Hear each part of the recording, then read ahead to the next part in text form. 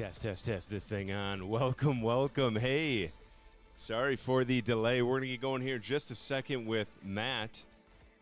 God, I love it. Welcome to a beautiful Friday. It's 40 degrees outside in Green Bay, Wisconsin here. 50 degrees yesterday. Incredible temperature. A little bit of rain, but we'll get over that. We are heading over to the living room. We're going to get a little bit snuggled up, and we'll have Matt on in just a second.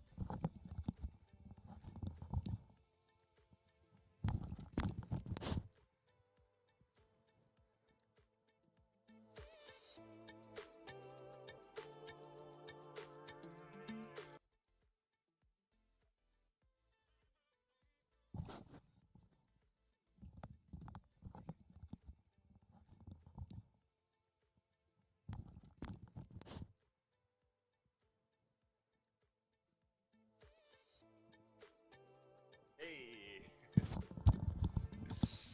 Uh,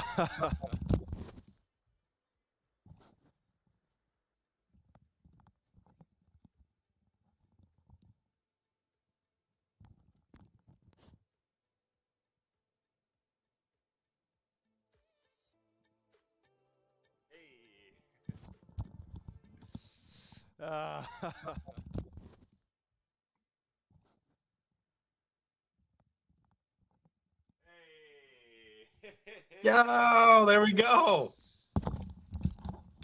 Oh, man. There we go. One of these days, we're going to get it right.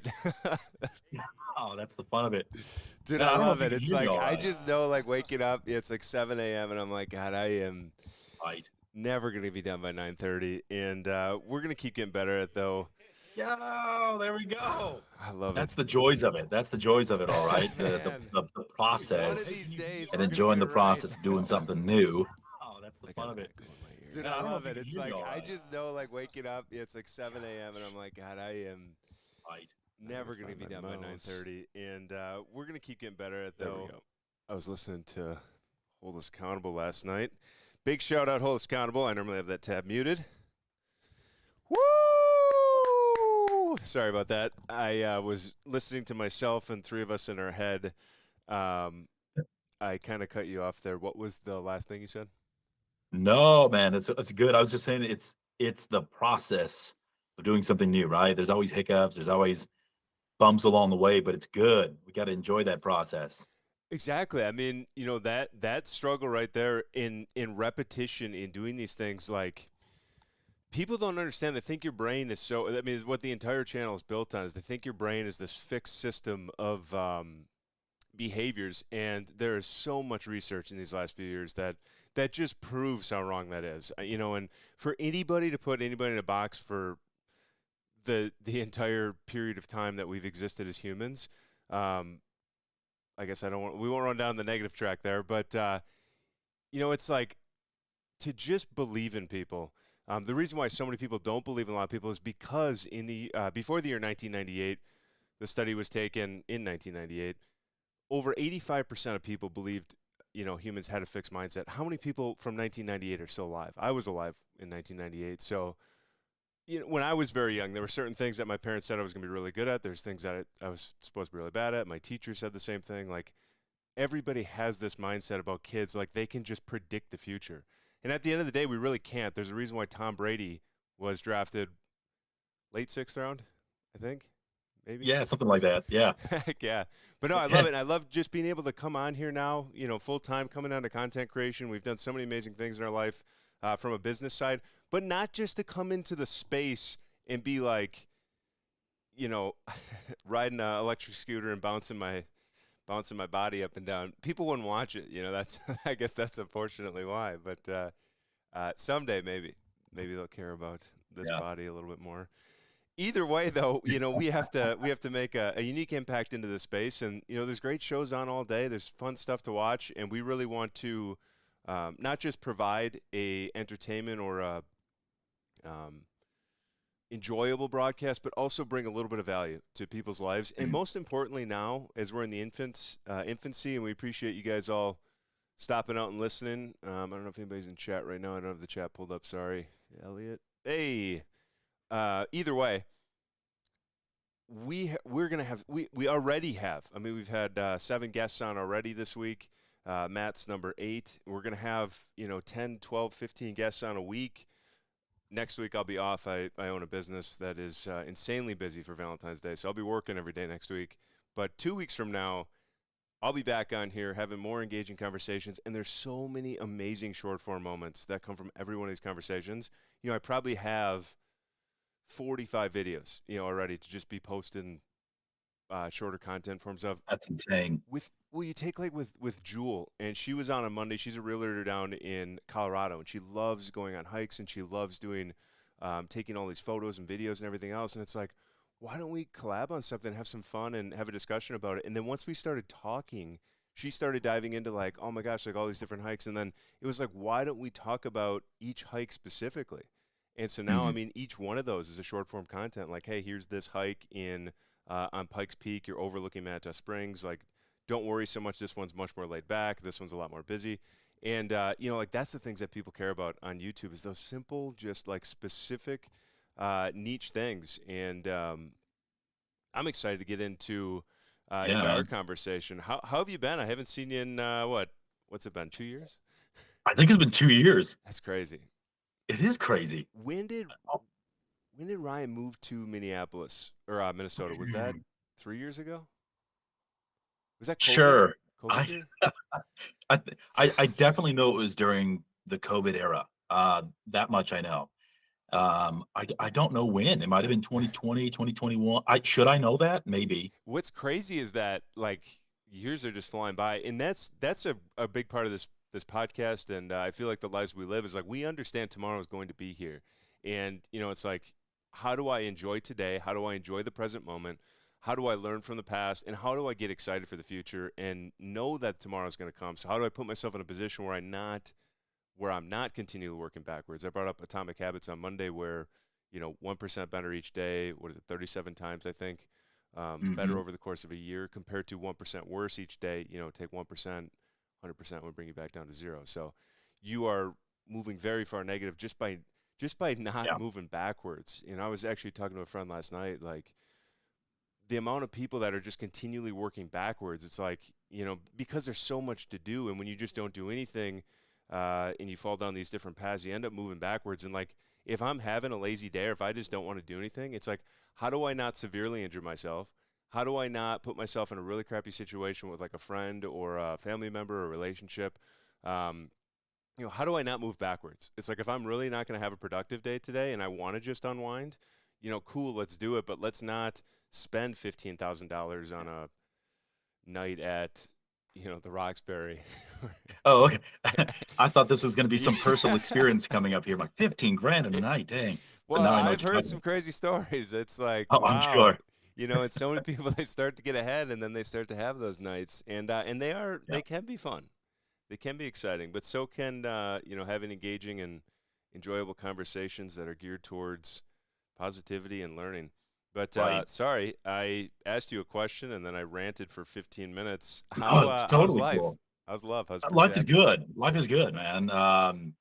Got geez, what's changed since we've last chatted? I don't even know, a ton of stuff, honestly, that I probably couldn't even list it all. But you know, I wanna, you mentioned too, not to shift back here, but No, do it. Yeah, yeah. you mentioned just a thought that came into my head as you're talking about people that don't make progress and stuff. Um, I think the challenge is people hyper focus on where they are today, and they don't see tomorrow. And like you said just a moment ago too, like it's been 2 years since we last actually had a live conversation, you and I. But it really doesn't feel like that long. So the future comes up quick, it comes up fast, right? But we so want the end result now, this instant gratification stuff. We so want the end result right now, today, and then we focus where we are today, and we're not there, and then we beat ourselves up for it. And Yeah. then you stop all progress. Like you just self-defeated yourself. Well, Congratulations. and think about that. Think about what a lot of people do is they end up not reaching the goal, or even if they do end up reaching their goal. But let's say if they don't, then a lot of times you'll take the goal and you'll bring it closer to you. Maybe let's just take one specific example here that I used earlier in the week. It's like 1,000 subscribers in 30 days. Maybe we don't get it in 30 days, but I'm going to put in the input because that's what I can focus on to keep getting better. And if I don't have 1,000 subscribers in 30 days, I'm not going to lower that goal to 250. I'm not going to lower that goal to 100. I'm going to say, okay, what do we need to change and adjust to be able to get to 1,000? And if I do need extra time, let's do it. I'm not going to go against my belief system, my morals, like reaching out to a bunch of group pages just to get random subscribers. Like, no, we're trying to build a sustainable model. And so my point is here is a lot of these people with such a hyper focus on the current, the problem is when you start to realize when you hit your goal, you reach your goal, it's like, okay, now what? So if you're always pulling that goal into right now and you're always having that moment where it's like, oh, I did achieve my goal. I got it. I did it.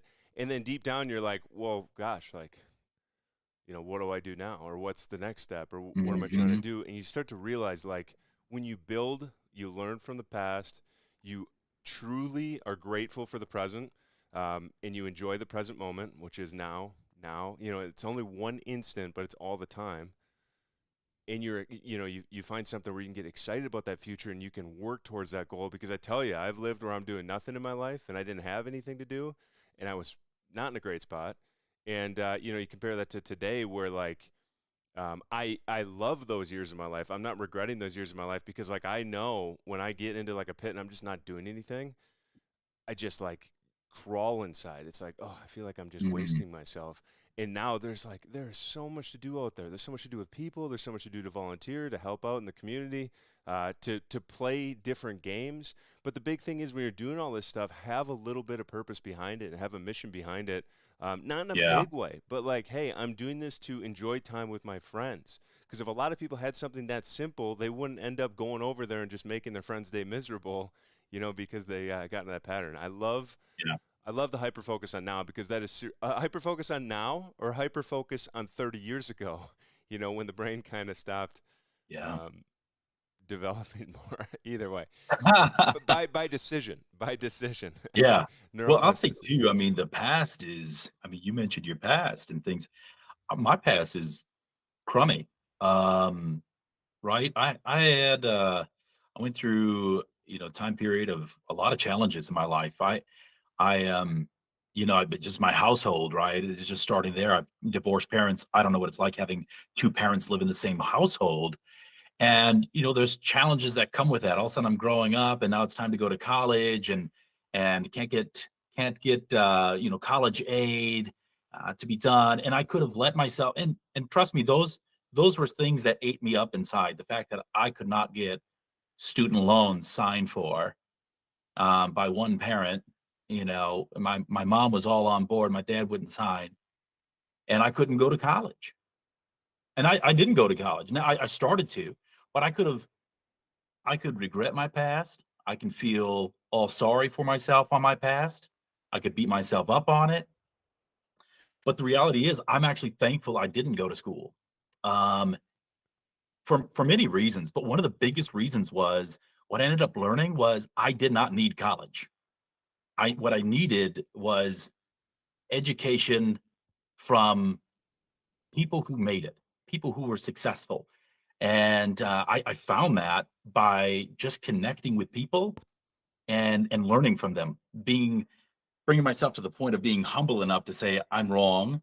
Because of course, when we're young, we think we're right on everything. Oh yeah, We Well, think we've got it all that's a figured out. top behavior. Well, kind of. Yeah, well, you know what? My uncle actually, so I worked at a nursing home in Green Bay with my uncle. I did maintenance there, and I did that over the summer. And I was having conversations with my uncle. My uncle finally stopped me and said, "Matthew, if you are not willing to admit you're wrong at something, you'll never learn." And that hit me hard. And I mean, it was in that instant that I changed my mindset and started saying, "Okay, I could be wrong on some things, right?" But we gotta learn, I guess to wrap that or to bring it full circle is really don't dread on your past. Don't look at the things that you think are holding you back because they will hold you back if you let them. You're the one putting chains on yourself. You Exactly what you believe cannot in. change the past, but you can change your future. Use your past as a learning position so you can move forward. For example, tried to go to school, right? Couldn't get the student loans, so I had to pay out of my pocket for school. I made $7 an hour. I had a rent due, I had a car payment, I had car insurance, you name it. I had to feed myself, and I could have sat there and I guess just pitied in that moment. But I had to realize, I need something different. It's time to make a change. Time to take control. Time to stop dwelling in the past. Time to stop saying boohoo for me. Somebody's got to fix this for me. No, nobody's going to fix it for you. Do it yourself. It's Yeah. okay to make mistakes, but let's take one step forward and let's make progress. I love that because I have a similar story to my schooling system. I don't need to get it on the uh, air right now, but I had decided to go to school for a year because I wanted to do college bowling, and because I always wanted to be the ultra successful guy that never went to college, and not because I don't like learning. I don't like the uh, institutions of um like learning's philosophies from the older perspective. A lot of these universities are starting to work in the way, that a lot of the studies are coming out and they're realizing, how ineffective sitting in a spot for, 7.5 hours is doing nothing. Like you're not retaining the information as well as my next book. So it's called Don't Learn to Be Smart, Learn to Solve the Right Problems. And it's because like so many people are trying to learn information. And for me, when you even say, oh, AI is going to come out and it's going to, everybody that knows information, it's going to just destroy them. Yes, because it should. Because most people that know information, I have essentially photographic memory. Do you know the problem with the photographic memory and memory similar to photographic memory? People you consider smart is that sometimes we're wrong. Sometimes our memories are wrong. So, like, if I'm teaching somebody, and just like the textbooks are now, uh, or I shouldn't say now, but especially in the past, over half the information was wrong in those textbooks. So now you're learning all of these wrong behaviors. You're learning different ways to think into the future. You're learning all your next decisions are made on inaccurate information. So it's like rather than trying to learn information, how do we try and learn structures of thought, systems of thought, how to find an answer, how to go get an answer, how to uh, establish these different things, and then we're able to do the things we enjoy doing. And I'm so excited for the future. But then the other thing you brought up was um, you're not always right. And so that is one of the most, it is physically impossible to learn. I love you explained it. It is physically, I just want to reiterate this. It keep cutting yourself off at. It is physically impossible to learn if you believe that you're right about everything. It's physically impossible to learn because you would not have to learn anything. You know Yep. everything. And the one reason, I get so good at everything. My friend plays this silly game. It's called Cuphead. I don't know if you've ever heard of it, but No, I haven't. it's just like 2D game. And I know I'm really good at these games. It's like there's a game back in like Nintendo. It's called like oh my gosh, I should know this. I would get hurt. I would get hurt physically by anybody with the old Nintendo gamers. It's like two guys on a screen and you're shooting like a gun on 2D screens and you're jumping around. Either way, it'll come back to me. Yeah, we had Mario and Duck Hunt growing up. That Yeah. was it. So Take outside yeah, of that, take a game like even a game like Mario. If I actually like played it or something, when I start playing the game, I know I would be terrible. But it's like, okay, where are the things that subconsciously my brain has to start to pick up on the screen? And if I do this for 15 minutes, if I do the same level for 15 minutes, give me 20 minutes. I will know how to do this exact level every single time for the remainder of time. And that's like, oh, Pat, yeah, you get 20 minutes. But you take the flip side. You take people that will play that game for like 5 or 6 hours, and they'll never focus on trying to get better at anything, and then they'll still be at that same skill level. And you talk about any video game. I get people across every game, and it's like, well, Pat, it's just a video game. It's just a video game. People don't understand brain pattern. It's like that's the way Mhm. that every aspect of life is. Are you trying to become more efficient at something? Are you paying attention to it, or are you paying attention to your next task? And I loved our conversation on Monday with Alex because it was on the book, The One Thing, Mm. and just an incredible book where it's like you cannot multitask. You have to focus on one thing at a time, one little thing at a time. And Such a big fallacy today is that multitasking. It drives me nuts. There's no such thing. dude, and like in every study shows how ineffective. And the point is, because some people multitasking, if you define it differently, if you say like, this was again repetitive from our Wednesday story, but either way, like this is such an important moment. I can do things that my basal gang, like riding a bike, um, walking, uh, doing like the most basic things and doing something else. Like I can do that, but I'm only focused on one of those things. If you're, riding a bike over a tree branch across a lake, on a hike or something, and you're trying to have an engaging conversation with somebody, it does not work. Try it. I mean, don't do it. Don't do it. Don't do it. Don't do it. No, that's not, Don't yeah. try. Don't try. A little bit of water underneath you. Do it. Don't do it over a big cliff.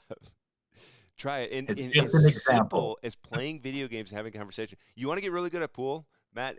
Huge secret. I don't know if you know this secret, but have an engaging conversation with the other person you're playing against, and right before their turn, change the subject and have them start to switch their gear system. I am terrible at pool, and I win over half the games because you change the subject, then the person just stops thinking right before they shoot. They don't even think about it. It's crazy. That's and I like that kind of stuff, and I don't play pool, Me either. because I'm really bad at Yeah, it. same. Um, as a kid, we had a pool table in our basement, and we played all. I mean, Yeah, it was pretty scrappy. It same, was dude. not It's crazy exactly. the similarities we have.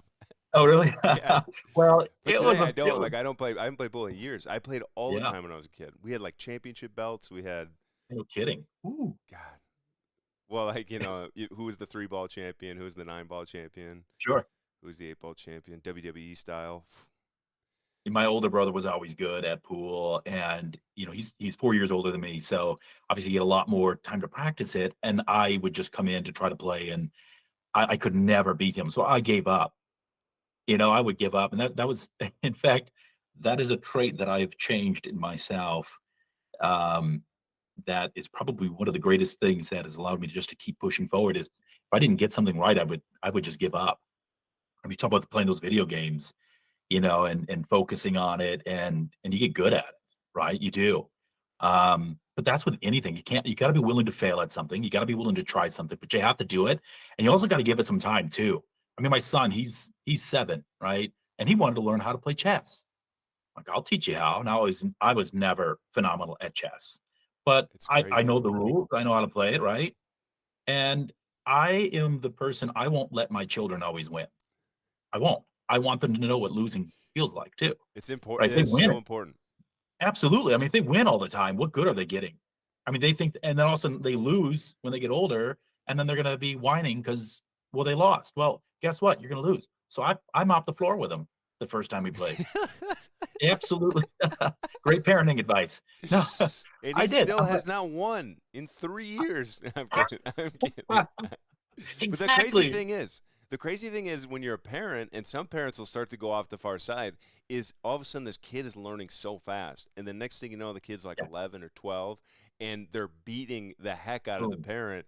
And it's like, then the parent ends up Yes. getting the jealousy that they offload onto their kid. And that's an important line to not get to. Yes.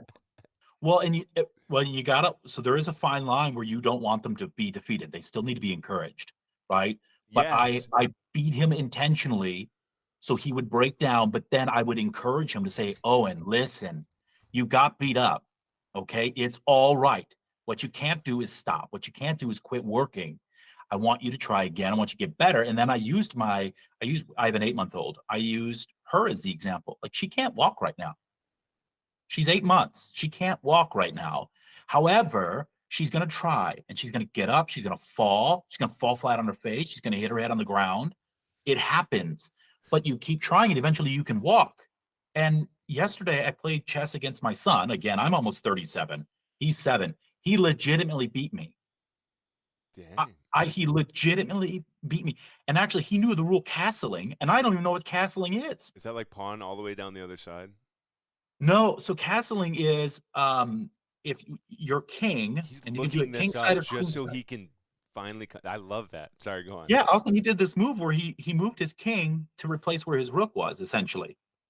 I'm like, what are you doing? You can't move your king 2 spaces over and then swap it with your rook. He goes, yeah, it's called castling, Dad. I'm like, what?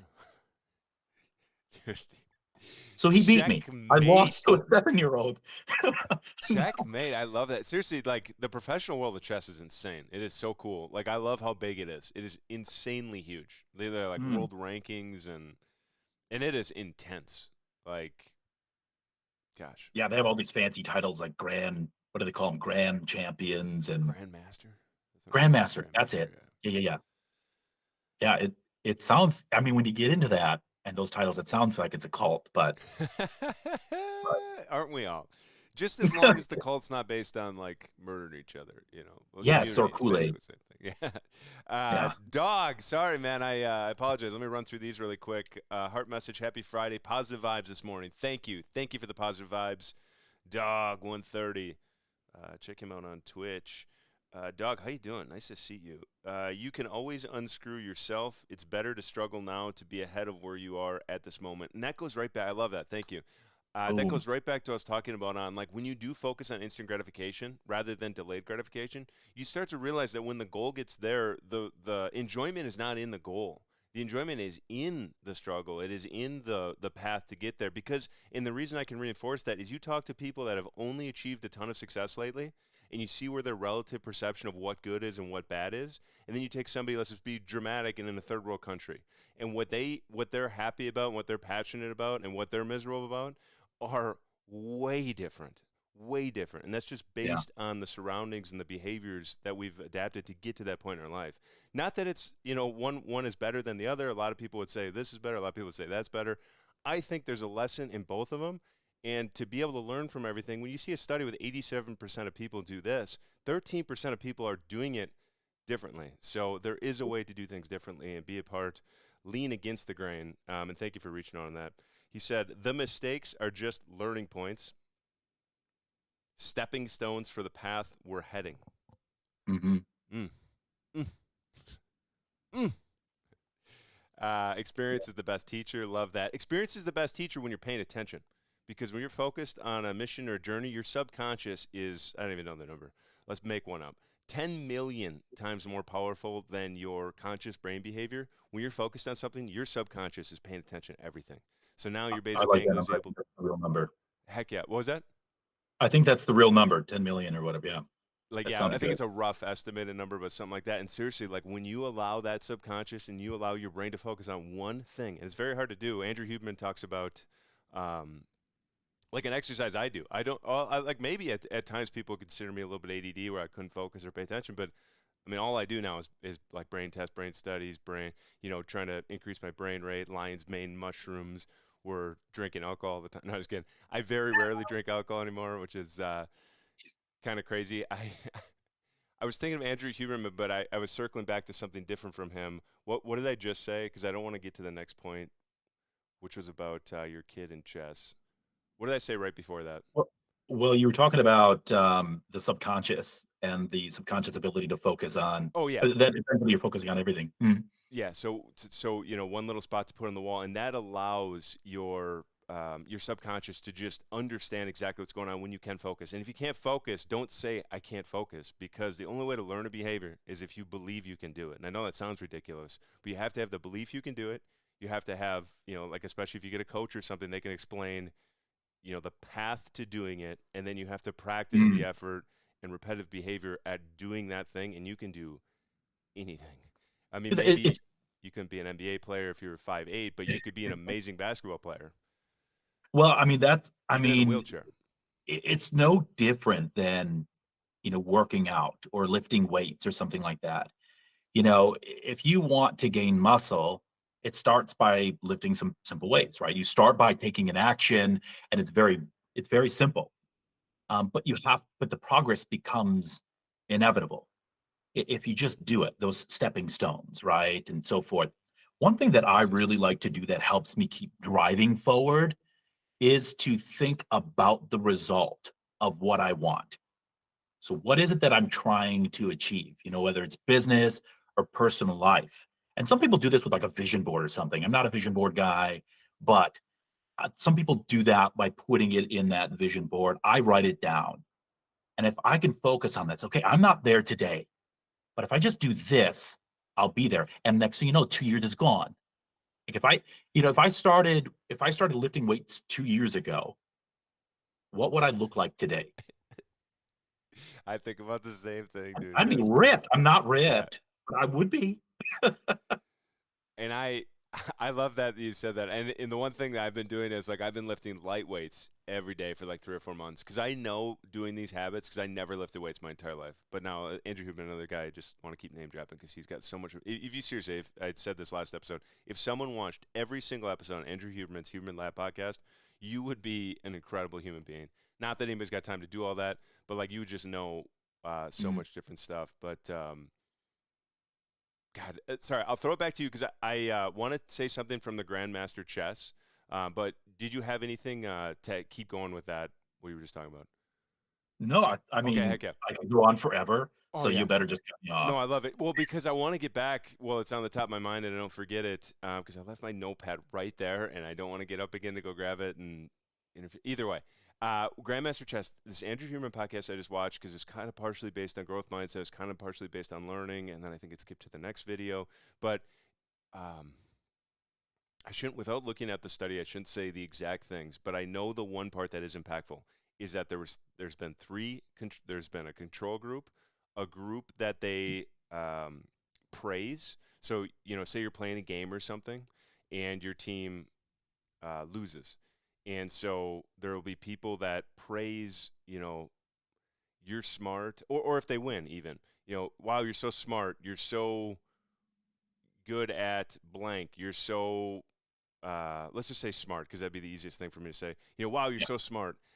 That's one group. Another control group where it's just no reaction for like the win or the loss. And then there's another group where they focus on the effort that they put in to get there. Like, wow, you did incredible.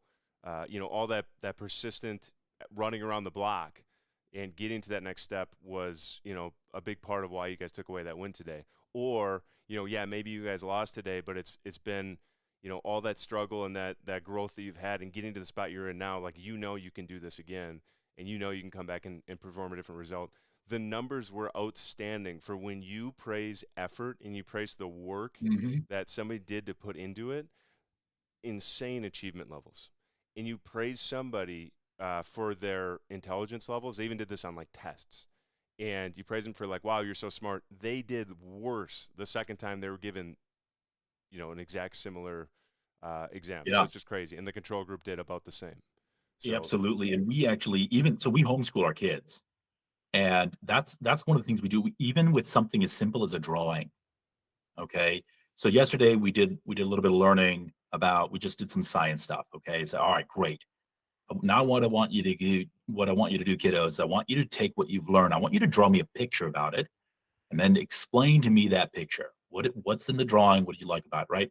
I could have easily told my kids, oh, beautiful drawing, you did awesome.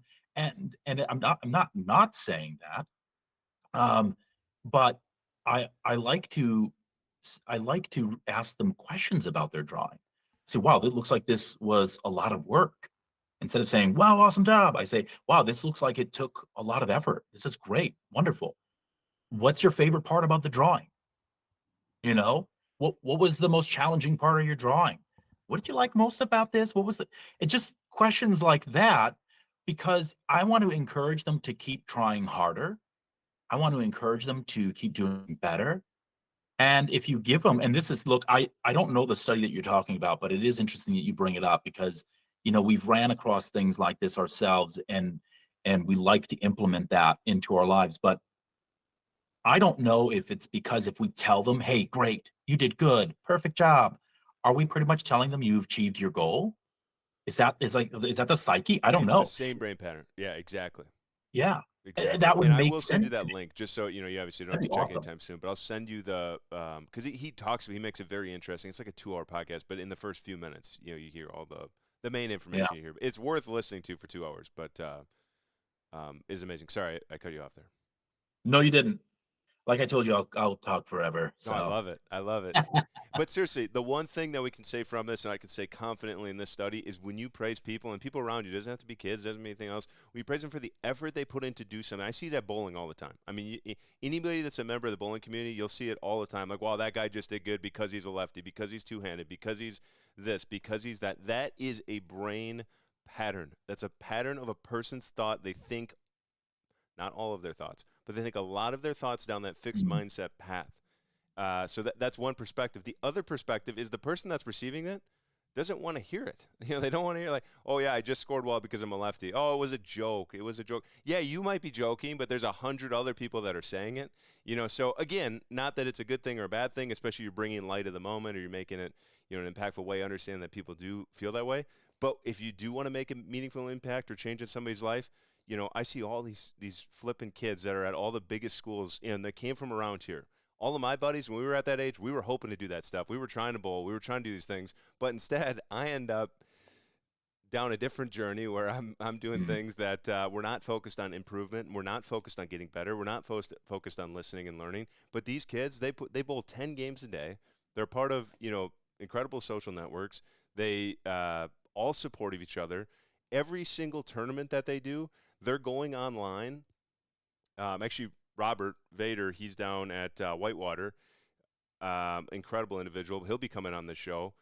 But all these kids, they put in so much time, practice, energy, support for their community, support for the people around them.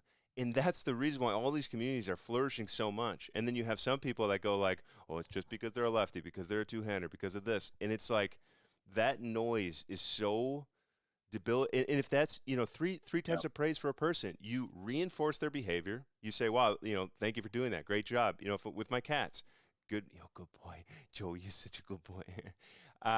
There's no response. Where like if a Mhm. cat were to well, maybe not bite because that would be something where you'd walk away, or you would negatively, you know, impact where, you know, like for the cats, if they were to bite me, I would just completely walk away. But I would, in a lot of other reasons, if they do something I don't like, I'm not going to reinforce that behavior. I'm not going to. Uh, Yeah. I don't want to say that's a bad example there too, but you can either reinforce it, you can do nothing, which is a message, which unfortunately sometimes you didn't hear what somebody says and you do nothing and Mhm. then they go like, well, you didn't think that was funny? Well, I'm sorry, what? Or you can react to it negatively, and all those things tied to the effort. When you praise somebody's effort, if you do want to develop, you know, a social network or people around you or caring about, you know, the people around you in a meaningful way, Mhm. don't focus on the result. Focus on the work that it took to get there. Yeah. And I'm telling you from the recipient's point of view, recipients That sounds good to me. from the recipient's point of view, when you do focus on that effort that they put in, or I'm sorry, when somebody tells you the praise and all the hard work that it took to get there, and not like, wow, you know, you're just lucky you're smart. You're lucky you're in that. You're lucky. Because, like, the reason why they're in Mhm. that position, you know, whether a little bit of luck was involved is because they put so much work in, you know, Well, to and get to that's the that point. thing. People oftentimes will see the result of what you have, and That's they instant have gratification. no idea what you did before that. They have no idea. I mean, I had, eh, I won't name a name, but somebody in my family had sent me a message about how how easy I had it and so forth. And Wow. look, in perspective, I've had some things fairly easy. However, this member in my family had it significantly easier than me. And they see where I am. They see, you know, and I'm not trying to toot my own horn, but I worked my tail off. I went through a lot of struggles. I went through a lot of failures. You know, when I moved to Cedar Rapids, Iowa to go to school because that was my opportunity to actually go to college, and was as affordable as possible to me. Again, $7 an hour, trying to make a payment on that.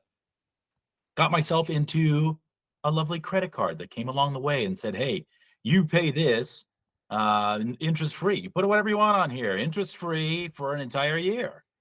So I did. Next thing I know, I've got 7 grand in debt. I got $7 an hour coming in on my name, and I couldn't pay it. I couldn't pay it. And then the interest payments piled up.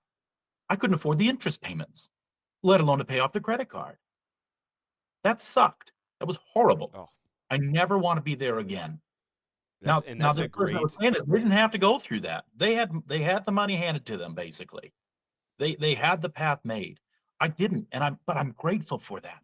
Well, and that's the thing is that we all have that path relative a million times better than say anybody that lived 100 years ago. Anybody that Right. lives outside of the I shouldn't say outside of the United States, outside of the top 30 or 40 developed countries. Like life is not just this I don't want to say this easy because easy is only relative to our specific situation.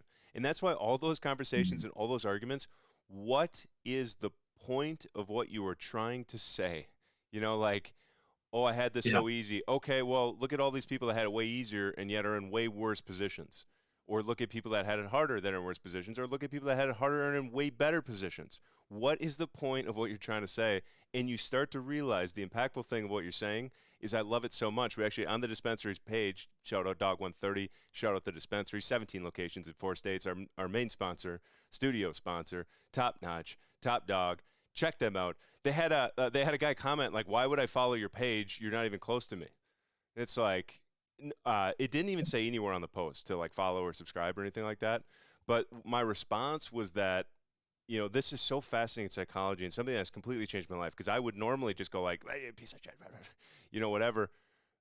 That's their brain pattern. Like that's the way they view all parts of life. And when he's like, you must be desperate for followers if you're, this is on the dispensary's page. It says like Mm. thousands of followers. It wasn't even on our page, and they're talking about the dispensary's locations and stores. And it's like the dispensary said, you never know if we come to your area. He's like, I doubt it. Maybe we come to my province. And it's like, well, maybe we will. You never know where the future's going to take. But we don't need to argue that point. The point Mm. is that guy is saying the things that he's saying because that's the brain pattern that he has in his life, and that is the way that he lives his entire life. And he probably wish it. Why else would he comment on someone's page from somewhere Yeah. out of nowhere if he had more important people to talk to? I don't have time to comment on other people's stuff Right. in a negative way because I have more engaging conversations to have. In the fact that I've learned that, like, that part right there has changed my life of how I behave with people. Because rather than just lighting them on fire immediately, I'm like, wow, that person is in a really bad mental space. And hopefully they find the help Very they likely. need. Yeah. Screw them. Look, that's where they get their high, I mean, Yeah. in doing that, and I don't I've had y I had a post I did on my business page where I it was my dog, and my dog was talking, "Hey, my name is Maddie. My dad needs help. He's looking for these buyers." He's got 5 buyers he's working with, and they're looking for these types of homes, and it was listed out. I had somebody comment on there, something to the effect of I'm trying to remember how they phrased it, but they basically said this, "Wow, you're giving away a dog just to sell a house?" Well, did first of all, did you even read the post? Did Because that's not what's Do happening. you see how bad the economy is? Yeah. I'm kidding. I'm kidding. It's that's funny, but it's like, where's this guy coming from, and what are you talking about? I have no idea. But I could have replied in a billion different ways, Yeah, but I yeah, actually have a that's little the bit of way it's done. compassion for them. It's like, all right, well, something's not right. You can't read, maybe. I don't know. But I'm not gonna be mad at you. That's fine. It's just not. Yeah, it's not. There's so much like. I get this from driving down a country road. It's the best way I can picture. This is my mindset, though. Picture my mindset is driving down a country road, and there's a car doing 45 in a 55, and I'm like, so you wait for your chance to pass. You pass the car. You get up. I go. I won't say this, but I may or may not allegedly go 5 over. I do not speed. I do not go like crazy fast. I don't do anything insane. I may or may not go 5 over. And I come up on another car going 45 in like a half a mile. Mm, It's like, oh my gosh. So you wait for your opportunity, you pass them, and then boom, you come up on another car going like 52. And you might be going a little bit faster than that, like 7, 8 miles an hour more than that. And sure. it's like boom, there's another one. It's like that's the problem with trying to fix someone or fix a problem or Mhm. argue a problem is A, you might not even be perfect on the problem ourselves. I might not be perfect on the problem myself, but there's always going to be another person with a similar mindset at some point down the road, and it's like, what are we trying to get out of the conversation? What are we trying to grasp from it? And like to give energy and negative energy to that, it just feels this fire of nothing. Like we're not getting anything out of it. We're just arguing about nothing.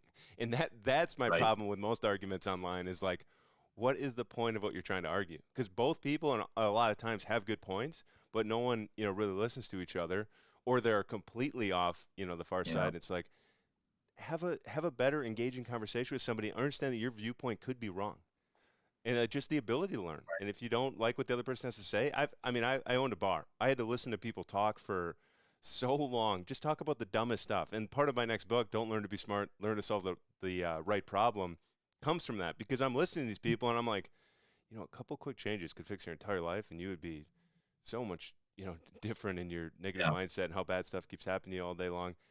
Either way, you start to like, this is the problem, and this is the problem with society, and this is the problem with this, and it's like, wow, really? Like that's where you think the problem is over there, and that's. I'm not trashing anybody in specifically because every behavior that they've had have led them to that point, and I appreciate them being honest. But people's minds, create problems. Our brains are always creating problems. So if you're not That's right. focused on the direction or the path that you're trying to run, there's going to be all these problems that are out there, and it's going to be so overwhelming. And boom, right back to what Matt said earlier. It's like now you end up just doing. Now you end up just doing nothing or moving significantly backwards because of Right. all that anxiety and stress that we weren't able to use in a productive path. It ate us up inside. Well, depending on the person too. I mean, there's some people who, um, what do we got? Oh, Cat Dad. That is an awesome mug. Uh, Shout out Isaac. Fantastic. Dude, cats are awesome. Joey, come here. Um, Joey.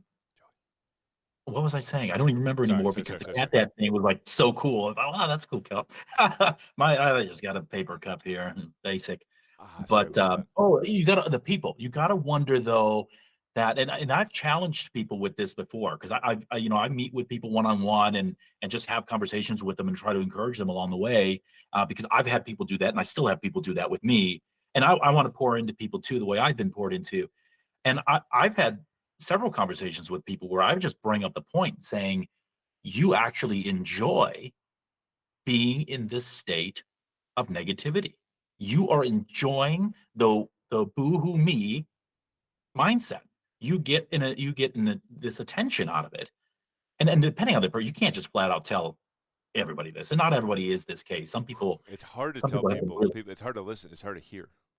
That's why it's got to come from right. the right You spot know, at the in right the time. right moment, Yeah. they gotta be told Fourth that. dimension is key. Yeah, well, my uncle offended me by saying, Yeah. if you ever want to learn something, Oh, like, what do my first instinct wasn't, "Woo, he's right." It was, light "Who them are on you fire. talking to?" Yeah. But then I switched in an instant, like, Mine it normally was a took me a very couple weeks, but fuck you. I well, don't have my I beat. had Sorry. and this is why relationships are important, though, because the reason why I was able to be converted, I don't know what to call it, but Yeah. the reason why I was able to change my mindset, Adjust. that brain Grow. pattern so quickly is because my uncle showed me one thing, that he genuinely cared about me, and that no matter what, he was gonna be there for me to help me out. My uncle is an amazing man, and he was like a dad to me. And it was cool to be able to work with him and for him to show me how to do just about anything. I mean, this guy is, I would argue that he's the smartest man in the world. He can figure anything out. It's ridiculous. I love But, it. initially I was offended, but then I was quick. But because there was a relationship there and because it's like, okay, I trust this man. I really do. And I knew that his intent, which is important, the intent, I knew his intent was for my good. So I changed quickly, and then I ended up becoming Mr. Research. So I and then I love couldn't that. stop reading stuff. I love that story, and I can see the similarities. Since you mentioned it, I took the story of another famous individual's life, and I could kind of almost overlap the two almost perfectly when you start about the whole path of the world. But I read this book by Walter Isaacson. He's the Mm, author, the biography of Benjamin Franklin, and he talks a little bit about how Benjamin Franklin, he was like so intelligent, so smart, but no one would ever be able to talk to him because like he would always just kind of overtalk him. and I wish I remember who was the guy to say it because I'm sure the guy had a very meaningful impact on Franklin's life. But he was like, nobody's gonna want to talk to you or be friends with you because he, I guess, was like distancing himself from everybody by always acting like he knew everything, because he just did never wanted to listen or he never wanted to take anybody else's perspective. And it was also in How to Win Friends and Influence People. I believe that was also in there. Mhm. Dale Carnegie, amazing book there as well. Yeah. Highly recommend that book. The Benjamin Franklin one, I think it was like a 23-hour book, a few hundred pages. That's a great book, but it was a little bit exhausting at times. But also to path the similarity of your life, it's like, you need that outside force, and that happened to me at some point. I was raised my entire life. It's like, well, how do you get raised to be a narcissistic, egotistical, blah blah blah blah. Well, and I don't want to throw my parents under the bus, but there's a lot of people at a young age that are like, I know how to do everything. I can do everything. I'm the smartest. I'm the this. I'm the that, and it's all playful. But Mhm. as a kid, you're learning from that, and you're like, I want to know everything. I want to be the best. I want to know what I'm doing, and I know what I'm doing. And you start to realize that when you don't know everything, when you actually like take the smartest person in the world, they know this much. They know this Yeah. much. So across any level, across any intelligence level, we know very little, like extremely little. And when you just take that weight off of you of having to know everything, it's a cool feeling. When Yeah. you don't care if you win or lose. Another amazing book, The Dispensary. Join their book club. I think that's only for private internal members, but there's a lot of dispensary folks out there. They're doing a book club in The Subtle Art of Not Giving a Fuck by Way to get to the point. And Manson. What's his first name? Not Charles. uh, I feel so bad. I just said it. Mark Manson. Incredible book. And it's just like it's not about not caring, but it's about not caring so much you're not able to like see the path ahead. And you tie all these different books together. It's an incredible message, which is why I'm so excited to just yeah. continue on this journey of just having these great conversations. I really appreciate all of this. Um, I'm pulling up the file right now. So this is actually kind of cool since we bring up the subtle art of. Did you have any final thoughts on our last topic? No, no, I'm Okay. ready for the next. What's next? So, getting into that book, have you been reading anything lately? I saw a post a couple weeks ago, a month ago, saying 2 books a week, which my Yeah. goal is 5. I end up doing about 2, but I do 40 hours of research a week. So like I watch a ton of like YouTube videos or like master classes or something else, and that's why I'm only about 2 books a week. But Grant Cardone actually said it. The average CEO reads 52 books a year. The average person reads 1, and I'm like, well, I'm going to read 5 a week. So boom. And I So, know I'm going to crush the 1 a week, dude, but yeah. that's a huge goal. I set it to a month, right? Because I thought, heck, I can go through it. It's hard to go through for me to go through that many books, having kids, having a responsibility to homeschool. Now, part of the thing I do is I read the book aloud. Like I'm going through a history book right now. That is an awesome history book. But guess what? That's history for my kids. So I'm reading this. I'm actually learning a ton of stuff from it. Isn't it cool? Oh, It's it's awesome. It's exciting. like, "Oh, now this makes sense. Oh, this Yes. I'm tying all these things together because, when you go to school, public school like me, and you go through the education system, you learn all these things, but there's so many more connecting pieces that are missed because, you only have so much time. Eh, Even though when you're at a younger age, your brain is working faster, possibly, and this could sound crazy, go but for it. maybe it's not engaging to have a kid sit in a desk for 7.5 hours and lecture them for that long. And then at the end of the lesson, where the reward should be at the end of the habit loop, what do you get at the end of the class? Homework to go and learn this crap. And now it's work to My learn. goodness. Dude, learning is so Listen. fun. Sorry, run off. Historical No, textbook. I dude, didn't you're want to good. steal it away, but I love Listen, that. most I kids love that. go to school and they are there. They put in over 40 hours a week. They're these kids are doing more than most employees do. Like you're gonna go to the job and you're gonna sit there and complain. It's like you forgot about school. You went I did there not. 8 hours a day, I work and then you had 60. homework, and I hated homework. I skipped it. Yeah, And actually, my me too. original goal was to be a music teacher. That was my original goal. I'm gonna be a music teacher. And and regardless of where I sat, I was never going to give homework in any way, shape, and or form. You put in the time here, get it done here. But anywho, to your question, goals, reading Amazon's book. meetings. You probably saw the post that I had on my page about which came about New Year's resolution. Yes. It really was. I'm going to be clear. I'm not a New Year's resolution guy. I hate them. People Same. fail at them over 80% failure rate, I think is what it is. And the reason being is because if you aren't going to do it now, you're never going to do it. If you're waiting for the new year to be new year, new me, I'll makes me do it want to tomorrow. barf when I hear that. I'm sorry if anybody's on board with that. I'll But do it tomorrow as your personally, habit. Yeah. With that yeah, mindset. like listen, if you want to do something, you need to start now. So that two books thing didn't line up. It just happened. The post just came out. It was for a New Year's resolution because that speaks to people. But the idea there is I actually started that in December, reading the two books a month, and I'm on pace. I'm doing it. And I specifically, it's because I have limited time to read. I specifically don't read nonfiction. Excuse me. I specifically don't read fiction. I Yes. only read nonfiction. I said that backwards. Yeah. Nonfiction. And as a child, I had to remember non-fake, non-fake. So I remember being in Like, the wait, library at hold on. Chapel Elementary and trying, the librarian teaching us fiction Yeah. and nonfiction. I'm I like, love it. not fake, not Yeah. fake. And I'm you, sure I did the same thing, actually, now that you bring that up. I didn't even think about that, but I remember, like, how do I remember the yeah, fake or non-fake. That's two? I have Not to have real or not real. associations to remember things. Just like Memorial Day and Labor Day, I mix them up at what order they're in. But my association is my name, Matthew Lyskang. M Memorial Day, L Labor Day. Okay, Perfect. now I can remember the Sick. order. And and Sometimes it maybe takes that. it does. I use Actually, Google. so I'm just kidding. I'm really excited to do I'm actually getting into a book. I haven't cracked but the introduction of it. Have you ever heard of Mike Michalowicz? No. Okay, so I've never read anything that he has read before or he has written before.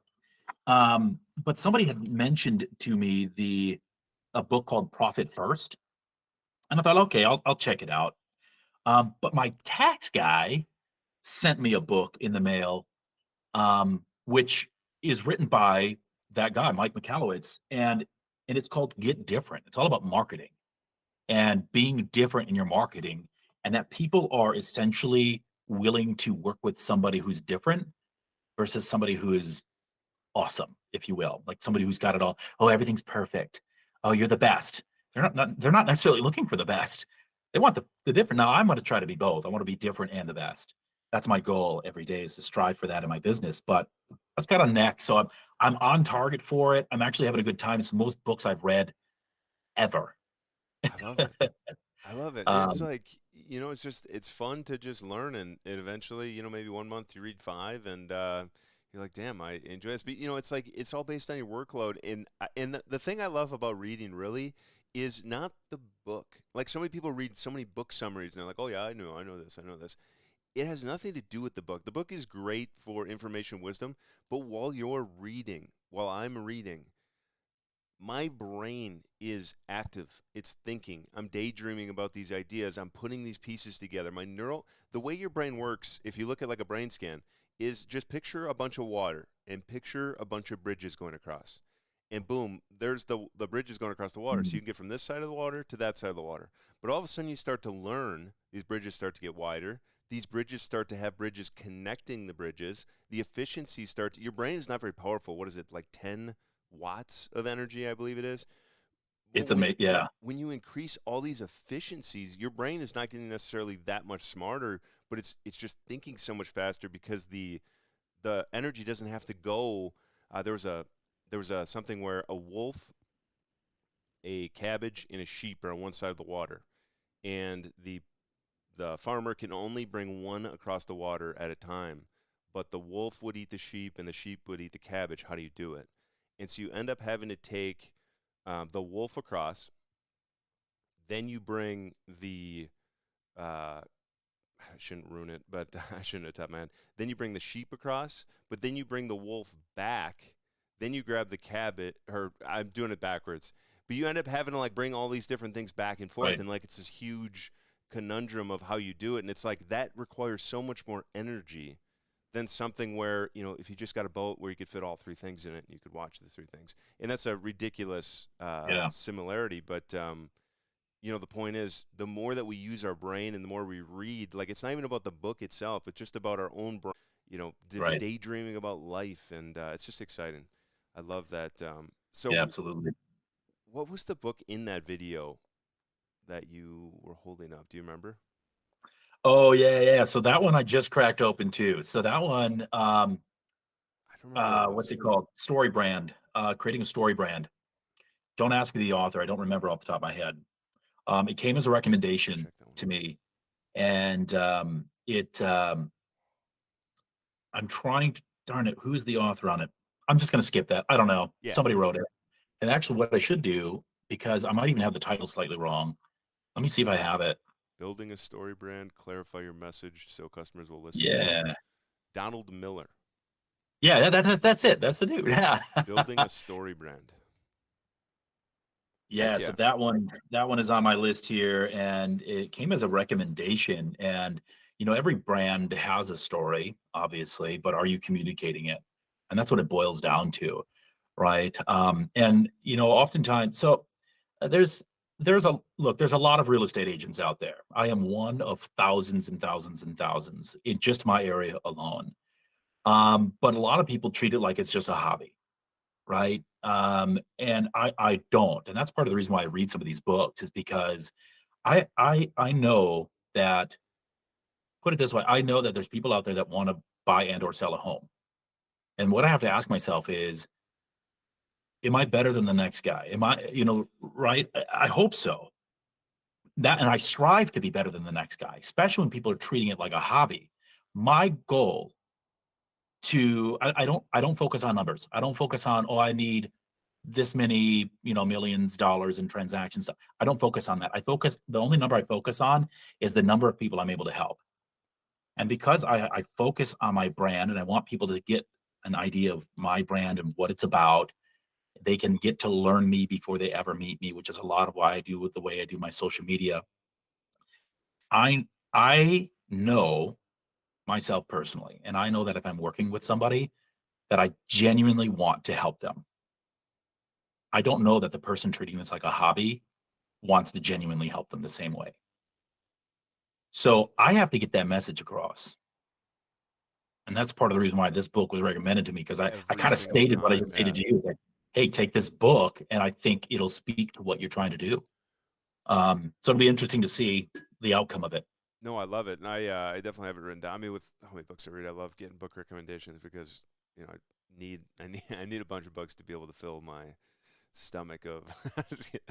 And Yeah. and this is such a powerful message. This is something that has changed my life because starting a company, Red Lab Sustainability, in the next several years, currently raising the capital, and I don't want to say retired, but living life and focusing on myself, focusing on the struggle, focusing on growing, focusing on this content Mhm. creation, meeting amazing people, organic marketing, media is such a powerful thing with YouTube, and I'm so excited to start this and have amazing people come on there. But this book is so impactful because the message, at least I'm reading here, I don't know necessarily the book, but I'm assuming that it covers it. But like Mhm. years ago, when I started learning about business, I understood how to buy something and sell something. I was in grade school, and I would buy a pack of gum, and was there 5 pieces in a whatever, and it's like you're selling a piece of gum, depending on timing, for $1 a piece. But maybe sometimes it's $1 for a pack, but that's still, you get the packs for 20 cents a piece.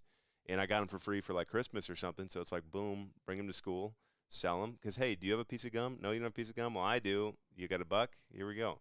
So now, Yeah. rather than taking that money and saving it, I went in the school lunchroom and ended up buying cookies with it. So I was a big kid. That's awesome. um, but so I didn't understand the whole picture of business or life. But now that you start to learn these different things, it's like building your brand. Yes, maybe you know it. Yes, maybe your family knows it. Yes, maybe your friends know it. But are those the ones that are going to be buying your product from you all the time? And if they are, then maybe you should expand your product a little bit because I feel like a lot of people that only use their immediate power group, they're essentially straining them, not helping them. And the whole point of getting into business is to provide value for other people. And if you were providing value for other people, that's not in all examples because there are some examples where Right. like you're just doing it as a hobby, like you're talking about. It's like, okay, I'll be a realtor, I like that actually. a real estate agent, and I'm just going to help my friends and my family. Um, because Yeah. I'm retired or whatever. So like there are situations where that's not necessarily the case, but I lost my my track of thought towards um, building a brand. But when you're building a brand, you're trying to do it towards external people, like people that are out there, like your friends, your family might know who you are, but how do you Yeah. get that message across to everybody every single time? And Yeah. being a consistent part of force in PUGG Network right here, we've come through so many different realms, and now we made this huge switch to YouTube because we want to rebrand completely. Instead of being a gaming community, we're here to maybe we'll play some games, we'll goof around, we're going to do a video game tournament still. Like we still want to. That's still a community of Yeah. growth, but our entire mission is focused on enhancing communication, which allows us to work better as teams. But most importantly, every single part, every single creator, every single business partner is focused on individually themselves, myself, getting better at something, let's say 1% today, uh, and every day moving forward. And like just having that Yeah. mission, like we could talk about anything. We could talk about bowling, we could talk about housing, we could talk about books, we could talk about gymnastics, Olympics, sports. And when you just have that message of like, how do we portray different ideas? How do we focus on growth? Like there's so much potential out there for us to do. It is 11:05. Do you have to run? I don't have anything going on until noon. I I actually booked out more time Oh, I than love it. yeah, I'm a huge time block guy. I time block You have to. everything. Yeah, I so my am schedule not, and tells I've me been what to do. working at it, and it's made my life so much better. And I still have to Oh get way yeah, it's better. hard. Well, one of the things that actually helps, and look, if you got to kick me off because you got No, somebody no, else no. coming I on, got a please we got a do. half hour before somebody comes on. I just don't want to Oh yeah, waste your time. no. I booked this out till noon. I love it. Because I thought, well, just in case we go over here, Hell yeah. and I didn't think we'd go over by an hour, which we Well, haven't we yet, could. but I mean, we we easily could. could. We could We talk for totally three could. hours. That's what I love. Yeah, Like we we could. totally We're could. just touching the surface of our topics here. Yeah, Sorry. and that's what's Time funny, blocking. actually. This is all surface level so far, right? We could really go deep on a lot of Oh these yeah. things. And this is what's fun about it Um, though is like I feel like this is an amount of time where it's fun, it's enjoyable, and it like every single guest has been on so far. It's been fun, it's been enjoyable. We've gone way over time, which is completely fine. But yeah, like we're excited to do it again. Like I believe every guest except for two is already scheduled for the week of February 19th, and I'll reach out to you after this. But I feel like this is a good time where like yes, we could start to book 2 or 3 or 4 hours of some of these things. I'm sure we'd be able to talk about it, but I never want this to feel like work. And I feel like 1 hour every couple of yeah, weeks or something is like very sustainable. It's very enjoyable, and like it just gives us something else to talk about the next time. And I'm excited. Like fast forward a year, 2 years, like we did at the beginning of this episode. You project forward that far, and you future pace it in your mind. It's like when we have 20 or 30 shows with every guest. Like picture the intro reels, picture the like. There's so much content, and the nice thing about YouTube is that it stores it all. So like I don't have to have 700 million terabytes of every single piece of footage. I'll only have the highlights. So I'll have some of the better moments. But anything we ever want to look back on, it's like hopefully not a bad moment because I could delete that. But either way, well, I love it. the What were you going challenge to of add going about live, time right? blocking though? I think you were Mhm. going to touch on time blocking a little bit. How impactful is that in your day to day life with It separating? it is absolutely everything to me. It is absolutely everything, and I look time blocking. I've tried it in the past. And what I mean by that is I understood the importance of doing a time block, and I put it on my calendar, but I didn't listen to it, and that's the problem. Like, anybody can put the time block on their calendar, but if you don't listen to it, then it's absolutely pointless. So, what I had to do is I had to come to this realization of, you know what? This is not working. I'm failing at time blocking, and I'm not doing it well. I need to time block and actually take it serious. So, I'm a huge fan of Calendly. I don't know if you've ever used Calendly for scheduling. It's free for what I do, right? So what I do is I take everything I do is through Gmail. Everything I've got is Gmail powered. Okay. My calendar is Gmail. I put everything that I'm doing for the day in Gmail. My calendar tells me what I'm doing, and then I take it serious, and there's no exceptions to the rule. What I did is I tied my Calendly account to my Gmail. So what happens is, so for example, Friday mornings, which I'm glad a Friday worked, by the way, because Friday is my media day. Okay, so I have media day on Friday. This is when I do a lot of my I do a ton of my social media posts in one day for the month or for the next few weeks or something like that. Try to get as much done in that time frame as possible. But my Calendly will then update to say, "Oh, I'm not free on Friday morning." So let's say you want to look at a house or you want to go, maybe you want to meet because you want to just a consultation on something, whatever it is. I send you my link. You have direct access to my calendar. You only see when I'm available. But guess what? That's a time block. I've time blocked meeting with people. I time block appointments and left that open. And then if I have something on my calendar that is says, "Hey, it's Media Friday," which starts at 6 a.m. most days, and goes up until about noon, is Media Friday, no interruptions. Somebody can't schedule an appointment over this because having media is, and I want to be a media focused real estate company because I think media is it. I think media is the future of with everything. The way it just works, like so. I need to time block for that. I need to put that in because that's a business is an entity that lives and it needs to be fed. It needs to be grown, but it also you need to nurture it. So time blocking to make sure that I have the time available to pour into my business to give it the nutrients that it needs to survive and thrive. I have to time block, and I'll tell you what, I went from feeling like I had no control over my schedule, had no idea what was happening to my day, to I now know exactly what's happening with my day. And I feel like I'm having a lot more time with my family as a result. And I that's love been the that. greatest blessing out of all of it. I love that.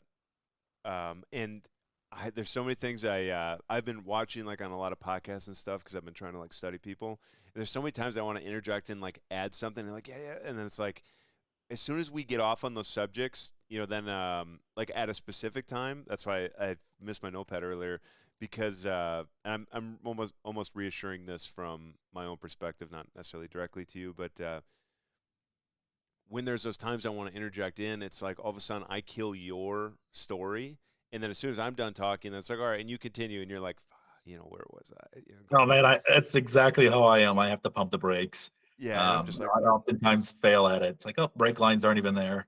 and I missed Sorry about that. I missed one part of this. Maybe it'll come back to me as I start talking about. But organic media, like that is so crucial to our future. And like you have to start somewhere. You have to start moving and developing this thing. And people are like, well, yeah, but then I'm not really at like this level yet. I'm not getting big. Like all of it together is why we get, we grow individually and spiritually. Like Mhm. um, individually, professionally, socially, spiritually, every single way is because and it's set up the way it is for a reason.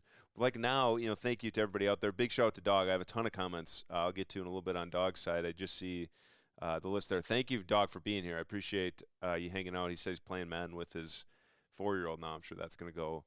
Uh, he's gonna Take them to take it to town. his kid like dude, Beat them. 72-0. Next thing you 100 know, the kid's nothing. 6. He's a Madden professional. It's not right. I But love like it. when you start something out, maybe you're not great at it. Just like today, I apologize, if anybody tuned in right at 9:30, it's like there's so many tech things that I'm going wrong and this computer doesn't work and the monitor doesn't start and then this goes wrong and then I got to replace this cord. It's Mhm. like, "Oh my goodness." But like when you are at this level, you're able to develop these life skills. You're able to develop how to talk to people. People are like, how do you get up and get in front of people and talk to them? I'm like, even just a few years ago, I was terrible at it until I started working at a furniture store and I had to give meetings every single morning. And it's like, all right, I can't suck at this. And even though I wasn't like great at it, when you look back to my very first meeting to the end of it, like I got substantially better at controlling the room. And now I've been out of furniture for 4 years, and it's been tremendously better. You give like best man speeches and you do other stuff like that. And every time I'm doing it, I'm getting better and better. And it's like when you're at these levels and you're growing your communities, you're growing everything else, like we're growing. So then when we do continue to grow 1% every day for a year, 37 times better, then what about 2 years? Then what about 5 years? And most people don't achieve tremendous success until their 50s. And people are like, well, I wish I was 50 now and then I could drive the Corvette now and do all sorts of stuff now. And it's like, maybe you do wish that, but even if you had it, your life is just going to become relative to the new situation that you're in. and you're There you still go. going to be chasing something else. So it's like put whatever that goal is out there 20 years out down the road, and it can adjust slightly. It doesn't, if, oh, I want to be a plumber. And after 5 years, I'm like, the money's great, but I'm not having fun cleaning poop up all Yeah. day, which maybe people do love it, and especially love the money. But you can change it to the amount of skills you learn becoming a plumber are insane. You can always do help in that field. I'm using a specific example here for anybody out there. But like all of a sudden, boom, I want to become an electrician. I want to work on electricity. Or, after 5 years in plumbing, you retire because you got enough money saved up. And, you do content marketing online, or you do, Yeah. you just volunteer your time. You do, it's like there's so many fun things about learning a skill and putting a goal out there, because it's all in that learning and all in that growth. And as we Mhm. develop these media platforms together, I mean, I would love to have you on, even like we're talking about every couple of weeks or once a month, whatever fits in your schedule. But like on Friday Yeah. mornings like this would be amazing. And the other that was it. The other cool thing I wanted to add is like all this is content that I cut and clip up, and I'll let pop out in different ways and stuff like that.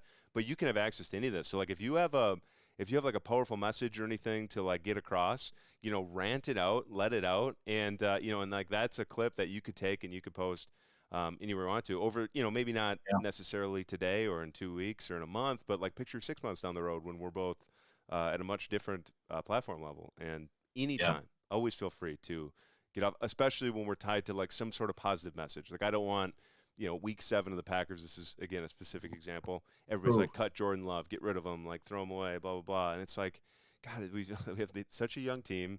Just give it a little bit of Yeah. time. And I did not expect them to make the playoffs, but it's like, what do we think they're going to get amazing in 2 months of the season? Season's over, blah blah blah. Just Unrealistic expectations. yeah, That's what it is. those are the mindsets though that I don't want to portray of like, oh, there's just nothing we can do. It's like, well, as soon as that's a mindset, there is nothing you can do. Like you are correct. If we don't have that mindset, it's like, hey, here are some things that we could do to at least move towards the right direction. Boom. Now that's what I want to hear. That's what I Mhm. want to talk about. And I love it. Yeah, the Organic. positivity is absolutely everything. You've got to have the right mindset because you are already deciding whether you're going to succeed or fail at something. And look, I mean, there's a chance that you have the right mindset. You're going to go do, like, hey, I'm positive, I'm going to do this. And I mean, there's a chance that you do fail, but that's okay. There's a I great mean, yeah, we chance. got to be okay with failure. There's a very high You know, chance you fail. yeah, listen, I mean, we talk about school and like going to school and this, that, and this and that. There's the grades and the homework and all this crap. I think one of the things that they teach you in school is that failure is bad. I was afraid to fail. I thought failing was a bad thing, but it's not. Like it's okay. Especially way back in the day. Absolutely. I mean, that was huge. Yeah. Like you had to win. A lot of coaches teach you have to win, you know? And Right. unfortunately, like that's a great mentality, but someone has to lose. Like if both coaches both have you must win mentality, one of them is going to lose. Like it doesn't Bingo. matter. You have two of the best teams in the NFL playing each other in the Super Bowl. You might have the better team in the Super Bowl, or maybe a way worse team in the Super Bowl that somehow made it there because they won the games they had to, and they may win the Super Bowl even though they're not as good. Just because they won one game, well, you get the whole Super Bowl. That's Yeah. good. But like, Right. that's a great mindset of like a must-win mentality. Sure, great, whatever you can coach that or preach that, but people are going to lose. You're going to lose. I'm going to lose. Like we're all going to lose at some point in something. And I do love there's a lot of amazing teachers nowadays, and we're learning from all these different studies. So I get that, but I do love that complete tie back to the perspective. Dog 130. I forgot where I. Okay, right here. I apologize. Let me get these Yeah. comments in here really quick. I hope there was cinematic entrances. Gotta lose to learn. Look at this. He's basically. This is from like an hour ago. Gotta lose to learn how to cope or how to handle it. Yeah, I mean, I was a sore Yep. loser at a younger age. Like mini golf, dude. You beat me in mini golf, dude. I'm still I'm s- Dude.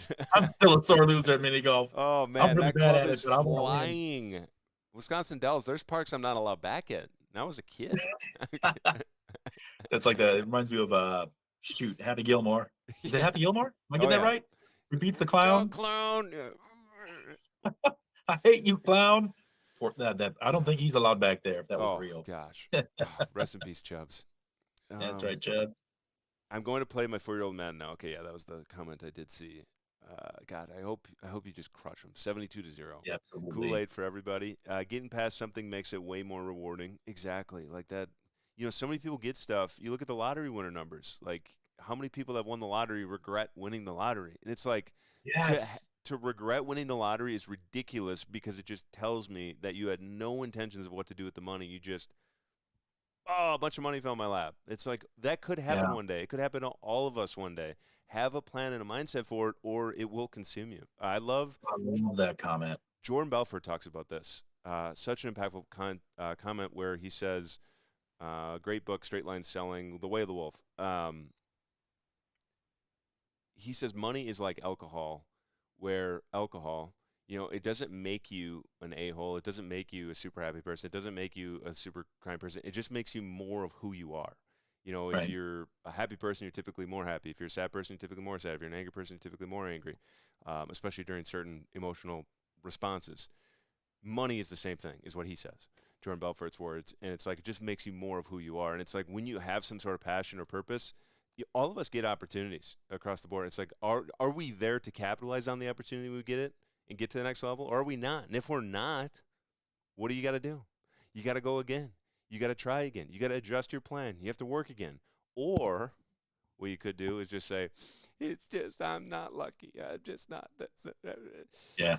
Cool. And I'm telling you, you're going to get another chance, and you're going to have that same answer. So love it, dog. Thank you for the comment. Right on. Manifest it. Before I go, I just have to say that this podcast is amazing. It is inspiring. Thank you, dog. Dog, you shouldn't have. I love that. It's inspiring and helpful to look at everything a little bit different. Much love. Thank you, man. Thank you. For some reason, I can't scroll down this comment list, though. Let me try and refresh the page here. Oh, here we go. Much love. As a parent, I like that way to teach them, making them truly reflect on what they did. I love that. The effort. Yeah. It cuts short their learning. Yes. Love that, dog. Thank you. Thank you, thank you, thank you. Goodness. So we got time for one last thing here. I got to run to my computer quick if it's all right with you. I just want to do a Mad Lib with you. I'd have a ton. It's been so fun. And do you know what Mad Lib is? You give me a bunch of Not words. at all. Okay, you're gonna give me some words, and I'll work with the words with you. I'm not Yeah, actually yeah, even yeah. good at like picking adjectives and everything out. But and then we'll have a whole adjective. Do you have a theme for a Mad Lib that you would like anything in life that we could just make a story about? That's so broad of a question that I don't even What's a know how to hobby of answer yours? that. A hobby? Yeah. Boating. Oh! I love boating. Boating. All right, let's do. Who's a celebrity that you enjoy? That's so broad as well. Who's a celebrity you would want to see in a listen, if boat you have with you? a You have celebrity that you have lunch on a boat. dude, I think of Steve Harvey because that guy is hilarious. Steve Harvey on a boat. Oh, this is gonna be good. Wait, are you going to be like Harry Mack right now? Wait, where are you? There you are. Okay. There we go. There we go. One quick second here. Sorry about that. Who's Harry Mack? It's this guy. I always wonder how he gets on these videos with people, but this is this guy that you give him a few words, and then the next thing you know, he's busting out some sort of rap with these words. I mean, but he does random words like, okay, umbrella, unicorn, squirrel, hip hop anonymous, like stuff like that. Like, what? It's crazy. What is he on? Is he like on YouTube or something? Yeah, I think that's how I ran across some YouTube shorts. I love it. I enjoy YouTube, and I never realized how much I did. Because it's like just like TikTok. People have like the argument. America's one of the greatest countries. I've been working on. Somebody challenged me on Wednesday to learn the Donald Trump impersonation, so I spent like an hour yesterday. One of the greatest countries. I got a lot of ways to get. No, I thought that's who that was. Beautiful people. The best. um, but people were telling me these people were telling me that they were telling me things. Okay, they were saying these things to me about TikTok, and they're saying that China's trying to take over the United States by on TikTok, like it's everybody with their buns out and their um, everything else, and those are the most popular things on TikTok, which isn't necessarily true. There is a lot of like short factual information that is doing really well on TikTok, Yeah. but they're saying that China's trying to take over because, and like this is a conspiracy theory, and I'm not saying that it's not somewhat possibly has ramifications or possibly whatever.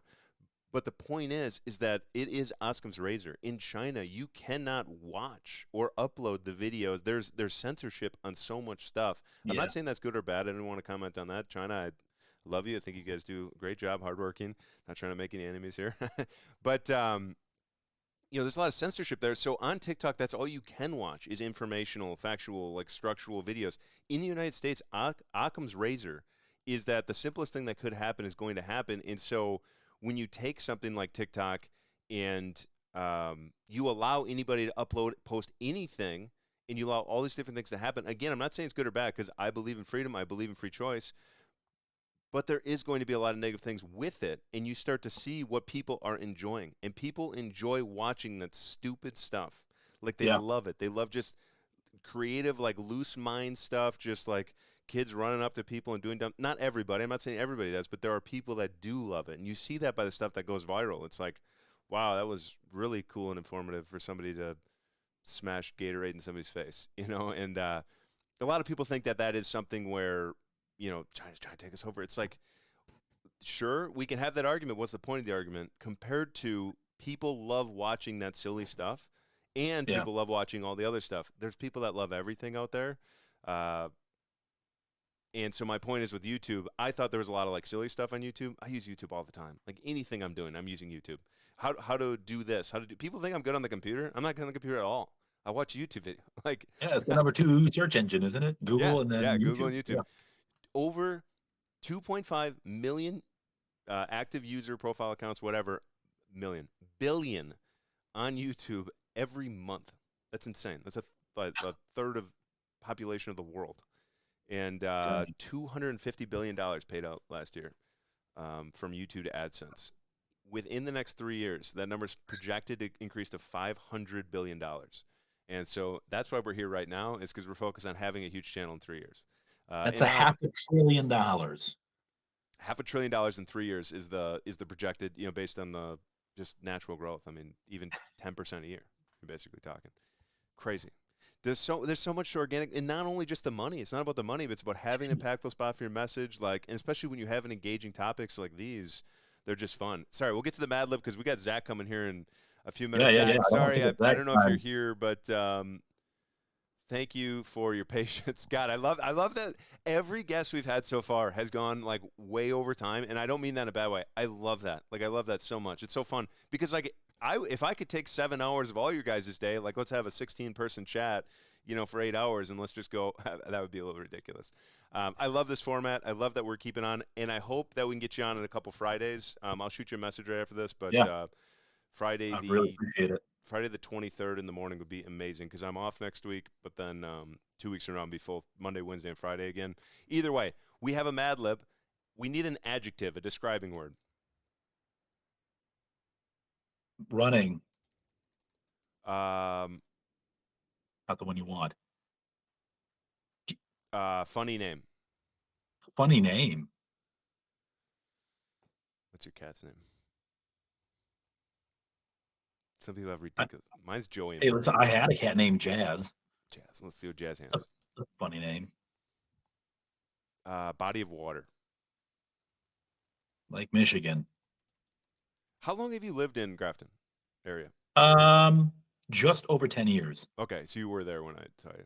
We had such a good conversation. Yeah. That's why I knew this conversation was going to be great because just the first time I ever met you, we were talking for like an hour at About what very random things, about yes. about life, love, pursuit of happiness. God, I Like love this it. show right now, which is awesome. I Yeah, love it. that's perfect. And and all with that impactful like growth message underneath everything.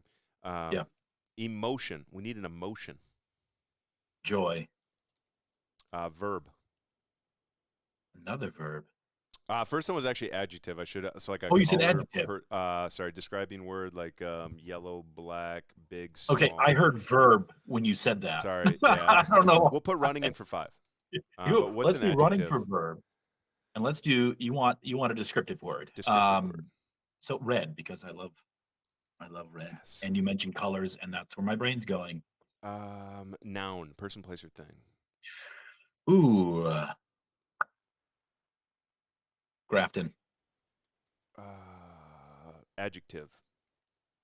Ooh, Another descriptive word.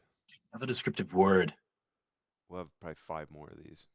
Okay. Oh, so I better be on game Oh here yeah, with. yeah. I got to get these up. I have to have some suggestions up next time. I forgot that. That was my big takeaway No, last no. time. That's good.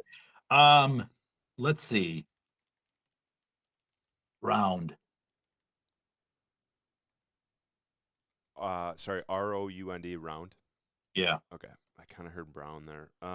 8 plural noun. We actually need 2 plural nouns in a row.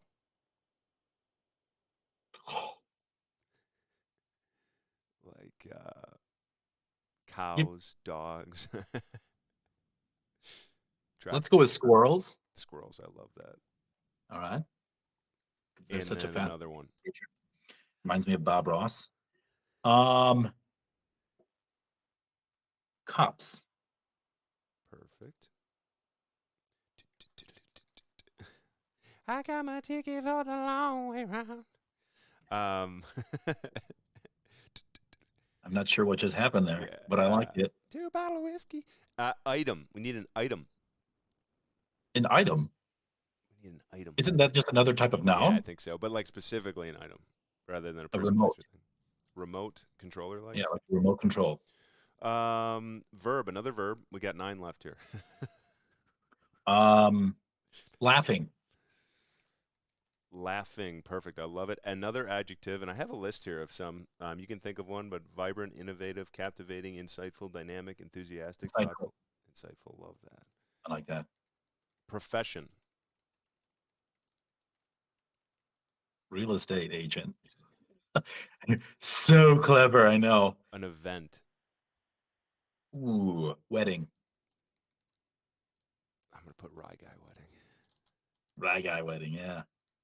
And 15 is a verb past tense. Rand. Fell. Was it? Fell.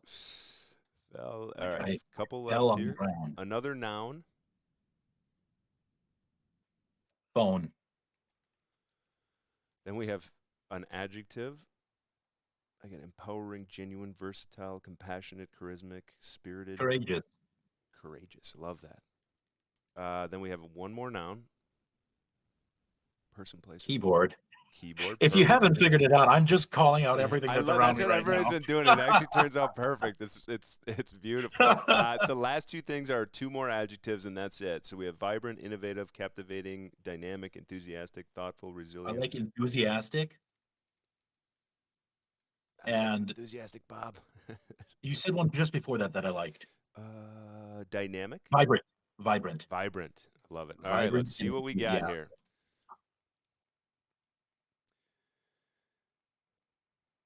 Doesn't have a name. They normally have a cool name for it. Well, whatever. I'll put that for afterwards.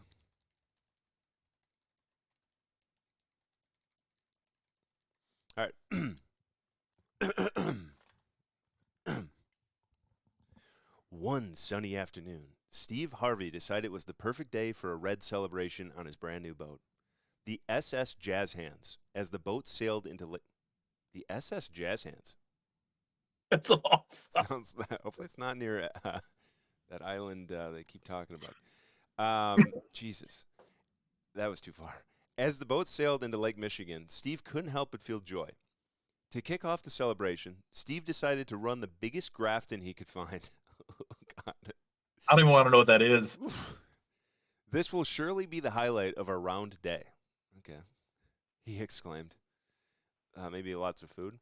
The guests, a mix of squirrels and cups, cheered in agreement. This is a brutal one. This doesn't. That's Here, fantastic. I love it.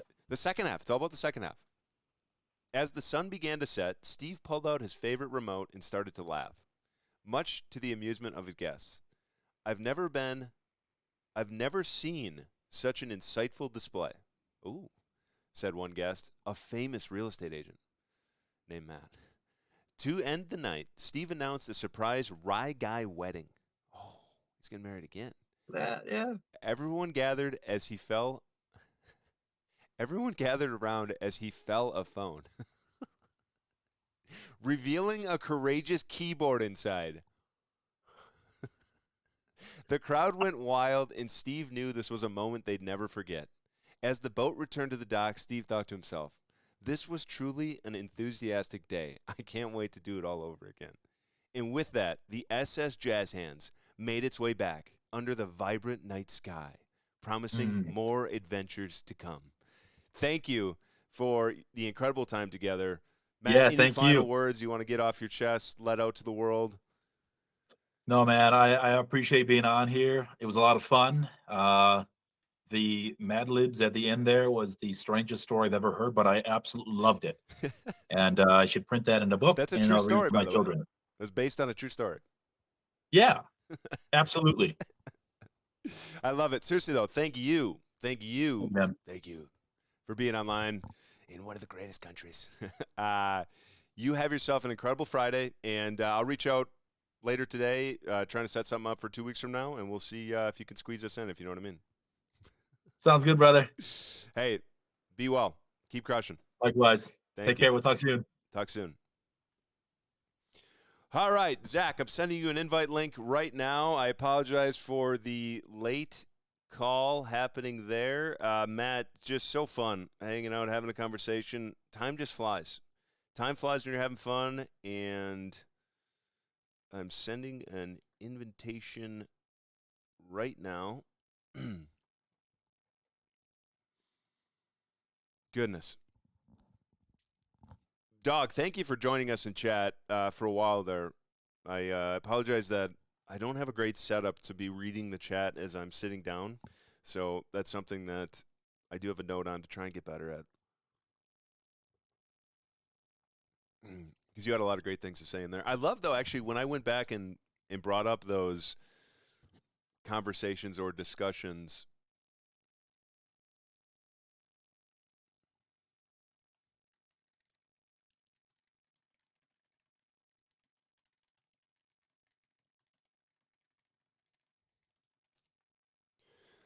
Those impactful discussions, I ended up coming back to the chat, and Dog, your comments fit in so perfectly. And joining us now is, wait, where's the, no, not that one. Nope. There it is. No, I don't think that's really what we're going for.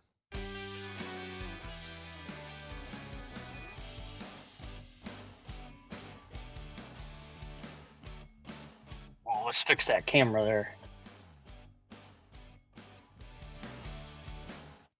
I got to get better at, I can fix it on my end here. Okay. No worries. Decent? Is there a bunch of room above you on? Yeah, okay. Sweet. So I just have it down a little bit. So I need to go more down there. Perfect. Gorgeous. Like it. Love it. How you doing, man? Nice to see you. Thanks for coming on. Thanks for joining Yeah, us. Pat, thanks for having me. I appreciate it. Beautiful Friday. Heck yeah. Beautiful weather outside. I mean, a little bit of rain, but I'll tell you what, I'll take 40 degrees over negative any day. Same here. Same here. Any single day. I have our conversation pulled up on the sofa, but we just had I've done what 3 or 4 Mad Libs now, I believe, and they've been great. That last one took a turn, but for some reason I don't think I programmed it right on the front end, Oh, so that's okay. it didn't make it. But ours is going to be better.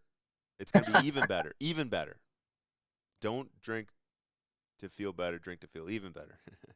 There you go.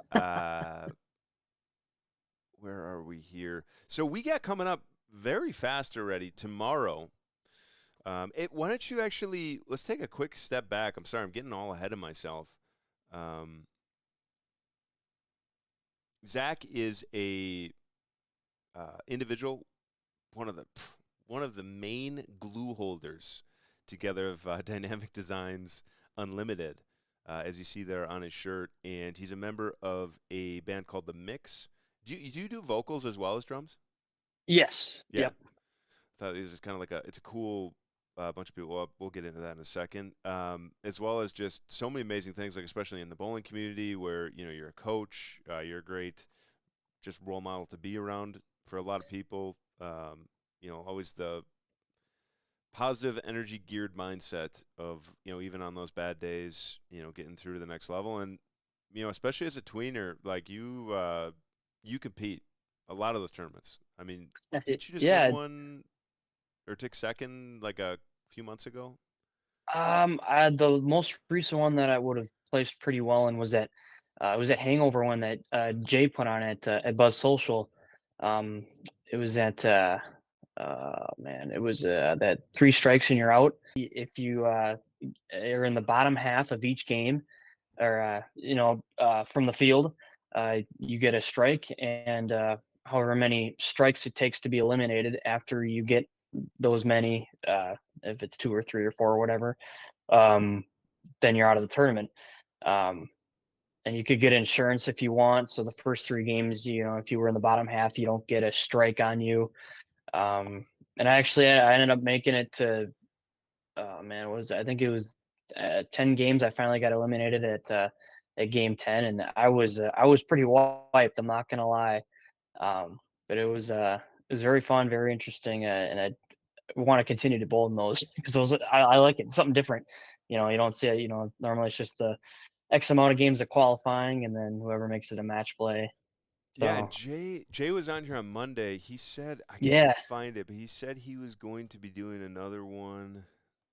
I thought he said he was going to run one soon, but I don't see a post for it. I'll catch up with him on that. Did he say anything about running another one soon? well, the one he ran this past weekend. No, he just mentioned doing another one because I think a lot of people like it.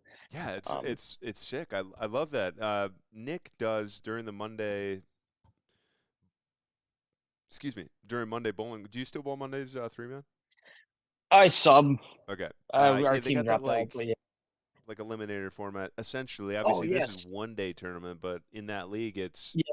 it's based on the entire season, where every week they Yep. eliminate 3 or 4 people, and boom, at the end of the year, 33. You have the opportunity to do 30 weeks, 30 different Right. times, Right. compared to 10 games is a lot of bowling. That's It is. gosh, Um, especially at the our other age. part too is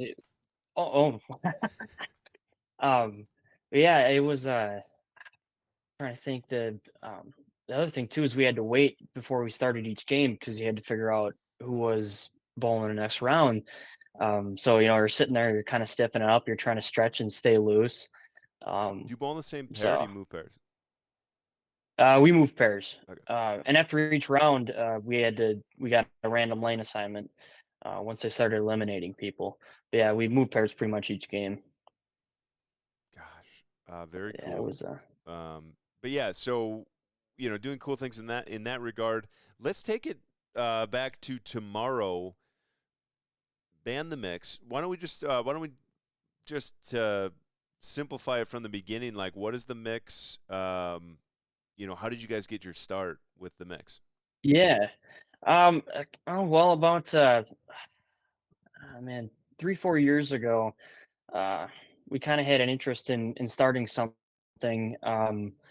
with a couple of the guys that are in it right now, and I guess COVID kind of took a toll on that.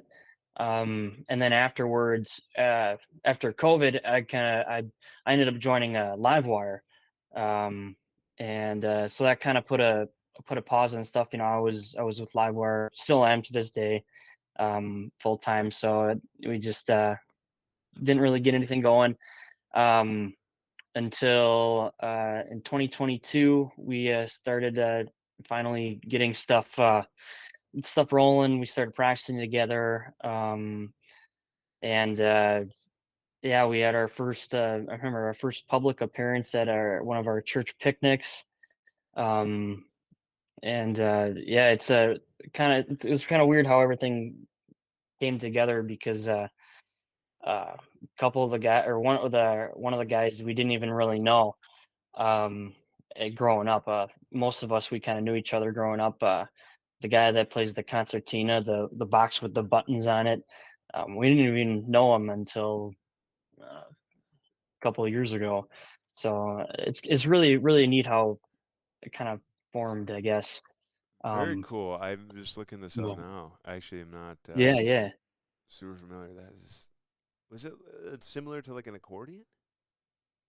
Yeah, it's yeah, similar to the way it functions, I guess. You know, an accordion, you press a button, it makes an there's there's valves in there, reeds that make the sound.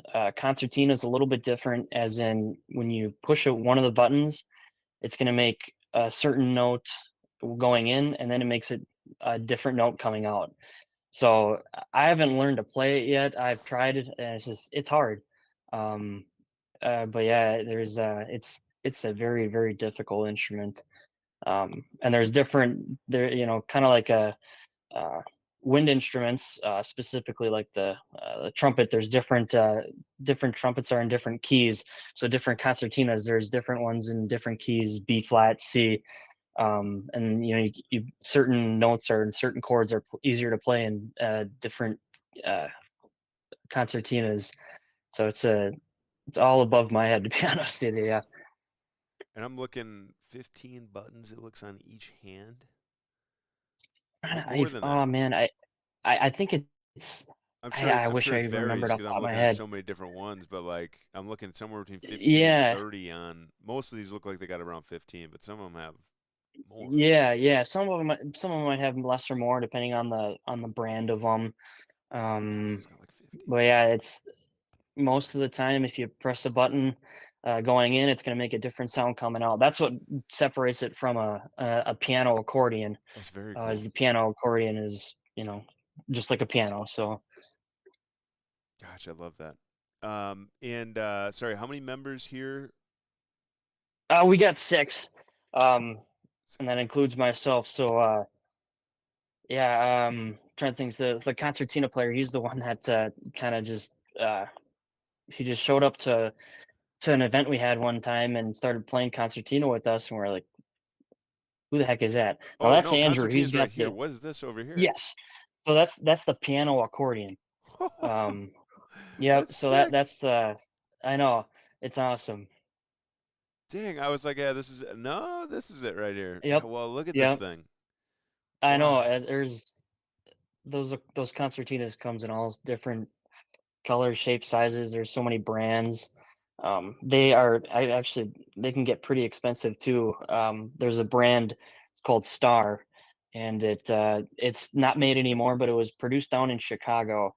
And if you can find a Star concertina that is uh, in good to great condition, it can go upwards, $3,500, 4 grand, on the high end, obviously. But I know my dad just bought one for 2,500 bucks. It's they can go for quite a bit of money.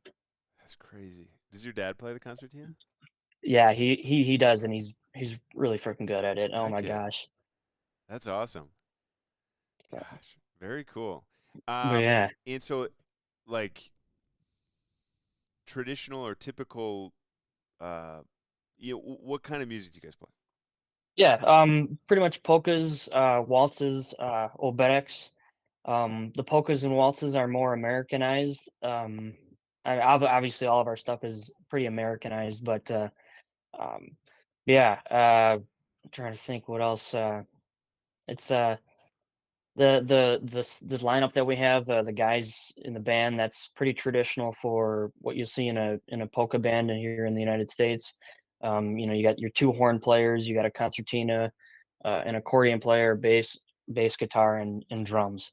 So that's pretty typical what you see here in the country. So And you guys, um, is it typical for everybody to kind of have a mic and sing into, or is there normally like a couple lead singers, or like is that pretty standard where everybody kind of tunes in at different times to give people opportunities?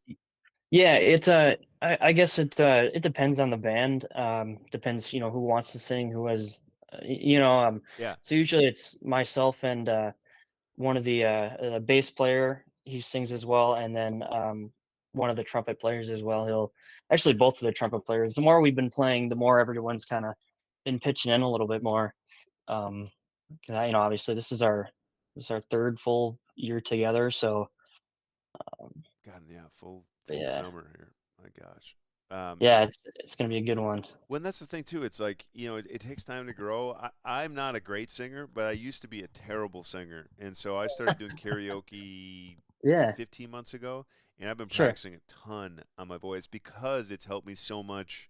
Even just talking into a mic, like understanding, your range is not is not too high. sure, Otherwise, I right, start right. sounding ridiculous. But it's a learned skill, especially when you keep working at it. And you never know some of these guys where there was this guy that just had an incredible voice, and like he had just started singing karaoke a couple years ago, which is you never know, like how your voice develops into Oh, right, a singer, and you're more comfortable singing in front of people, and absolutely. I love that. Was another question I was going to ask related to this. Oh, this summer. So tomorrow, it's not on here again. Could you give the name one more time for that bar? It's downtown Pulaski. Yeah. It's Scully's hometown bar and pub. It's formerly known as uh, Zielinski's Ballroom. They just redid the front bar, and it actually looks really cool in there. But yeah, we'll be back in the ballroom. They do have a bar in there, obviously too. Yeah, it's right downtown Pulaski, right across from the library, kitty corner almost, if you want to call it that. But yeah, that's where we're at, and I hope it's gonna be a good time. Scully's hometown pub. Wait, no. Or is that technically a Yeah, pub and ballroom? Yeah, oh, yeah, okay. Wow. yeah, Yeah, yeah, I like this. So yeah, a big area to be able to have some festivities. Nice little Valentine's Day dance going on tomorrow. absolutely, yeah. This looks, yeah, beautiful. I don't know if I could, yeah, maybe right there. Look at the room in there. I know. Yep, that's it. It's a pretty big haul. It really is. They had all this stuff in there a couple years ago. Yeah, right, right. There's going to be a party in there tomorrow night with music, a little singing, a little dancing. Absolutely. That's coming up, and then you guys have a little bit of a break until spring here. Yeah. Did I just see a post for Um, this? Where is it? you probably did. Yeah. So the Marashik brothers, they've been playing for 50 years, and we're one of the bands that kind of branched off of them. My dad actually married my mom, who was a Marashik, and that's Ah, her family. So that's how he got into that, and that's how we branched off the uh, Marashik brothers a little bit, is if you want to call that. heck yeah! So, and you're gonna play twice that day? Yes, yep. So Livewire is also a branch off of it. A couple of the original guys are related to Marashiks, and there's still one of my cousins is still in there, and so that's another branch off. Both our dads are in that, and the Marashik brothers. So Heck yeah, that's fun. And how long roughly do you think like every band's gonna come on here? I see you got probably 5 hours to do 6 bands. yeah, yeah. There's I'm thinking like 45 minutes Yeah, each. just They want to do an continue. intro. Yeah. Keep it So I don't know. fresh. Exactly. Yeah, we'll see how it goes. I guess it's kind of going to be a more of a informal thing. Whoever gets, whoever. I don't know how For to adding explain it that to many groups together, I mean, there's no way it's a you. Right. not a fun time of Absolutely. 1, 2, 3, 4, 5, 6, yeah, 6, 7 bands for a 50th anniversary dance. I mean, 50 years of anything is it's a lot of consistency. For sure. Yeah. I think there's four originals still in the band. My dad obviously isn't one, but he's been playing with them for 32 years, something like that. So Does your dad play in that band? yep. Yeah, he's been Oh, playing with them sick. for. Yep, and he married my mom, so that's how they say that he got in the band. So So he had he's to marry been my in that mom. band for 32. Okay, heck yeah. That is so cool. Very cool. Does he play? That's what he plays in that band is the No, concertina? no, actually, he plays drums. That's Heck kind of where I yeah. get the drum thing. So Nice. so Very cool. He plays the drums while playing the concertina. That's how good Bruce is. yes, yeah, he's that talented. Yeah, and he's got a harmonica in his mouth while Dang right. singing. Heck yeah. Uphill to school both ways. I'm kidding. Right, There right. we go. I love it. Probably 50th birthday. But yeah, I love this stuff. There's so much cool stuff. And this the other cool thing is I see a lot of this, or not all of this, but a decent amount of this stuff is a lot of stuff going on. I see rookies, cool spot. Rookies, polka dance, very cool. Um, Yep. Yep. but I see a lot of stuff in Pulaski, and I loved a couple of the videos I watched with What's Up Pulaski, just talking about so much cool things. And I just hear all the time, like, there's nothing to do here. There's nothing going on. There's Mhm. nothing here. And it's like, there's so many people trying to project the messages of stuff that are going on, but there's just so many medias, and all most people click on or care about is, like we're talking about, the viral video of a person doing something completely out of the realm, and then it's like, oh, there's nothing to do around here. Right. It's like change the direction you're looking in, and there's so much to do. To be Agreed. grateful for the moment. The amount of people give me crap all the time, like, oh, you're always trying to, you know, make money and do all this other stuff and things like that. And it's like, well, hey, first of all, the money is not why I do any of the stuff that I do. Sure. I'm focused on the vocation, the work, that like putting in it, and you just know that the money's gonna come. But like I Right, don't right. like money is like the bottom. Obviously, a lack of money, you want to avoid that.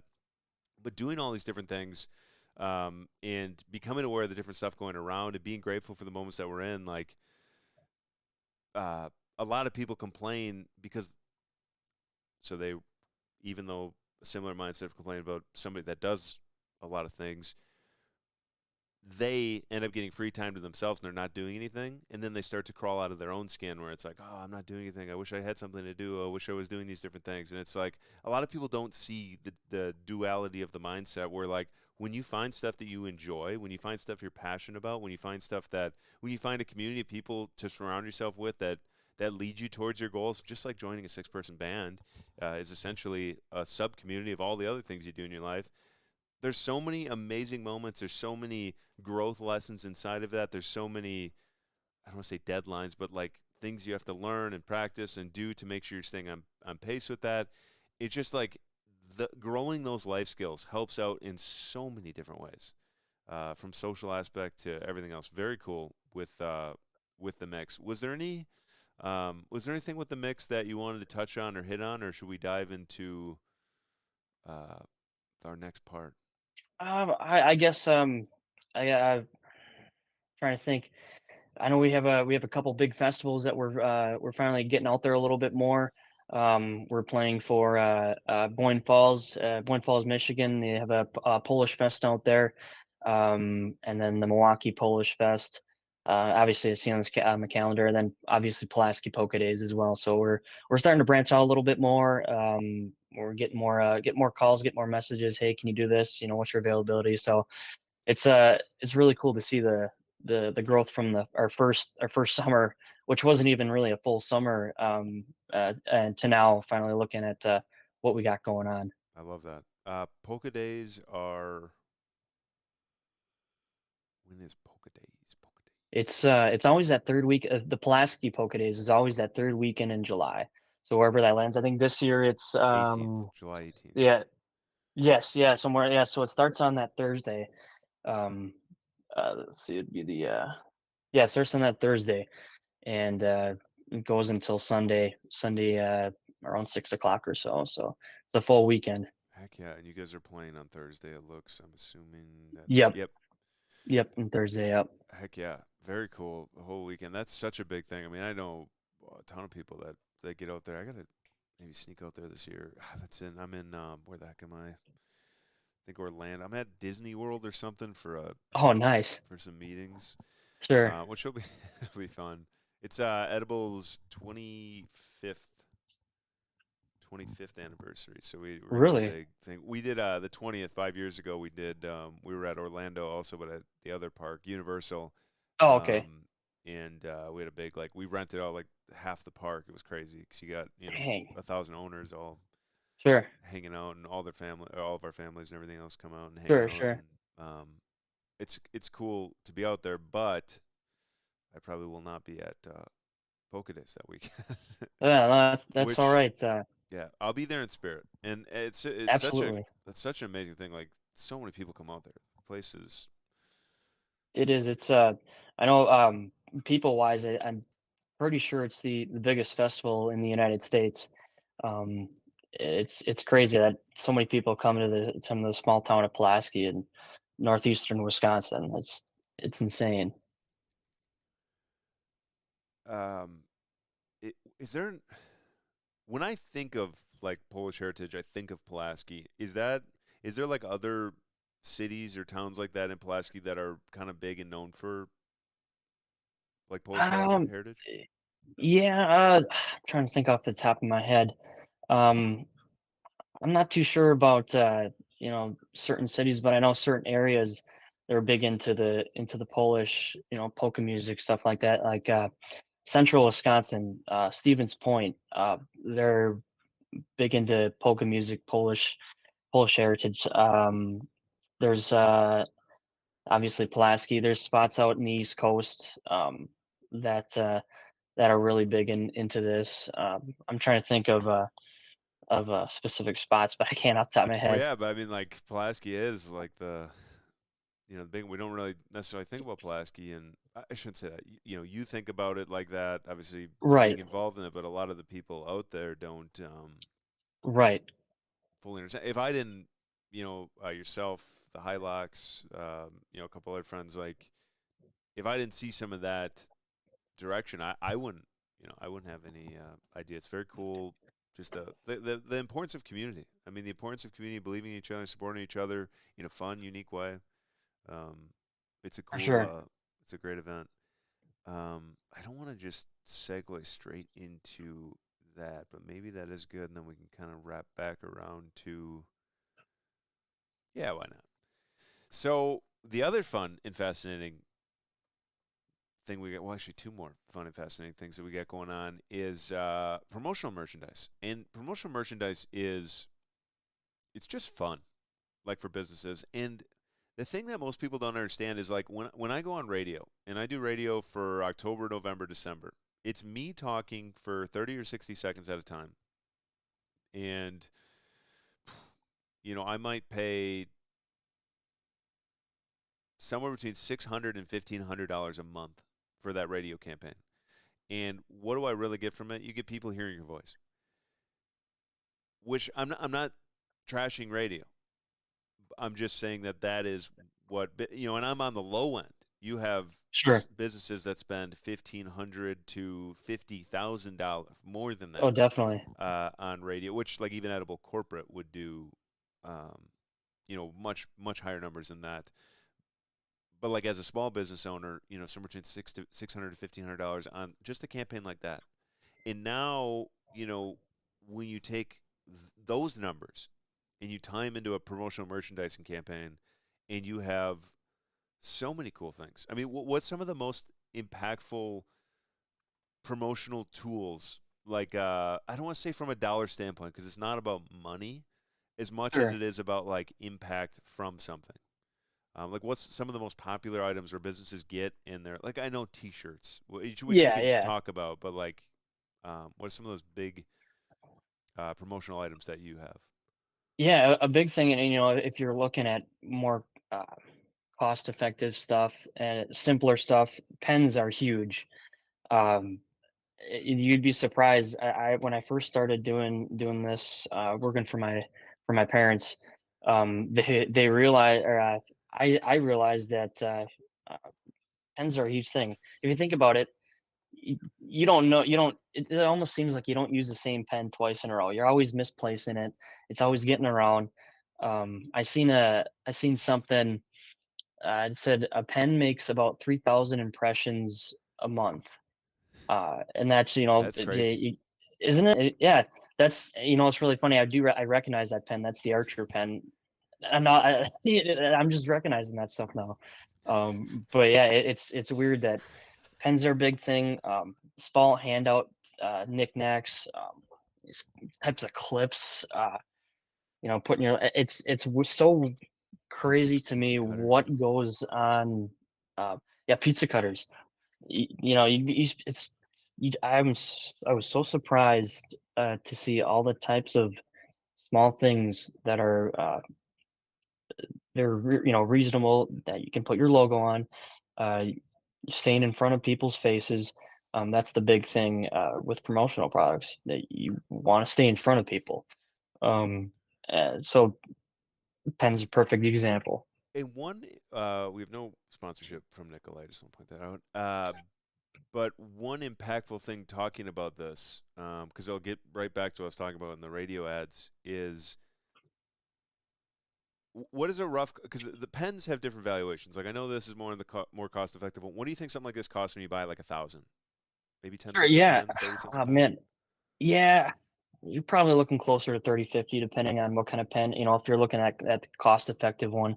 Like you said, it all depends on what type it is, uh, what So vendor you're getting it from. Um, we're not but sponsored by yeah, Marriott either. yet, yet. right, right. But and then there's pens that go up to $4 or $5, $6 a pen. So Oh, it's like easily. inside of all this, inside of radio, inside of print, inside of mailers, inside of everything. There's so many steps, and that's just like about life. It's the same brain pattern about thinking. It's the same brain pattern about all the different stuff. It's like there's so much out there; it can be overwhelming. But start to break it down towards a niche. We worked with Weber on that transaction, but we were at Slice Down Main. We were doing some pizza cutters, and there's 4 different options of pizza cutters. I mean, what is the low cost pizza cutter option? You just say if you're like a small pizzeria or a bar trying to promote pizza to sell with your products, even like some of the local frozen pizza companies. I want to say we got the green. It's got our logo on the side, and then there's just a blade inside of it, but Yep, it's basically this big. I want to say it was like $2, sure. maybe $3. Yeah, yeah, and it depends on the quality of it. Where you get it from is huge. Um, What is Stuff like like that. for a pizza cutter you would have and make? Say you buy again. The reason I want to keep going back to the radio is like let's take $600 to $1,500 campaign. And maybe I reach 20,000 people, but what's the impression? You reach 20,000 impressions with one thing they're hearing, and what are they hearing? Is it something specific to them? Now you take a pen. You said 3,000 impressions. Yep. The person that has this pen, the person that has this pen, banks they basically want you to steal the pen because Oh, they have a absolutely. ton of the pen. This is marketing, and so many Yep. people are like, oh, you stole my pen, you did this, you did that. Well, you better not get into business because if you were in business, you'd realize the importance of Mhm. one. Because that's the thing, you can buy the pens, but what am I going to do? Go out in public and just hand 1,000 out to people? You could do that, but are people going to do that? Right. Being able to have organic reach where you have you have 4 pens sitting out in front. It's not that people are thieves. It's just natural for you to take a pen and you keep it in your hand, you're twiddling with it. Next thing you know, it's in your pocket. Mhm. Where there's different aspects of people taking things and stealing things. Right, Uh, right. but when you're able to have that organic reach, is so impactful. But what do you think of pizza cutter? Like if you bought 100 of something, like lowest cost that you would have for something there, what do you think roughly? Because honestly, I'm making up numbers from like that was 2020, I think, where we Sure. bought for $2, $3. I mean, that could be $6 now. I don't even know. Yeah, you're probably looking at $3 to $5 range. Just for a regular pizza cutter. You buy in bulk, obviously, with your logo on it. How many impressions it makes? Yeah, if you're handing it out at trade shows or whatever, it'd be an easy thing to give away. Um, and like you said, it's going to be in their, assuming their kitchen. And if it's nice, they're going to use it a lot, and yeah, they're going to see that once a week if they have, you know what I mean? What are you using to cut your pizza? It's like, Right, oh, the other one's right. dirty. We made 2 pizzas this week. You're using that pizza cutter. You're seeing that pizza cutter. The amount of like impactful, directly tied to the place you're going at, like there is so much inside of that. And now again, let's say on the high end, $5 pizza cutter. You're talking about 130 to 200 pizza cutters that you could buy for that radio budget. And again, I'm not throwing radio on the bus. There's a spot for all of it. But especially for smaller businesses and things like that, you could immediately make the revenue back by selling those pizza cutters for $5 because most people are like, well, hey, we can support this business, and Mhm. we need a new pizza cutter. And it's only $5, whatever. Or you could give it away for free with a campaign, down that regard in a bunch of different ways. Actually, and that's what I wanted to get to next, but I'll finish this thought here quick. And it's like, now, yes, I only reached 120 to 200 people compared to 20,000 people. But out of those 20,000 people, how many people are in my uh, demographic? And let's say specifically for a small pizza chain, it's almost like car washes or a small bar. If Sure. you're hearing me on that radio station in southern Neenah, are you going to drive up to? That's actually a bad example because, well, no, because I'm talking about the bar, not me specifically, because we do business down there. But with the bar, I guess this is a perfect example. Are they going to drive up 47 minutes to drive to Sliced on Main, Right. on Main Street in downtown Green Bay? Like 19,770 of those impressions aren't even Hmm.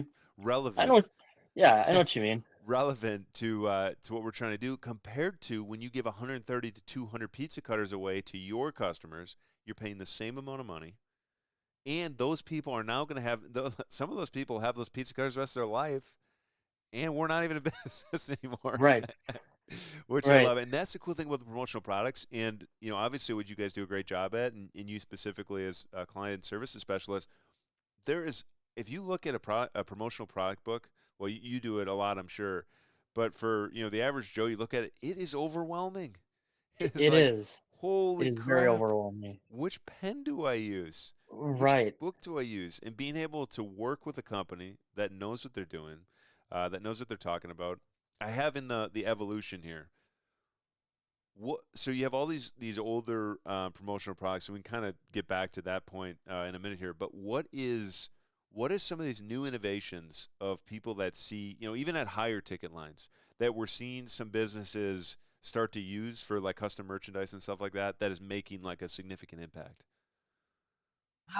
Well, the first thing that comes to mind is I'm trying to think of like a really popular item that specifically this past summer, and uh, we've been to a couple trade shows this summer, and the one thing that a lot of people are getting into are the 40-ounce, not the Stanley, not I mean they look like the Stanley cups, but the 40-ouncer tumbler mugs, and Fill with it's old just fashions here in Wisconsin.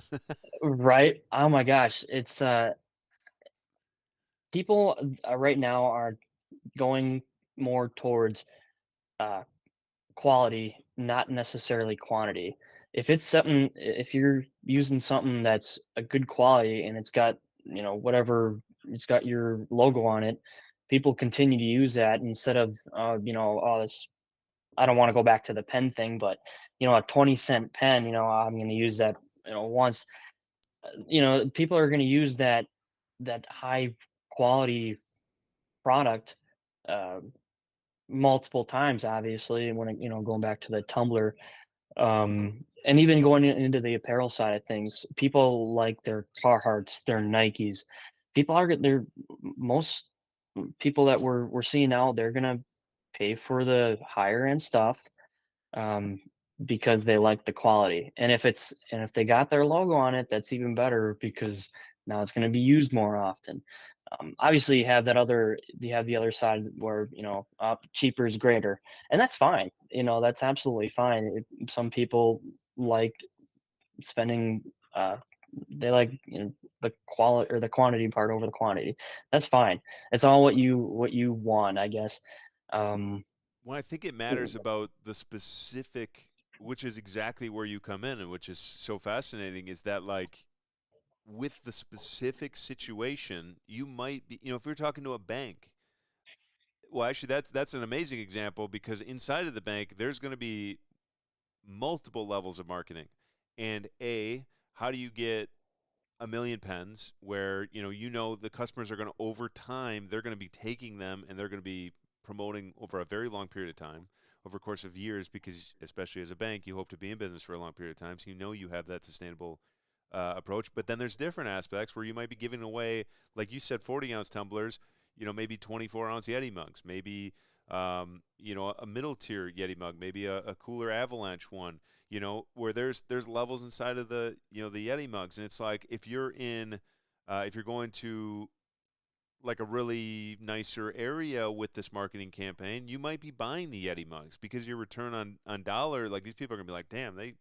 give me a $70 Yeti mug or a $40 Right, Yeti right, mug or right, whatever. right. And compared to, maybe you're doing it in a different area, not necessarily based on wage or income, but on people that are, you're trying to touch more impressions in a smaller way. And it's like, you could argue any direction, but when you take a specific example, like that's when you can just fine tune in, and you have the whole book to work with. It's like, you could do a small campaign with tons of impressions, and you're gonna get a little bit of an impact. But also, if there's something specifically tied to things that you're doing, and you're able to make that impact, and the dollar amount might seem higher.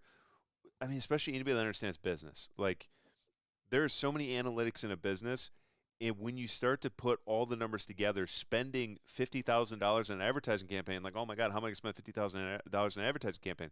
When that 50,000 brings in 150,000, that's how you're going to spend it, because you have to put the input in to get the output, and especially working with individuals that understand.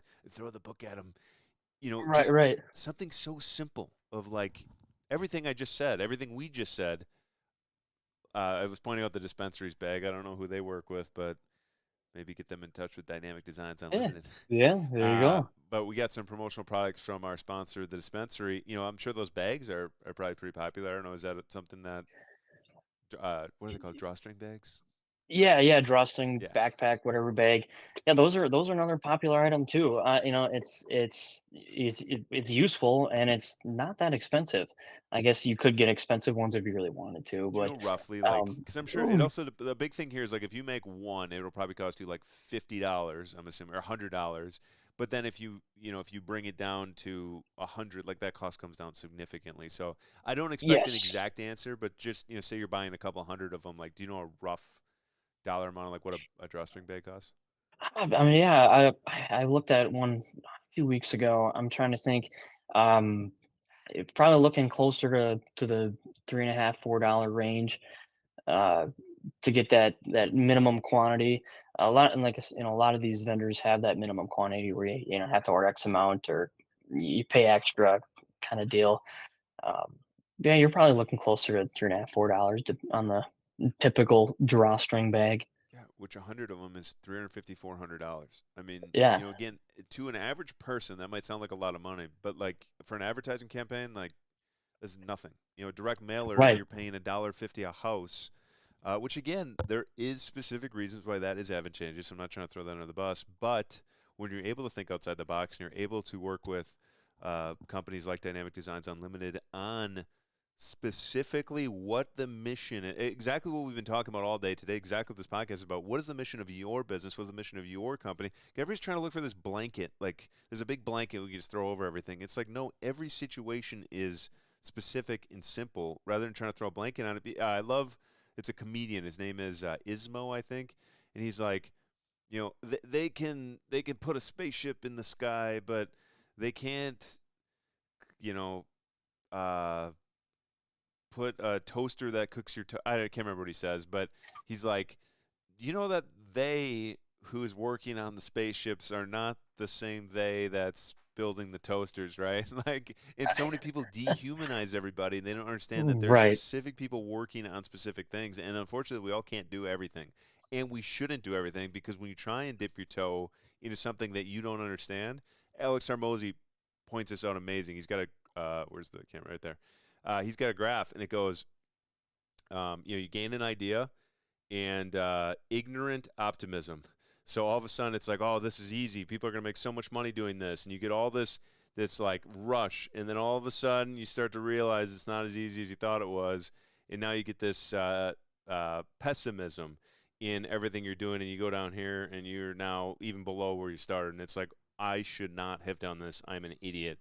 So then what do people do? They go right back to here and they get a different idea that sounds amazing, and then it's all of a sudden, oh my gosh, it's much harder than he thinks. And then they do it again, and it's this big circle storm. But what you need to do is when you get to this point, now you have all this time that you've been struggling through, and you've started to learn this.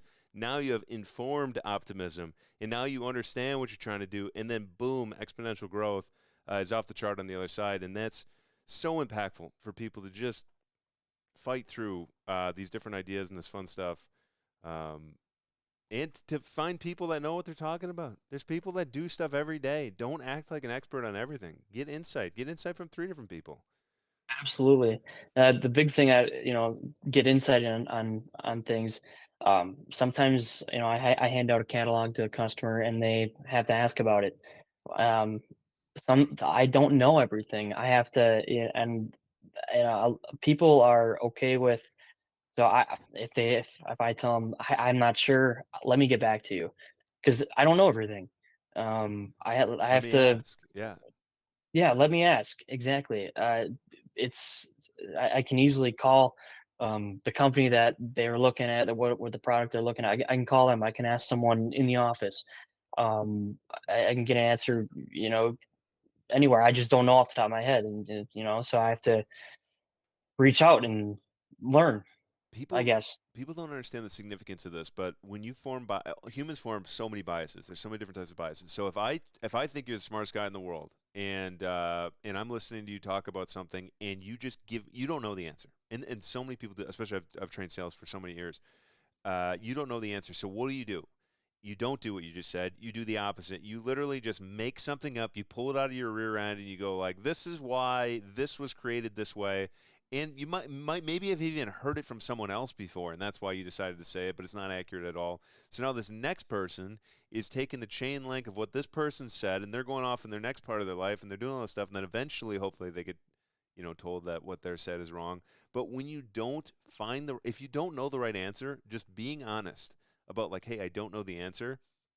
Maybe that's taken the wrong way, and if it's taken the wrong way, like, then it's taken the wrong way. I guess I could see, if there's a job where you're supposed to be doing it all the time, I could see where the mindset starts, but where do you draw that line? And that's relative in every single person's mindset. But the right way to do it is to go and find the answer. I mean, and now even if the situation was bad, the person was like, how did you not know that? Blah blah blah blah. The next time that situation comes up, now what?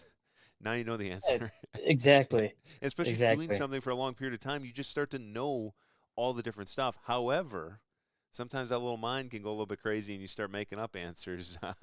So that's why it's so important. Like, people don't understand why it's so important to go and find the right answer. It's not just that one instance. It's that instance and every other instance after that, and now you know more information, which I love. I love the way you brought that up. That was beautiful. That Oh was yeah. uh, that was music. Oh, like the mix.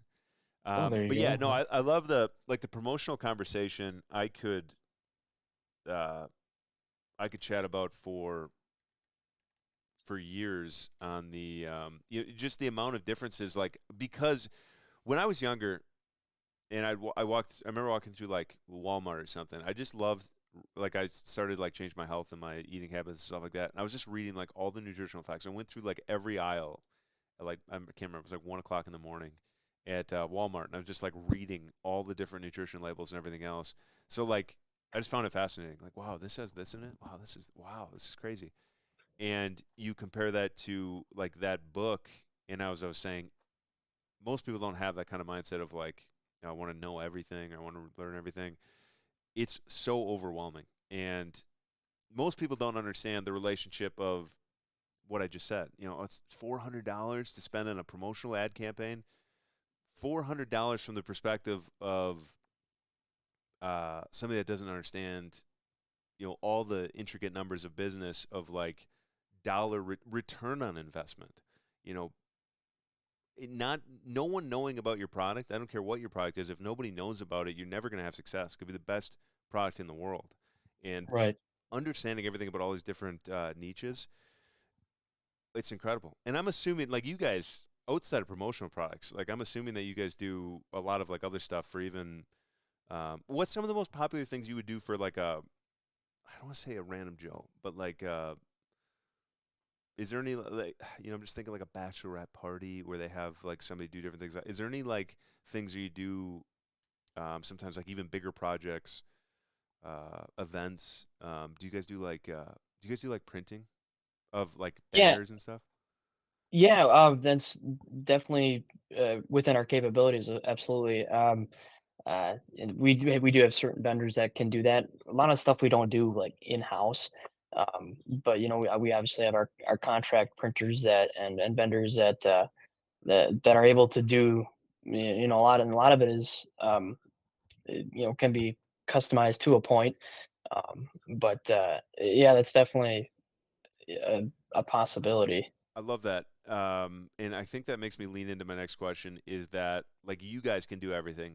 Obviously, uh, there's so many like not even if you guys can't do it, but there's something that you'd be able to get somebody in touch with. But do you guys have like I don't want to say a niche because like I'm sure it's more broad than that. But do you guys have something where like when you get an offer of XYZ, you're like, heck yeah, like I love these projects. I love, you know, the system. Is there something where you guys just like bread and butter? I guess for myself specifically, I'm a big hat guy. I love selling the hat. Um, and I think part of the reason is that one of our main hat vendors that we work with, Cap America, they are able to do sample hats for customers. So we send them a logo, um, and they'll we send them a couple, do this logo on a different couple hats. Um, and they'll do them, and I'll order 24 hats, two per client at a time. They'll bring them in. The biggest thing for me is when I walk into a customer's, uh, especially a potential that one that I haven't really talked to yet, is having something with their logo on it. I guess it doesn't necessarily have to be a hat, but hats, I guess, are where I work the easiest for myself. But I think it's so important to walk into a new place and have something to show uh, what you can do, what our capabilities are, and two, something with their brand on it, with their logo. Um, because obviously, I think a lot of people aren't necessarily visual learners, but uh, they like to see they like to see stuff before they buy it. And it's obviously hard to buy something that if you don't really know what it's going to look like, it's hard to spend X amount of money on it because you don't know how it's going to turn out. Well, and Um, especially with a hat, like, and I love that you said that's a niche because people love hats. But the problem is, especially if you look at that book, how many hats are there? Do you think? Make up a oh number. my, oh my gosh. 10,000? Style wise, there's probably 10,000 between all the different colors. But style wise, you're probably looking at about 200 to 250. But you add in all the types of colors that each style has. Size? Um, Size, some have Some have some have, universal, but they don't fit my head even yeah, close. right, right. Big Um, head. but yeah, there's probably 10 to 12,000 hats that you can pick from, and it's overwhelming as heck. We gotta And get a merch order in with you guys. I should probably now is probably a good time to bring it up. How much time do you yeah, have? I want to hit a Mad Lib with you, but yeah, let's I don't do know it. what other. How much time do you have though? Because I can negotiate really fast, or I can touch this really quick and hop in the Mad Lib quick. Do you have like 15 minutes yet? Yeah, absolutely. Heck yeah. So first, before the Mad Lib, I would like to get into, we can talk about this privately off camera as well, but I definitely want some Pug merchandise. If you look right Sure, here, well, we're going to be doing a lot of we're going to basically turn this whole room, my whole living room and main area in here into a studio because I plan on, well, I'm going to record from other states. okay. Next spring, I plan to be in Europe for 3 months. So I would love to. Maybe I'm Oh, not able to do nice. live all the time, but I would have a lot of fun, Sure, bringing you guests on, and even offline, and then I'll just upload it at a later time. But I plan on sure, being in this house for a decent amount of time. So I'm going to turn this all into like a nice studio area, less echo in here. But sure. right there,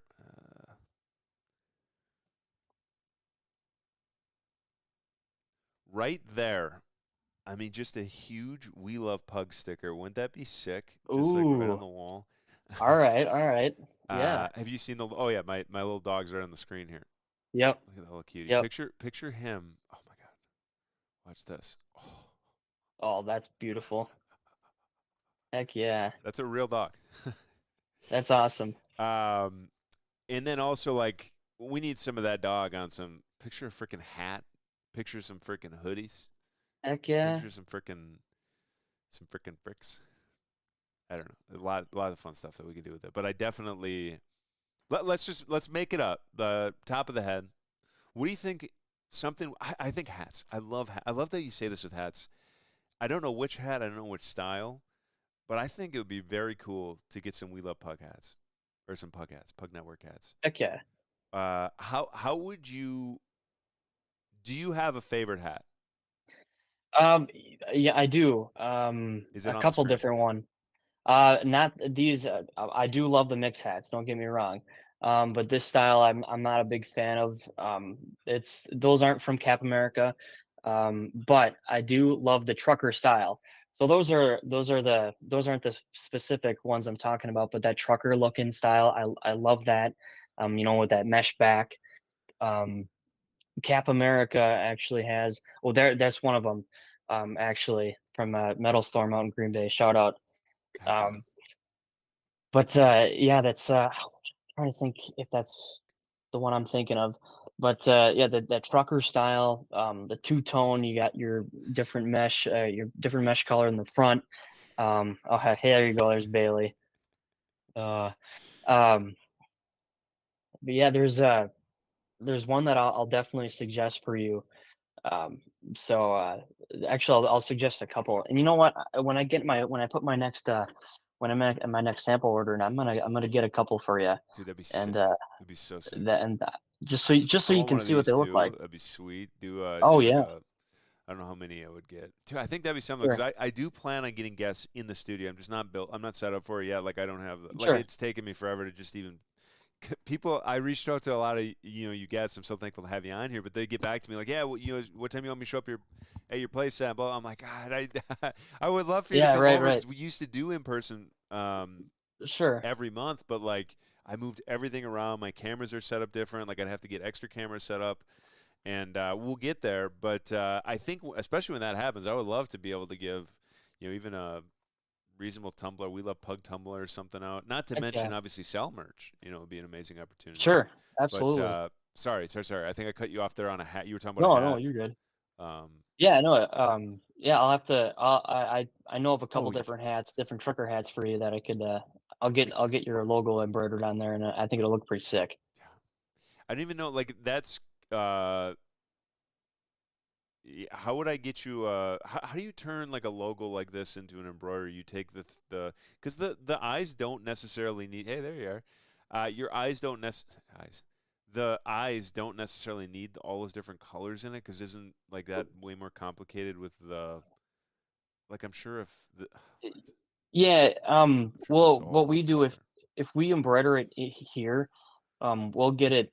The term is digitized. We'll get it digitized so the computer knows what to tell uh tell the embroidery head. When I send it over to uh, Cap America, they'll simplify it. They'll take out stuff. They'll add things if they need to make it look good on. You know what I mean? Heck yeah, To look good on a hat. So very cool. I love it. Hey, I love there's that. Bruce. Yeah, Um, yeah, hat, mug, that'd be sick. Hat the big thing. Like I think we should definitely have some pug hats. That'd be heck. I mean, I'd absolutely, wear one 80% of the shows. I would just have one for on. sure, When I do a for guest sure. on another show, I'd wear the pug hat. And uh, there's just so many opportunities in promotional products, and I love that we can run down that. And anything else that you think, like WD-40 pen? If you're like Pat, I think these would really help you. These are sick though. It's very cool. You never know when you need a WD-40 precision pen, especially for You know. specific industries. Oh, right. And a lot of things. Yeah, like you said, certain things are directed at certain industries. Um, a big industry that we've target is manufacturing.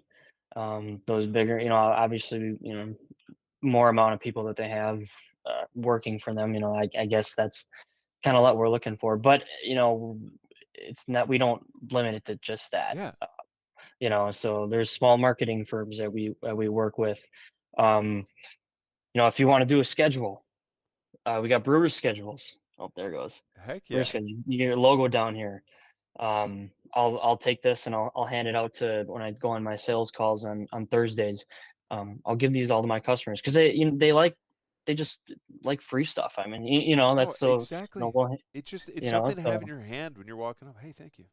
I mean, you for think sure. about everything when you've had a sales experience or something in the episode. I love it. Can you give me a rough cost of like a packer schedule, brewer schedule, something like that? Yeah, I think Obviously, it last depends year, on volume, but right, last year, if you got the minimum order, I was close to $1.50, I want to say. nice. I don't remember off the top. So it's relatively inexpensive. Where are you putting Um, that?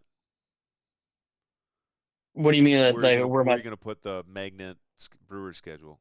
Oh, you'll throw it right on your refrigerator. Right on the old Um, refrigerator. How often do you use the fridge? exactly. I don't even get anything out of the fridge when I go there 25 times a day. Oh, right. I I don't open know. it up just for fun. Like, what is there to do right now? Oh, I'm Right, gonna open the right, fridge up right. again and see what's in there. Yeah. Let me see if anything else It moved. magically appeared. Yeah. Right there, you go. Yeah. Shut it again only to reopen it. Exactly. And Right, for, $1.50, $1.50 per person, it's not per person, it's per impression. I mean, right, you're seeing something a million times and something impactful that they actually care about. When's the next Brewer game? Oh, 10:30, and boom, you're subliminally right. looking at the local name. And especially when you have a powerful message behind your brand in providing value for people, like the whole synergy behind all of that is what makes companies exponentially grow. I love it. Yeah, we can hop into anything else on the promotional side. There's so I mean we I can rant guess. for hours. Like we could talk for hours on it. Oh, But absolutely. anything I'm I guess the one thing I would say is it's so important to keep your you to keep in front of people. There's not many businesses. Now there are few businesses that can run just on by name and not really doing any advertisements or having any apparel or promotional stuff. I do know of a couple, but that's few and far between. It's so important to stay in front of people and you know for example, the mixed Valentine's dance, I was sharing that event every single week because I wanted it to stay in people's feed. I wanted to keep people keep looking at it. So I think staying in front of your clientele is important. And um, yeah, I do want to share this too. We had a Brown County Home Builders breakfast yesterday, and we had a sales guy was speaking, and he was a sales coach. And he said, uh, always go for the no. And I guess he meant, if the person you're talking with is going to tell, you're trying to pitch something to them, um, if they're going to tell you no, do it right away. You don't want to, not waste time, but you don't want to put all this effort in and then 3 months down the road they say, I don't think I'm going to go with this. Because you put a lot of work into that. You put a lot of work into connecting with them and um, trying to show how you can fix their issues, fix their problems that they have. So I just thought that was really cool. Go no, for I the love it. no. Amazing book for any sales guys out there, or anybody that wants to learn about sales. Something that would cut off hundreds of hours of sales conferences is this book by Jordan Belfort, Wolf of Wall Street. It's called The Way of the Wolf, and that's not necessarily the impactful part. There's actually some other impactful parts of the book, but it's based on straight line selling and like understand. Well, there's two parts of this because a lot of people throw a possible customer out on first impact, and that's not necessarily the case. But at the same time, you want to find out. He talks about sell me this pen in the movie. It's this ridiculous like thing, but in the sell me this pen, he gives it to like this hotshot sales guy. He starts talking about the pen and like, oh, this pen will write upside down for you, and it'll do all this other stuff, and it'll This pen is unbelievable. It's one of the best pens you'll ever hold. And he's like, well, here, feel it for yourself. And he grabs the pen. And he's like, it feels like a normal pen. Like, what are you? You're just completely full of baloney. And his partner comes in, the guy that Jonah Hill portrays in the actual movie. His partner comes in, and because the guy's like, "What should I have said?" And he's like, "Well, you tell me, hotshot." So he walks in, perfect timing. He goes, "Hey, sell me this pen." And the guy goes, "Oh, yeah, for sure. All right." You see his demeanor change, and he goes, "So, Jordan, tell me, how long have you been in the market for a pen for?" And Jordan goes, "I'm not in the market for a pen. I have no interest in buying a pen. If I did, I would buy a different pen, but I already have plenty of pens. Like I have zero interest in buying a pen. I've not been looking for one. It's okay. Well, take your pen back. I'm done here. Don't try and force somebody to buy something when there is a million other clients out there that you could sell them to. And that's why it's important to get that out early. Otherwise, you're trying to like do these sales presentations and everything else when you could be doing it in front of people that actually care about your product. So I love that Right. little note. And seriously, amazing book. Straight Line Selling, Jordan Belfort, incredible. Just it's like it simplified all parts of life for me. And a lot of the books do overlap. Happiness Advantage, Power of Habit, Atomic Habits, How to Influence and Influence People, like all that stuff together alongside Straight Line Selling. Straight Line Selling along the one thing. It's like you find your answer and you're moving towards that answer. You start to get off track, but you're always getting right back on because you're focused on that one thing. But either way, I love it. I love it. I love it. I love it so much, if you know what I mean. Heck yeah. So let's get into a quick Mad Lib, if it's all right with you. For sure. Let's do it. I appreciate you coming on today. We had a great conversation. I would love to get you back on and at some point in the future and bring up some more. We didn't even talk about bowling at all. Gosh. I know, I know. And I did enjoy the conversation I had with Jay on well, that was Monday, right? Yeah. I think I watched that over, and that was I just like listening to it. It was good. So yeah, we'll have to talk about bowling next time a little bit Seriously, more. yeah. I mean, because we got so much in high school bowling ideas, high school bowling, collegiate bowling, and the cool things they're doing in that. And like, God, I just think about my collegiate bowling days, and like, there's so much fun inside those tournaments. Did you bowl collegiate? I can't remember. No, I didn't. I was offered a couple of scholarships, but I turned them both down. One of them actually, the school ended up disbanding, and that was I graduated right before or during COVID actually. So I was yeah, one of the schools that offered me to bowl. Um, they decided to not be a school anymore. And then the other one was out in Detroit. I kind of wanted, I just wanted to stay close to home, and Yeah. um, Well, so and I forget yeah, how young you are because you were doing high school bowling 4 years ago, yeah, 5 years ago. yeah, Yeah. I So was. I was gonna say you were doing school bowling years ago, and not that that's like super relevant or anything like that, but like I just remember back to some of those collegiate bowling tournament days, and like it was just so much fun, showing up and having a great time and Absolutely. bowling against some of the best. You're sitting there bowling guys that are pros now. You're bowling right next to Yeah, AJ Johnson and yeah, Marshall Kent and yep, just I mean so many just incredible people. Even the for tanks. I sure. mean, thinking back to like some Oh of their yeah, first years in junior gold together uh, sure. was unbelievable. And just that's the one thing a lot of people don't talk about enough in bowling. And like even though I don't really bowl much anymore, I just have so many other passions I love following. I'm so grateful for bowling. Like I've met so many people from bowling, and it's just so. It can be so fun and engaging and fun to talk about. And people act like that's easy. You go around the bowling alley, and a lot of times there's a lot of people being negative, like, well, that guy did this and that guy did that, and all those different things. And it's like, sure, let's keep some of the energy going towards like how can we make this better. But at the same time, like when you just crap on people because you didn't win, like that's not somewhere I want to be around. And I see that No, way too often. oh for sure. I think the biggest thing is just uh, one thing I see in a lot of bowlers is good bowlers, especially, is that um, ironically they play baseball or softball if you're a girl. Um, uh, you need that short memory. You can't dwell on the past because your next shot is only, or your last shot is only good as your next. So getting mad and getting upset, that's a big thing that I worked on, is my mental game. Especially as I got older into high school, and just you can't control what you can't control. Uh, you have to just work on what you got and well, what you're working with. but these people, they don't even. It's 4 frames in. And they're, this is the powerful thing about the mental game, and exactly what I'm saying about it. Even if I'm not being productive, how do I not move backwards? Because when you don't Right. have the right mindset on, now these people are like, well, it's another day bowling, and it's just gonna suck. The rest of the day, I guess.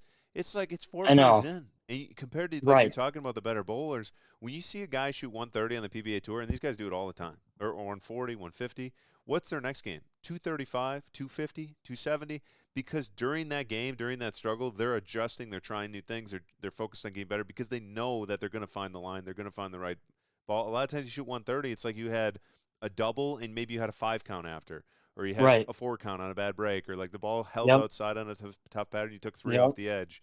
Like the important thing of holding that positive attitude, uh, exactly what you're saying is like it's so important to not throw everything away when you still have the opportunity to come back. Even if you have 280 after the first two games, 140, 140, even in a league night, you could still shoot Oh, 300 the last game. I've seen it happen. I've seen people absolutely. miss 600 and shoot 300 the last game. Right. Right. And it's Uh, fascinating. That's because of, the wiring inside of people's brains of like believing in themselves. And all too often people are so close to taking that next step and that next level. And it's just like having some belief in yourself when you are struggling. Uh, for is sure. so important. I For love that. sure.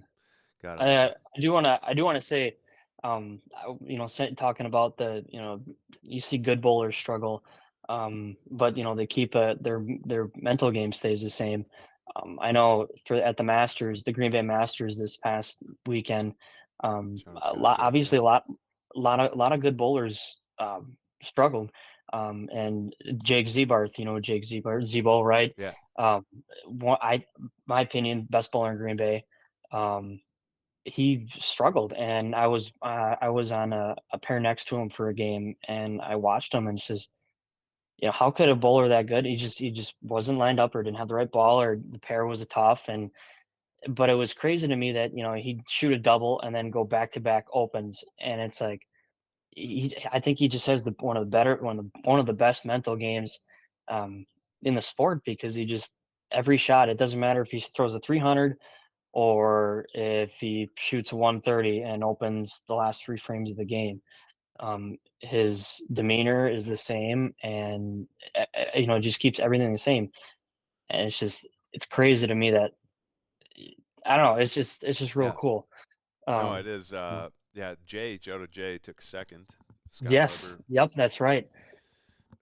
dominating the seventh U.S. Masters. Is like Tom Brady out there at the Oh Masters. my gosh, U.S. I know. Masters, not the Green Bay Yeah, Masters. right, right, I love it. Heck yeah. No, I love all that, and it's like he's gonna be putting in some different time and work, and coming back to next year. He'll be there at the Green Bay Masters, oh, and absolutely. you know he'll have I put lessons Yeah, learned from his. Remember, I remember missing the cut by a handful of pins numerous times in my sure, life. I took sure. third, I think, last year at the Masters. But a couple years before that, I missed the cut, and that's a feeling I hate. Missing the cut by like 5 or 10 pins. It's like, God, you just don't put yourself on the cut line. And how do you do Mhm. that? You put in the time, you put in the practice, you put in, the work beforehand of adjusting to, because the Green Bay Masters is almost always on flat, and flat is like so Oh tough. my What was the gosh, cut, like yes. -80, something like that? Yeah, something like that. 70 something. I 75 don't remember. bowlers Yeah. take the top 16, which is not many. Like that is like No. small amount of bowlers. You think you'd have to bowl incredible, and like the guy was -60, -70, something like that. Yeah, it was, and it always is lower, and it should be, because that's a prestigious tournament, and I your love it. spare shooting should be the one that should be getting you into the match play part, I Yeah, think. or you should be repeating shots like Right. not the Right. way I do. All right, let's get into Mad Lib. I love Heck yeah, let's that's do a it. teaser for our next talking about coaching, talking about life, love, bowling, pursuit of happiness, getting For better, sure. improvements. We got a fun little Mad Lib coming here. I need a place. Ooh, let's do Pulaski. We need an adjective. Ooh, an adjective. Let's go smooth. Let me really quick just pull up this backup list I made. Um,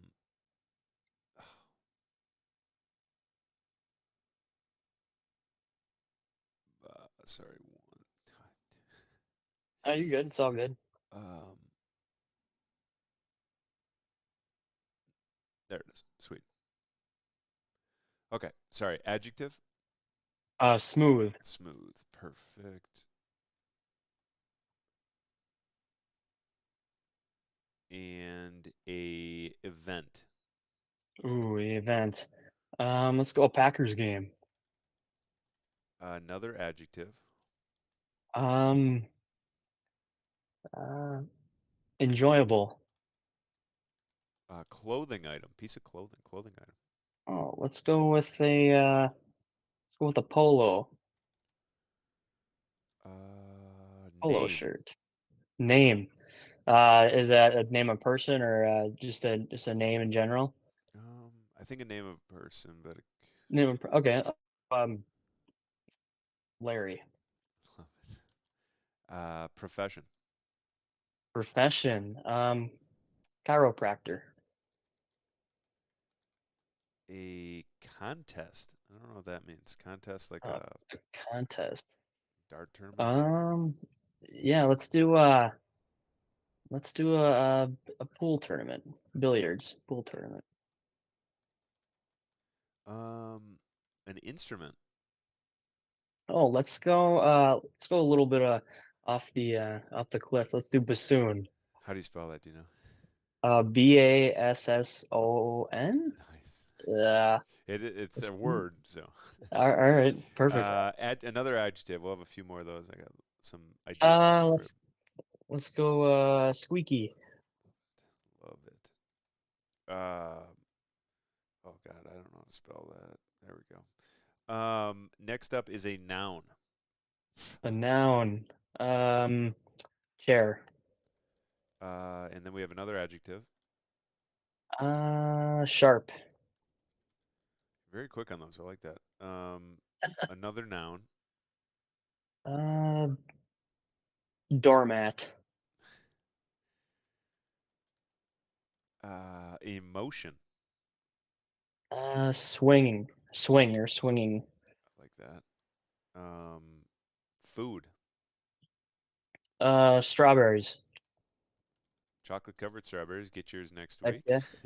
Oh, uh, there you go. musical genre. Musical genre. Let's go country music. I already put polka music.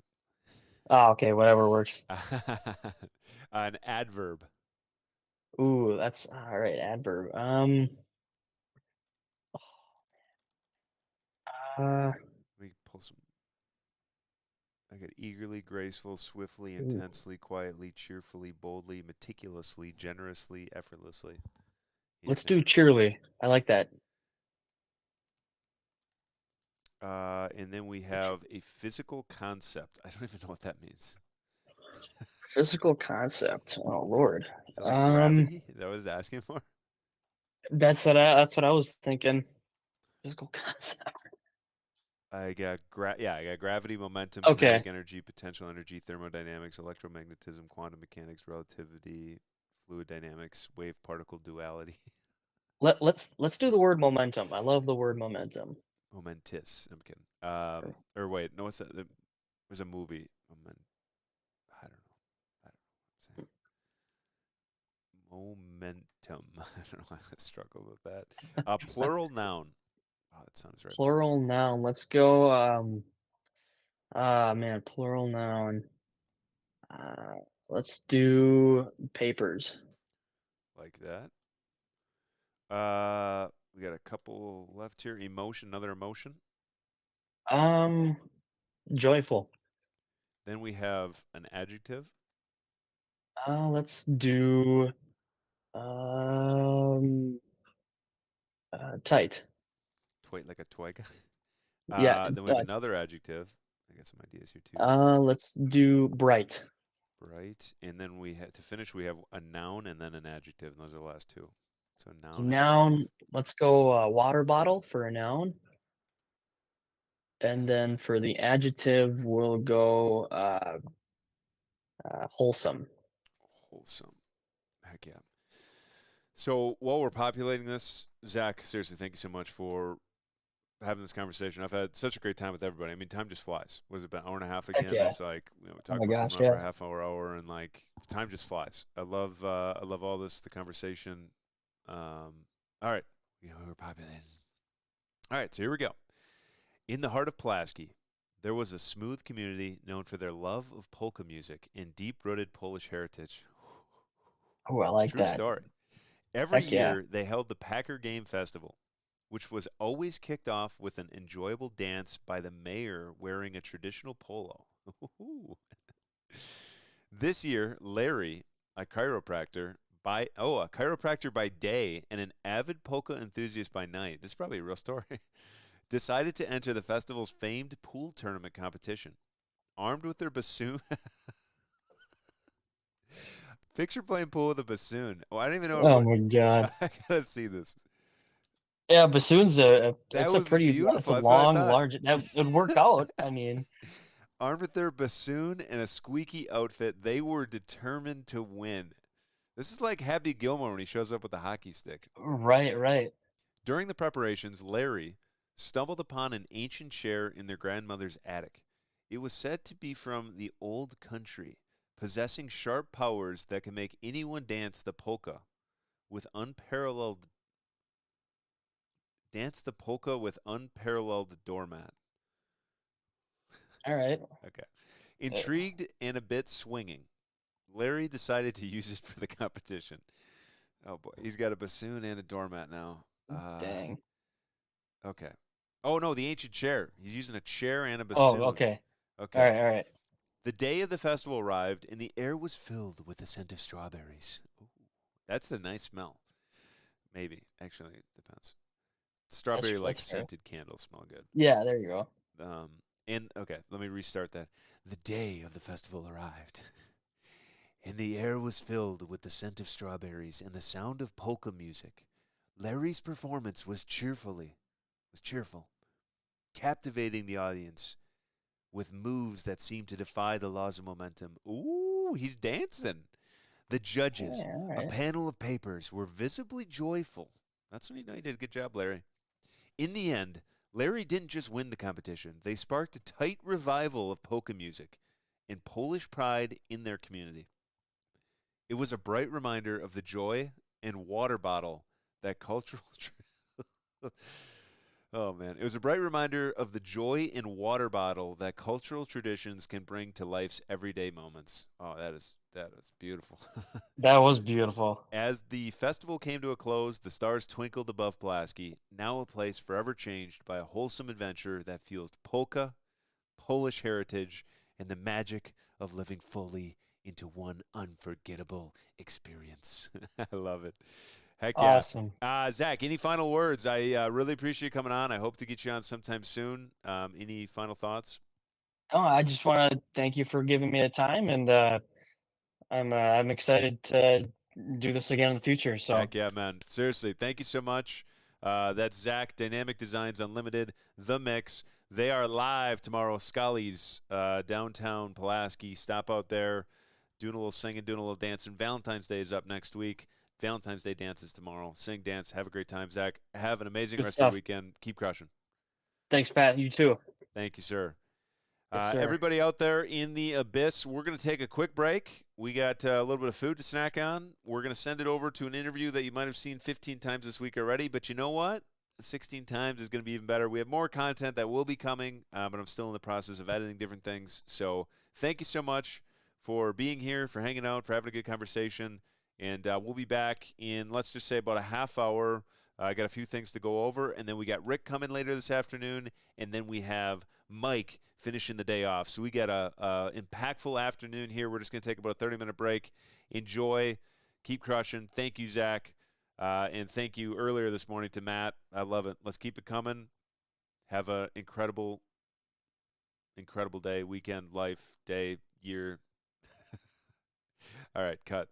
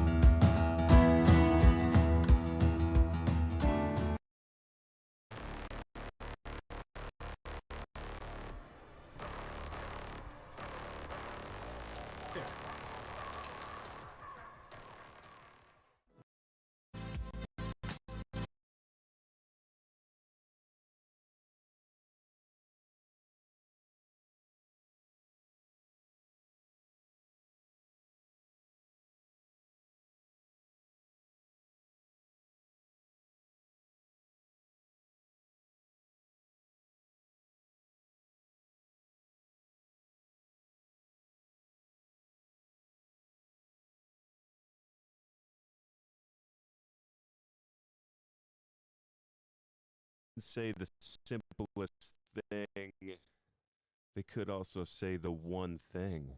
Ooh, that transition right there. I mean, book The One Thing by Gary Keller and Jay Papasan is, to me, not only in the real estate realm, but just in life, is one of the most influential books that I've encountered that have helped me succeed in, I can't even say just in business, just in life in general. That has been the one thing. And it really comes down to asking that one very simple question of what is the one thing such that by doing makes everything else either easier or unnecessary. And you can apply that everywhere.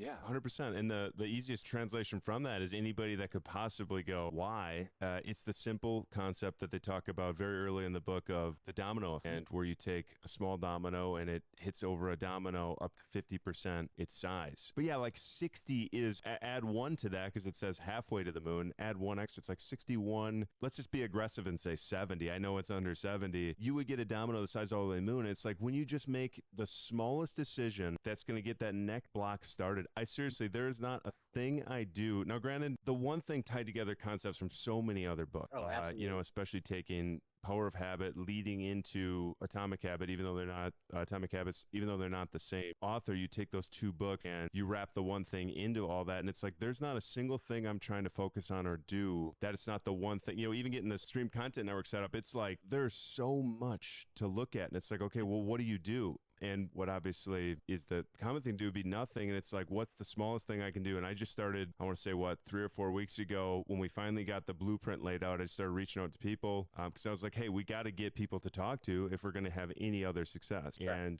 during that process, I learned so many intricate things about the whole network. And I've built, the one thing for this entire program rubric here. But yes, the one. Okay, I got you. Yes. Hold that up. Hold that up one more time. Bam. That's beautiful. That is beautiful. And honestly, the reason I have it near enough lead to 80% of the relationships you create. Like, that's the premise behind it. I have that here because sometimes I need to give myself that reminder of, hey, you know what? Am I really asking the right question? Am I really honing in and prioritizing in such a way that I'm finding that first domino by knocking over will lead to the next, to the next? Because too often we see the entire picture. For example, I need to clean my house. And that can be very overwhelming and very daunting for a lot of people versus hey, you know what? Let me take a step back. What is the one thing that I need to do such that by doing would make that easier or unnecessary? Okay, instead of the house, let's focus on one room. Let's focus on the living. Okay, let's work backwards from there. What's the one thing that I need to start with in the living room? Okay, well, maybe that's simply finding the packer blanket, folding it, and putting it on the couch, and then just building from there. By that, it's a clean couch, which then allows me to focus on the coffee table, which is then other things. And now the living room's done. And now I can focus on the next room. And it just starts snowballing. Those dominoes keep falling. And then all of a sudden, before you know it, house is clean. So it's applicable in so many different areas, but sometimes I just need to have that reminder nearby. 100%. And this is a book. I have a lot of books I read 4 times a year, and this is one that's in there. I mean, I've read it 12 times, 4 months, but that's because I've been somewhat interested in this, but also to reinforce those habits. I like to do it a lot early on too, because it really structures into your brain. But I love that you use that cleaning the house example because I did the same thing. The studio right here, I believe you were on here recently. Yeah, so it went from the 3 tables on the wall when you were here. Then it was like there was like 6 computers in here again. Then it was super crammed in here, and I'm like, I got to change this whole thing around. But I had so much junk from the bar and was brought in here, so I had to like go through tons of stuff and organize it. And it's like I put this off for 3 or 4 months. A week and a half free that I was going to spend in Phoenix 2 weeks ago. And I'm like, let's knock this out. Like, it's time. Like, let's get this done. Let's get rid of the clutter. And I'm like, no, I'm just kidding. But I was like, this is so overwhelming. There's so much to do. And I literally took the concept from the book and I went, what is one thing I can do? And it's like, let's get one room done. Let's get the dining room clean, because if I get the dining room clean, then I can move this piece. There's a freezer. I remember the freezer just right behind me. I had to move the freezer into the dining room across from the other fridge. And we finally get the dining room clean. Then let's move into the kitchen area. Let's get that room clean. Now I can move some stuff from the other part into there after it's all cleaned up and clean, and then boom, you work through the entire house. And it literally took me like 6 full days, 8, 9, 10 hours a day to get through my house. But it's looking much better. Obviously, there's enough space on the couch. So. Oh yeah. I got plenty of space here on the couch for one guy, I guess. I have a sectional room upstairs too. I got like 2 living rooms still. It's been it's a fun journey, and I love book recommendations. Alex is one that recommended this book to me. The crazy thing is this the book that you started that you were because when you were here the last time, you brought up that 80/20 principle to me. Yeah.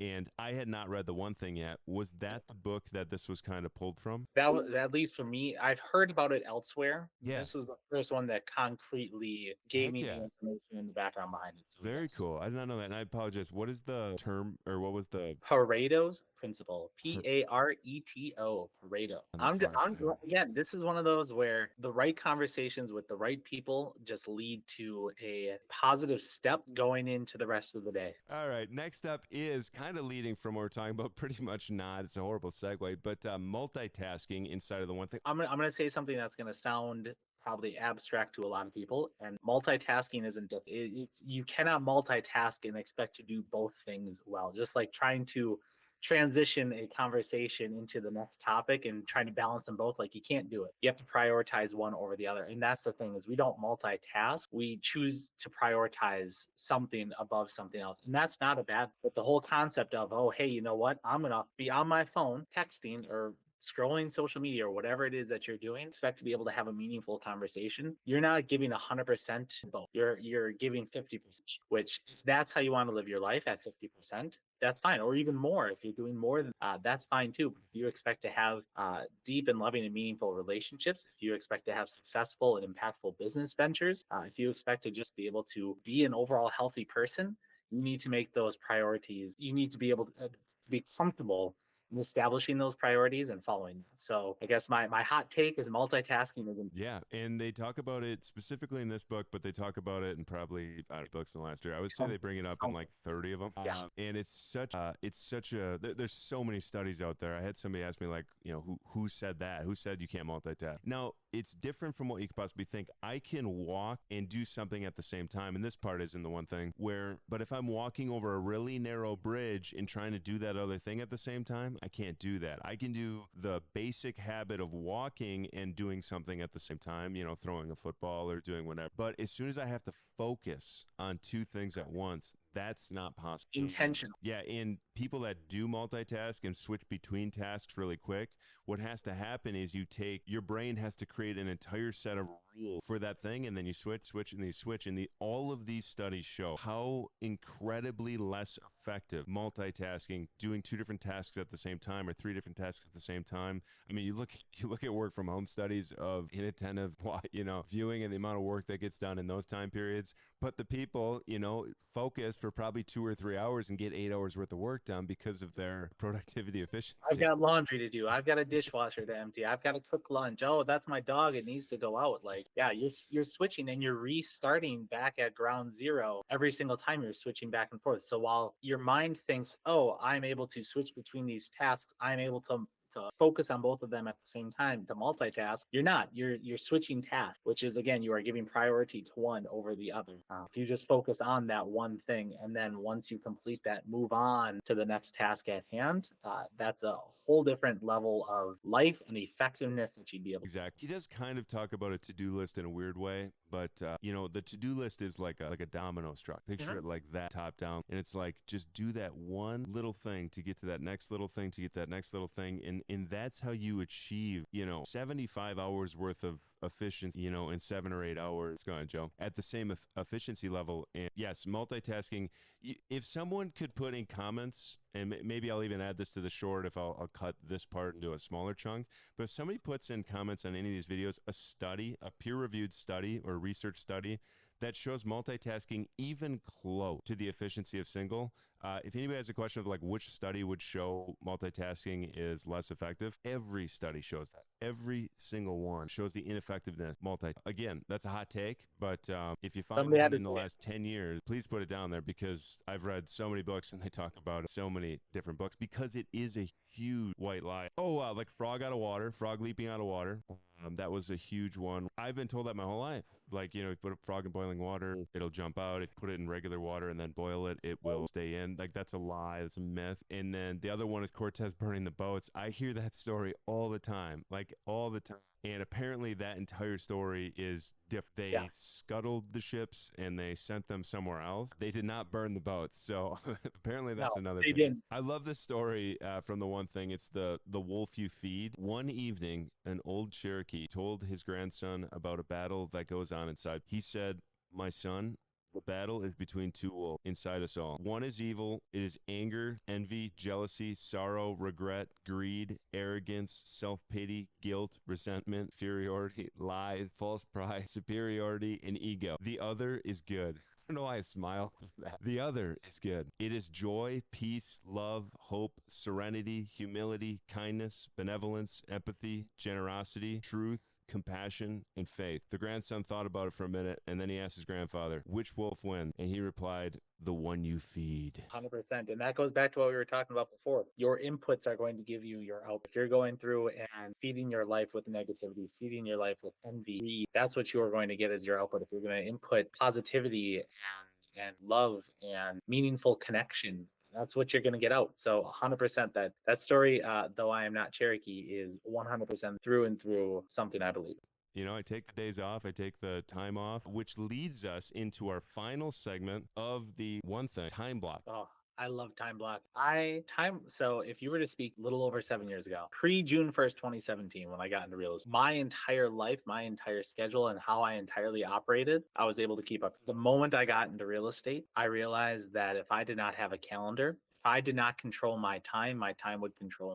That is a huge transition that I've had to make in my business, transition I've had to make in my marriage, and my relationships with family and friends. Is I've realized this quote is the one quote that will always remain true to me, because if I'm spending time with family, if I'm spending time with friends, if I'm spending time with my wife, it is an event that is in my calendar. And first doing that was difficult. It felt weird. It felt unnatural.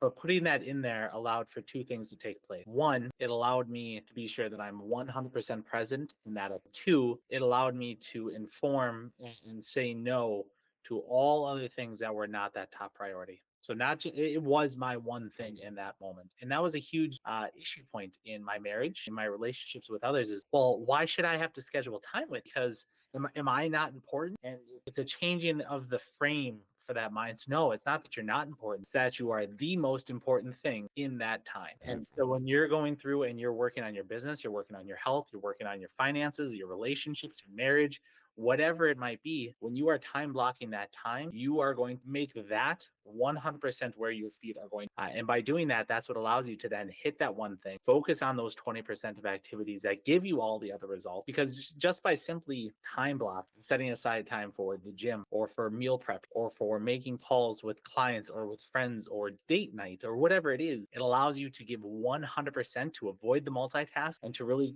create such an efficiency and such a level of fulfillment in doing that, that if it is not on your calendar, it does not exist. Like you have to spend those moments with people, and I love that you bring that into the one thing. It's like you don't have to be working 24/7. Work when you're supposed to work, and then when you don't work. You know, being able to put that phone. I mean, that's my new strategy. It's made me so much happy in this past year or so. It's like I used to be able to get back to people all the time, and now it's like I don't even open Facebook messages half the time, or like on the computer I don't open Facebook up. On my phone, it's in the other room all the time. So like when I'm being able to get in the one, just like writing the book, turning it in 20 pages to 200, the only way to do that is you start getting in a flow state and you just start going. You just start talking about different subjects and getting into different things. And if one little thing, and this happened throughout the course of many of the day, if one little thing sidetracked me, it could be 3 or 4 hours or even an entire day before I ended up getting back to my task. And being able to finish the book, or not finish the book, but finish the final edit of the book, like I had to go to, I was having, even right now I'm trying to record the audiobook and there's so many different things that always pop up,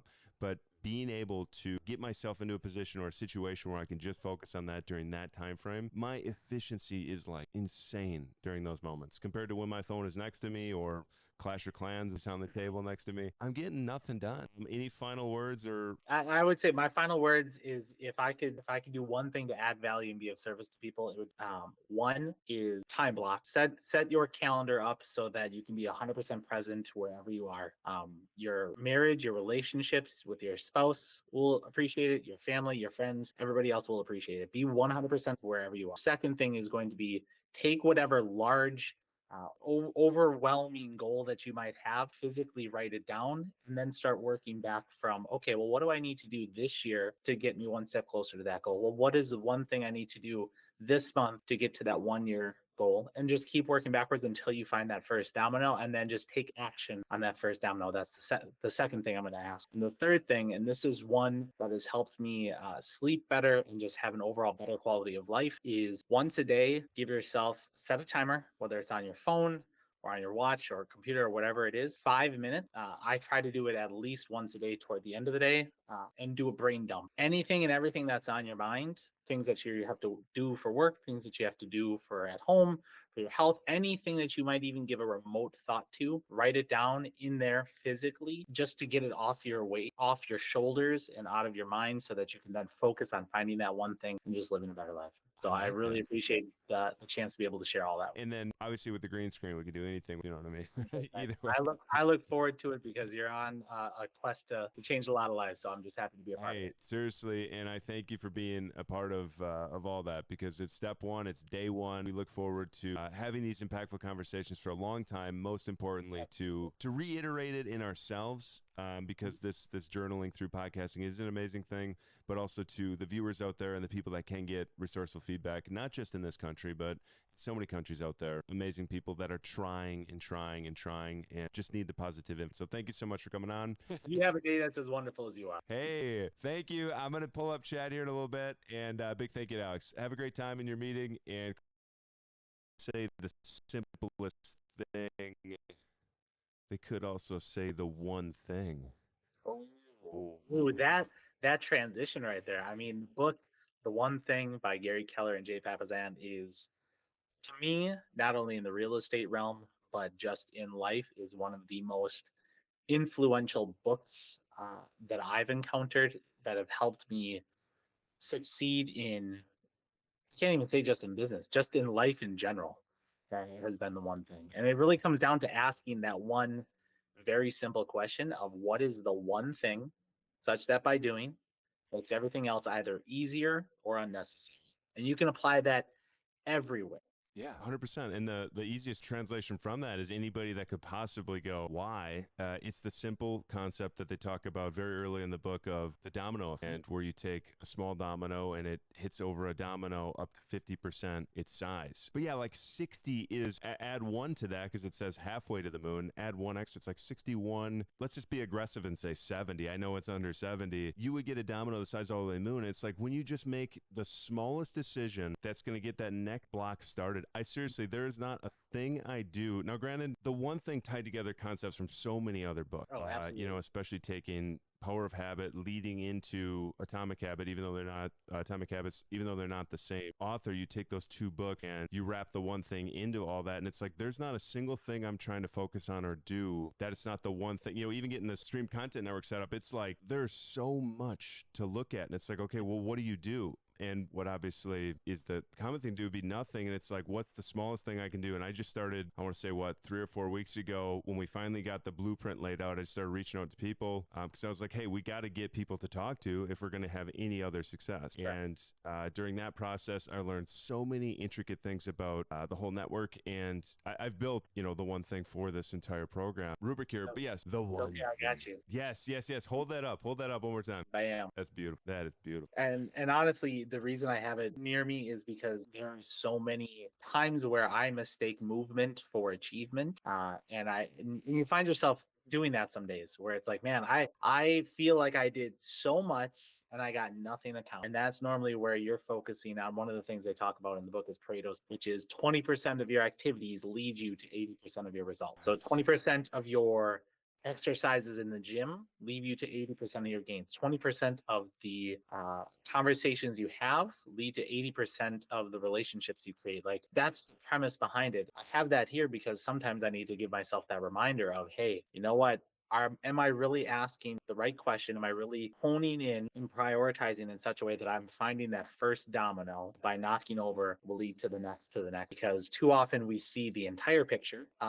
For example, I need to clean my house. And that can be very overwhelming and very daunting for a lot of people versus a, hey, you know what? Let me take a step back. What is the one thing that I need to do such that by doing would make that easier on us? Say, okay, instead of the house, let's focus on one room. Let's focus on the living. Okay. Let's work backwards from there. What's the one thing that I need to start with in the living room? Okay, well, maybe that's simply finding the packer blanket, folding it and putting it on the couch, and then just building from there.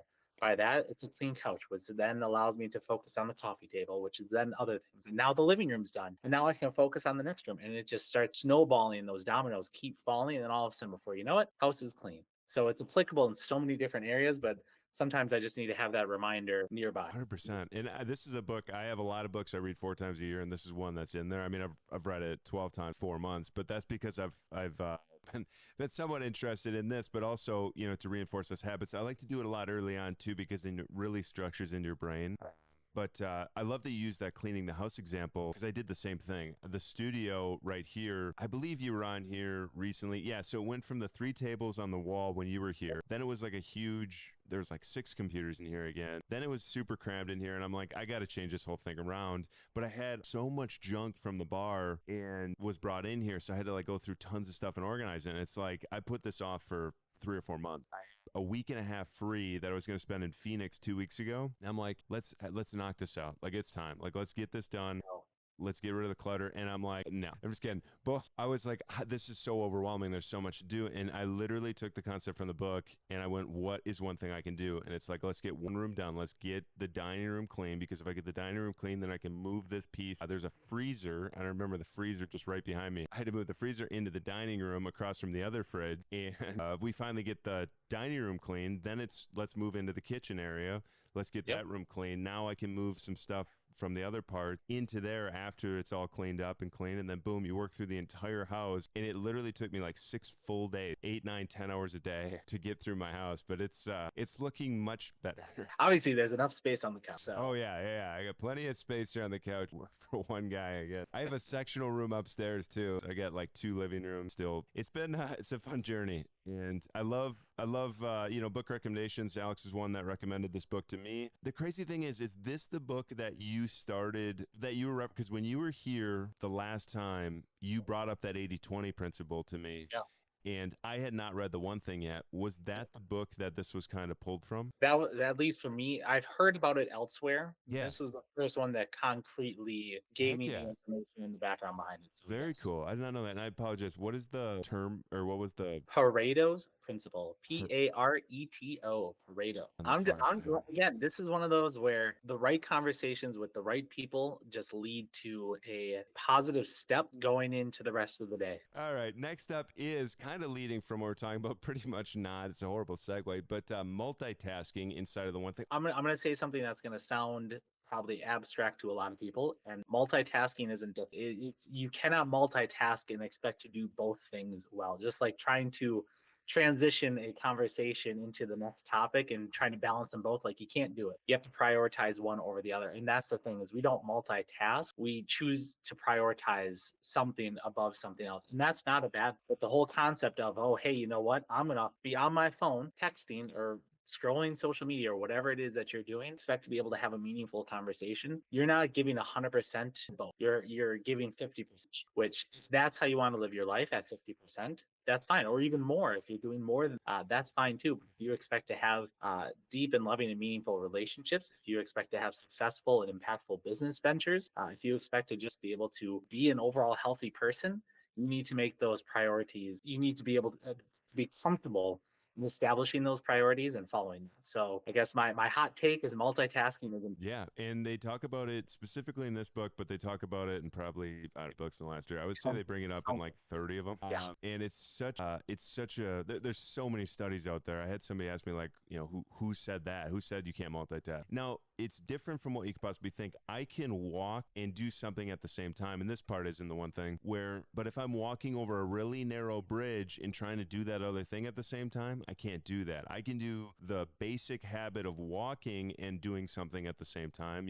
throwing a football or doing whatever. But as soon as I have to focus on two things at once, that's not possible. Intentional. Yeah, and people that do multitask and switch between tasks really quick, what has to happen is your brain has to create an entire set of rules for that thing, and then you switch, and then you switch. And all of these studies show how incredibly less effective multitasking, doing two different tasks at the same time or three different tasks at the same time. I mean, you look at work from home studies of inattentive, viewing and the amount of work that gets done in those time periods. But the people, focus for probably 2 or 3 hours and get 8 hours worth of work done because of their productivity efficiency. I've got laundry to do. I've got a dishwasher to empty. I've got to cook lunch. Oh, that's my dog. It needs to go out. Like, yeah, you're switching and you're restarting back at ground zero every single time you're switching back and forth. So while your mind thinks, oh, I'm able to switch between these tasks, I'm able to focus on both of them at the same time, to multitask, you're not. You're switching tasks, which is, again, you are giving priority to one over the other. If you just focus on that one thing, and then once you complete that, move on to the next task at hand, that's a whole different level of life and effectiveness that you'd be able to. Exactly. He does kind of talk about a to-do list in a weird way, but the to-do list is like a domino structure. Picture it like that, top down, and it's like just do that one little thing to get to that next little thing to get that next little thing, and that's how you achieve 75 hours worth of efficiency, in 7 or 8 hours. Go ahead, Joe. At the same efficiency level, and yes, multitasking. If someone could put in comments, and maybe I'll even add this to the short if I'll cut this part into a smaller chunk. But if somebody puts in comments on any of these videos, a peer-reviewed study or research study that shows multitasking even close to the efficiency of single. If anybody has a question of like which study would show multitasking is less effective, every study shows that. Every single one shows the ineffectiveness multi. Again, that's a hot take, but if you find Somebody had one to in the say it. last 10 years, please put it down there because I've read so many books and they talk about it, so many different books because it is a huge white lie. Oh, wow, like frog leaping out of water.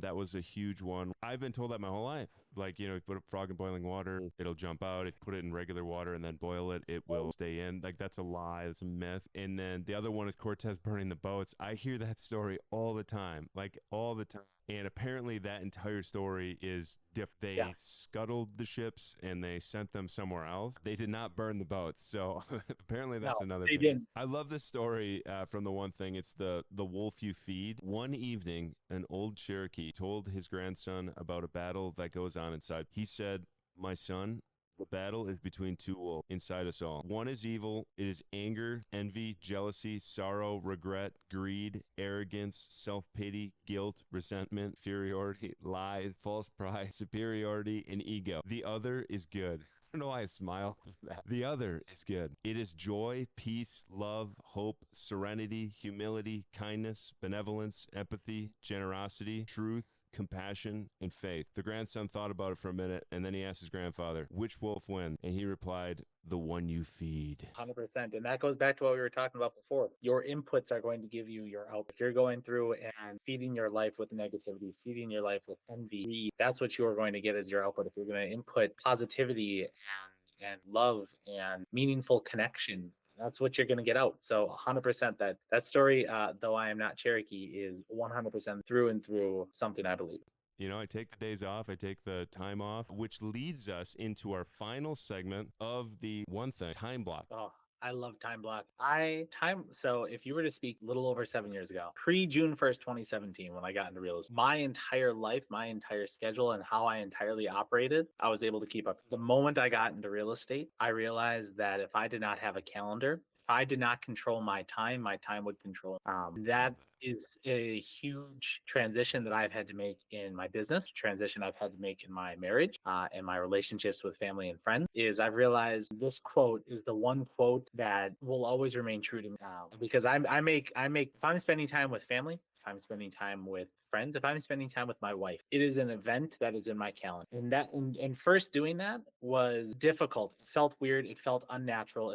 But putting that in there allowed for two things to take place. One, it allowed me to be sure that I'm 100% present in that. Two, it allowed me to inform and say no to all other things that were not that top priority. So not just, it was my one thing in that moment. And that was a huge issue point in my marriage, in my relationships with others is, well, why should I have to schedule time with? Because am I not important? And it's a changing of the frame for that mind. No, it's not that you're not important. It's that you are the most important thing in that time. And so when you're going through and you're working on your business, you're working on your health, you're working on your finances, your relationships, your marriage, whatever it might be, when you are time blocking that time, you are going to make that 100% where your feet are going. And by doing that, that's what allows you to then hit that one thing, focus on those 20% of activities that give you all the other results. Because just by simply time block, setting aside time for the gym or for meal prep or for making calls with clients or with friends or date night or whatever it is, it allows you to give 100% to avoid the multitask and to really create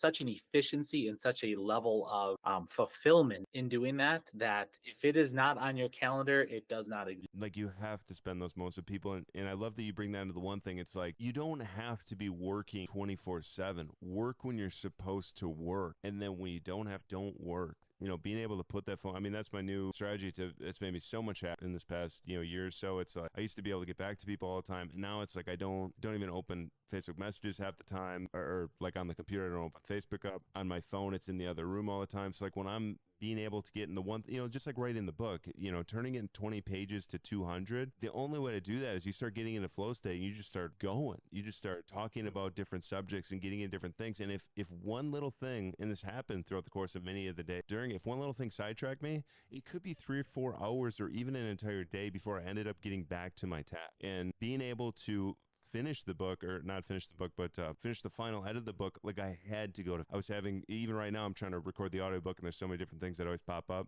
But being able to get myself into a position or a situation where I can just focus on that during that time frame, my efficiency is like insane during those moments compared to when my phone is next to me or Clash of Clans is on the table next to me. I'm getting nothing done. Any final words? Or I would say my final words is, if I could do one thing to add value and be of service to people, it would one is time block. Set your calendar up so that you can be 100% present wherever you are.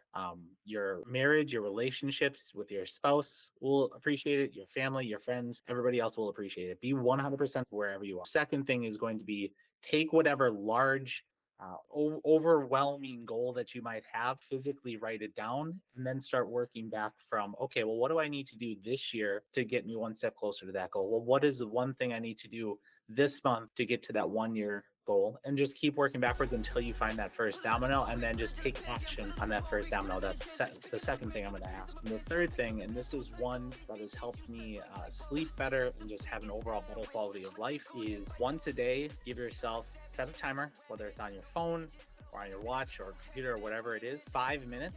I try to do it at least once a day toward the end of the day, and do a brain dump. Anything and everything that's on your mind, things that you have to do for work, things that you have to do for at home, for your health, anything that you might even give a remote thought to, write it down in there physically, just to get it off your weight, off your shoulders and out of your mind, so that you can then focus on finding that one thing and just living a better life. So I really appreciate the chance to be able to share all that. And then obviously with the green screen, we can do anything. You know what I mean? Either way.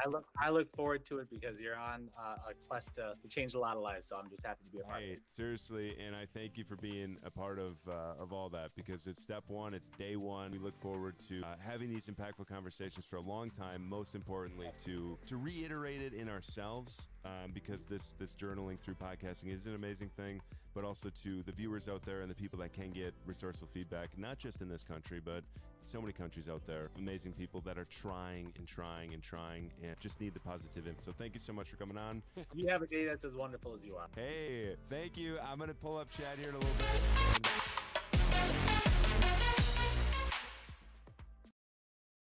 it's trying. It's very complicated because the one part that we try and emphasize is we want to educate our customers as they come in. We want to be able to be an opportunity for anybody in the community. One of our other stores, the police department will bring products that they find at gas stations or other places and bring it into our bud tenders or our store managers to say, hey, can you help us identify? Is this real? And funny story, we actually, the police brought in some of these gummies and they took off, they brought it into our store and this little sticker said Delta 8. But the second you take the little sticker off underneath, it says Delta 9 California label. Wow. Because these distributors, and this isn't trying to take a shot, but some of these guys purchasing will put Delta 9 on the shelf.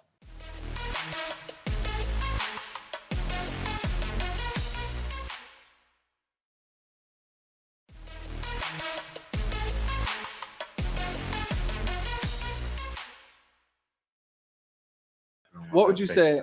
How would you say this is that fake weed, or what would you call it? No, I absolutely would not say this is fake. Especially because what you guys said from the very beginning, like you make your own products. So like that's a big safety thing for me when I'm hearing that you guys make your own products. To me, that makes me go, okay, they are putting right things into it. They're putting, because obviously you don't want to be putting bad things into it as a company, because you don't want that. But yeah, no, it's that type of thing, because it does not feel fake. So why would you be saying it's fake? And that's the thing. It's like there's no reason to say that or feel that. I mean, you definitely are sitting there going, this is legal.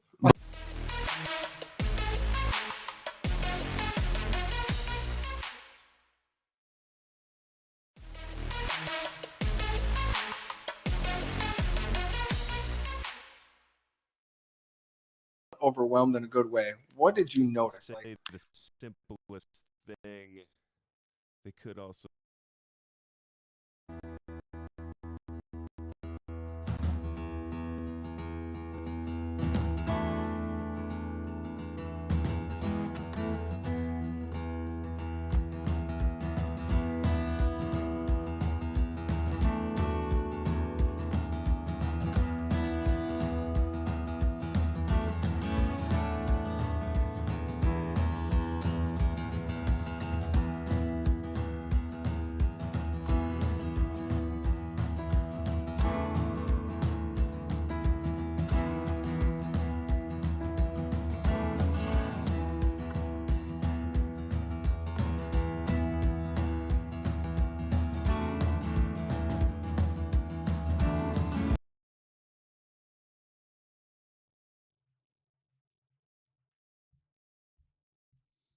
Hey, sorry guys, we're just on a little lunch break here. We're gonna get back going in just a little bit. 2:00.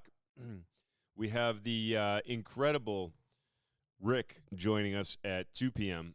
Really looking forward to that conversation. And then we have Mike in a couple of hours. So stick around. We're just finishing up our break here. We'll be back in about 5 minutes, and then about 20 minutes we'll be joined by Rick. Tons of fun stuff. Rick, Brunswick Bowling staff member. Get out, buy a new bowling ball. It's time for me. It's time for me to get one. We'll maybe he'll talk me into one on the show. But incredible individual, another partner in real estate, and tons of answers of realistically what people care about. It's not the difficult parts of life are not the most elaborate or the most confusing or the most complex parts of life. A lot of times it's the most simplest of things, because when we break down the simple things and we learn them a wrong way or a bad way, that can send our trajectory miles off down the road. And we appreciate everybody coming out here. The whole purpose of this channel is to just learn, grow, and discuss everything. Just have fun with every conversation, every topic, and inside of everything, we can focus on learning. We can focus on growing. And that's the exciting thing about life is, I learn more nowadays than I ever have in my entire life. And it's fun and I enjoy it. And it's because of how you learn. It's because of how you, can find different ways to enjoy it and have fun with it. Even people that enjoy like trivia and stuff, like that is a way of, you think about game day back in the learning days and the school days. Like, those are some of the most fun days. And you want to perform. You want to show up. You want your team to win. And obviously there's always going to be losers, and learning inside of a loss, learning inside of a failure. Big impact from this morning was talking about if you're trying to praise somebody, there's significant studies that show, if you praise somebody for what they are, like, wow, you're smart, you're good, you have this skill, you have that skill, uh, their future, their future achievements go at either the same or a declining rate in comparison to when you focus and praise, and they hear praise consistently on the effort they put in to get there. That's where the numbers shoot significantly up. So if there's one thing that you can take away from our morning conversation with Matt, now there's a lot to unpack from that conversation. I'm excited to dig through it.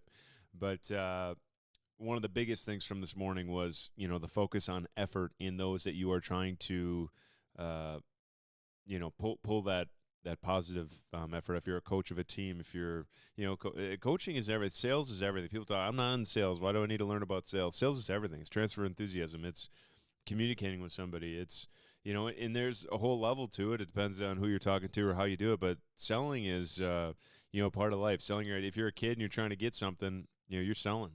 You're trying to get more value out of something.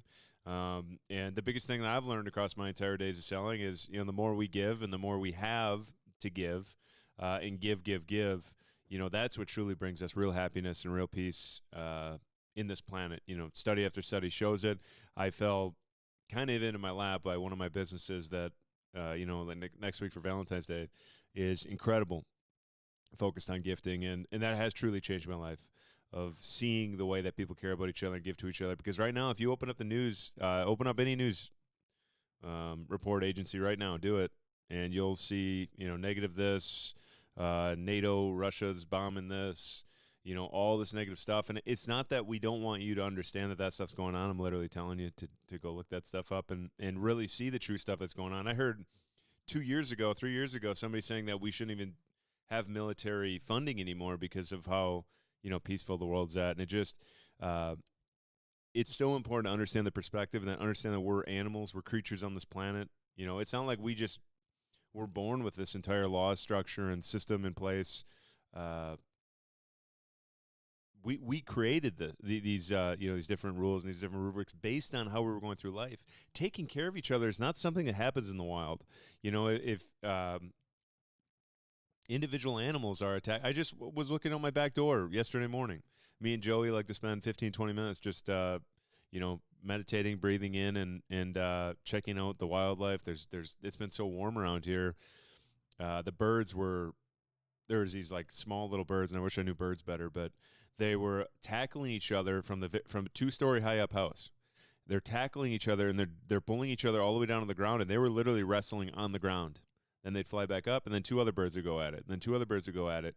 And a lot of people believe in the animal kingdom is a peaceful place.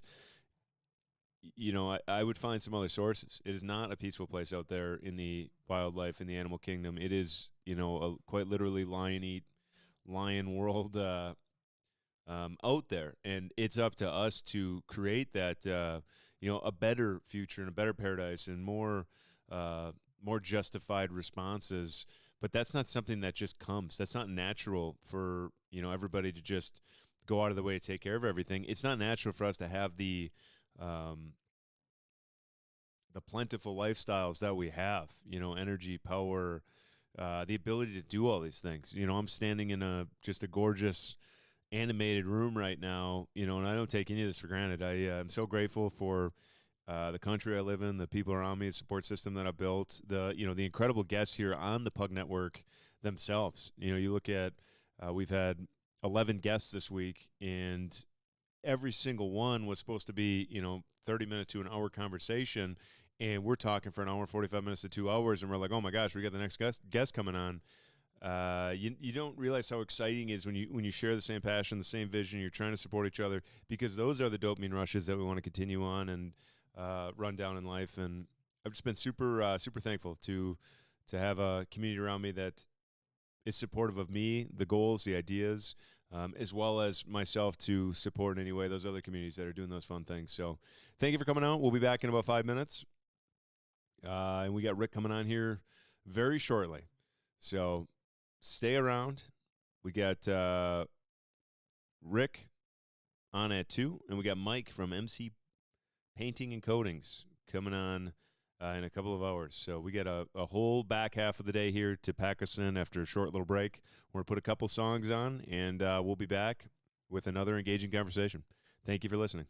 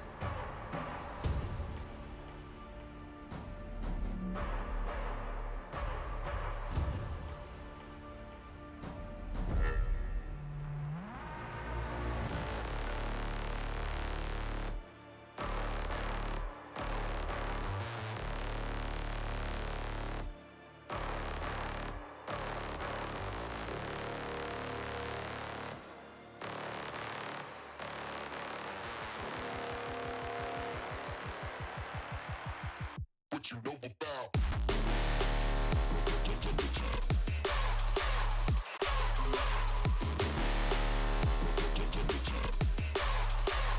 What you know about?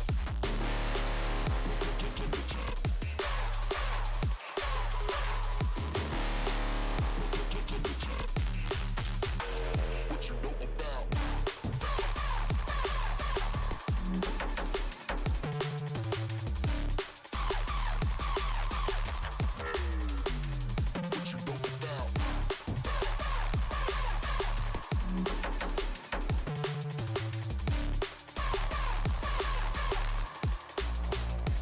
What you know about?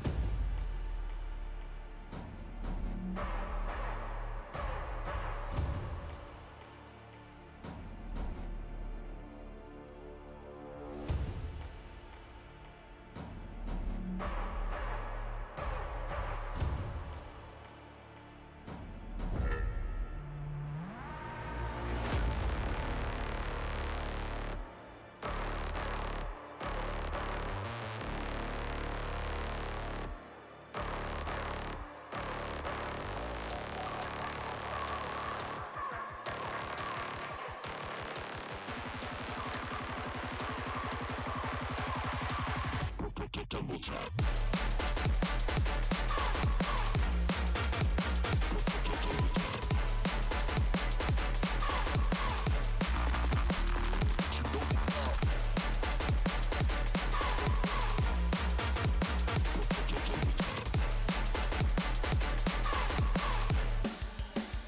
What you know about?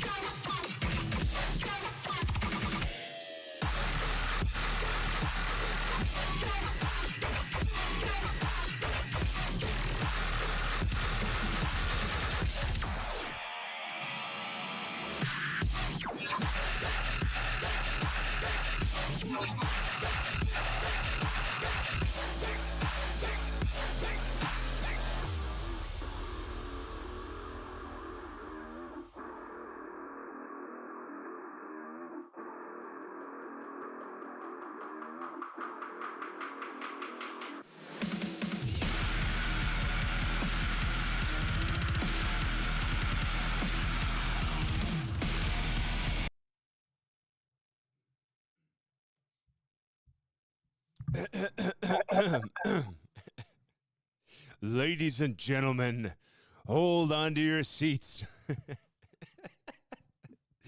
Because tonight we have a truly special guest. He's a man that needs no introduction, but let's give him one anyway because he's just that amazing. A titan of comedy, a master of drama, I can't. And an all-around entertainment powerhouse. From making us laugh out loud with his unforgettable characters in Happy Gilmore and The Water Boy. Wait. Sorry, I think I got the wrong guest on here. Next up is Rick. He's coming at you. I'm heading in the living room now. We're going to get him on the screen, and let's have a great conversation. We'll be right back.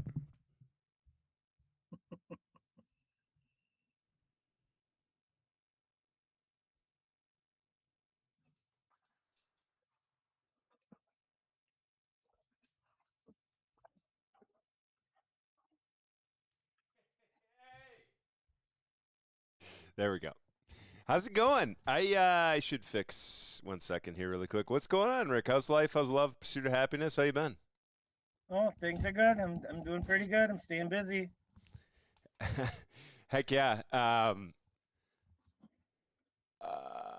Staying busy on life, love, and remind me now, have you been in real estate for over a year now? Yep, I've been in real estate. December was a year. So just about a year and 3 months or so. Actually, that looks pretty darn good. That's crazy. November of 22, you're saying? Nope, December of 22. I got my real estate license. Yes.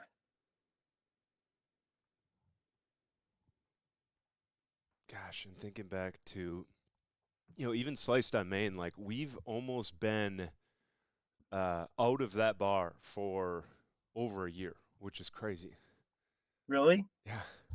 A year already. You were actually one of the original partners. I forgot about that. I was actually thinking about stopping over there and getting a ladder and climbing up and taking down the sign up there. Dude, it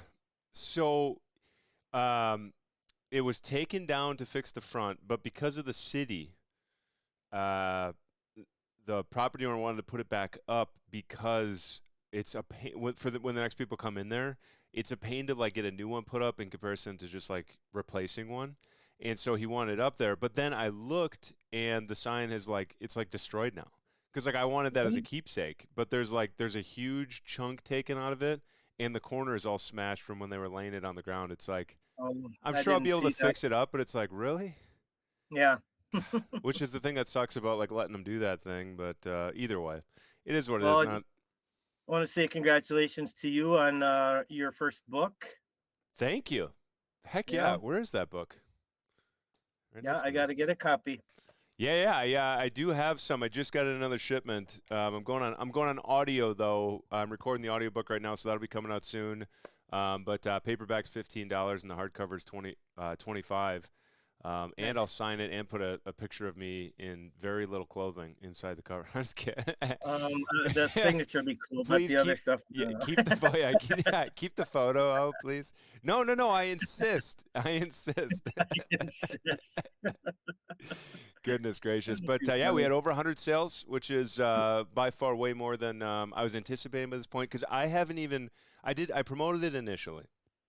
But I haven't even touched it, and we've only had maybe 10 sales or so. Lori, thank you for commenting.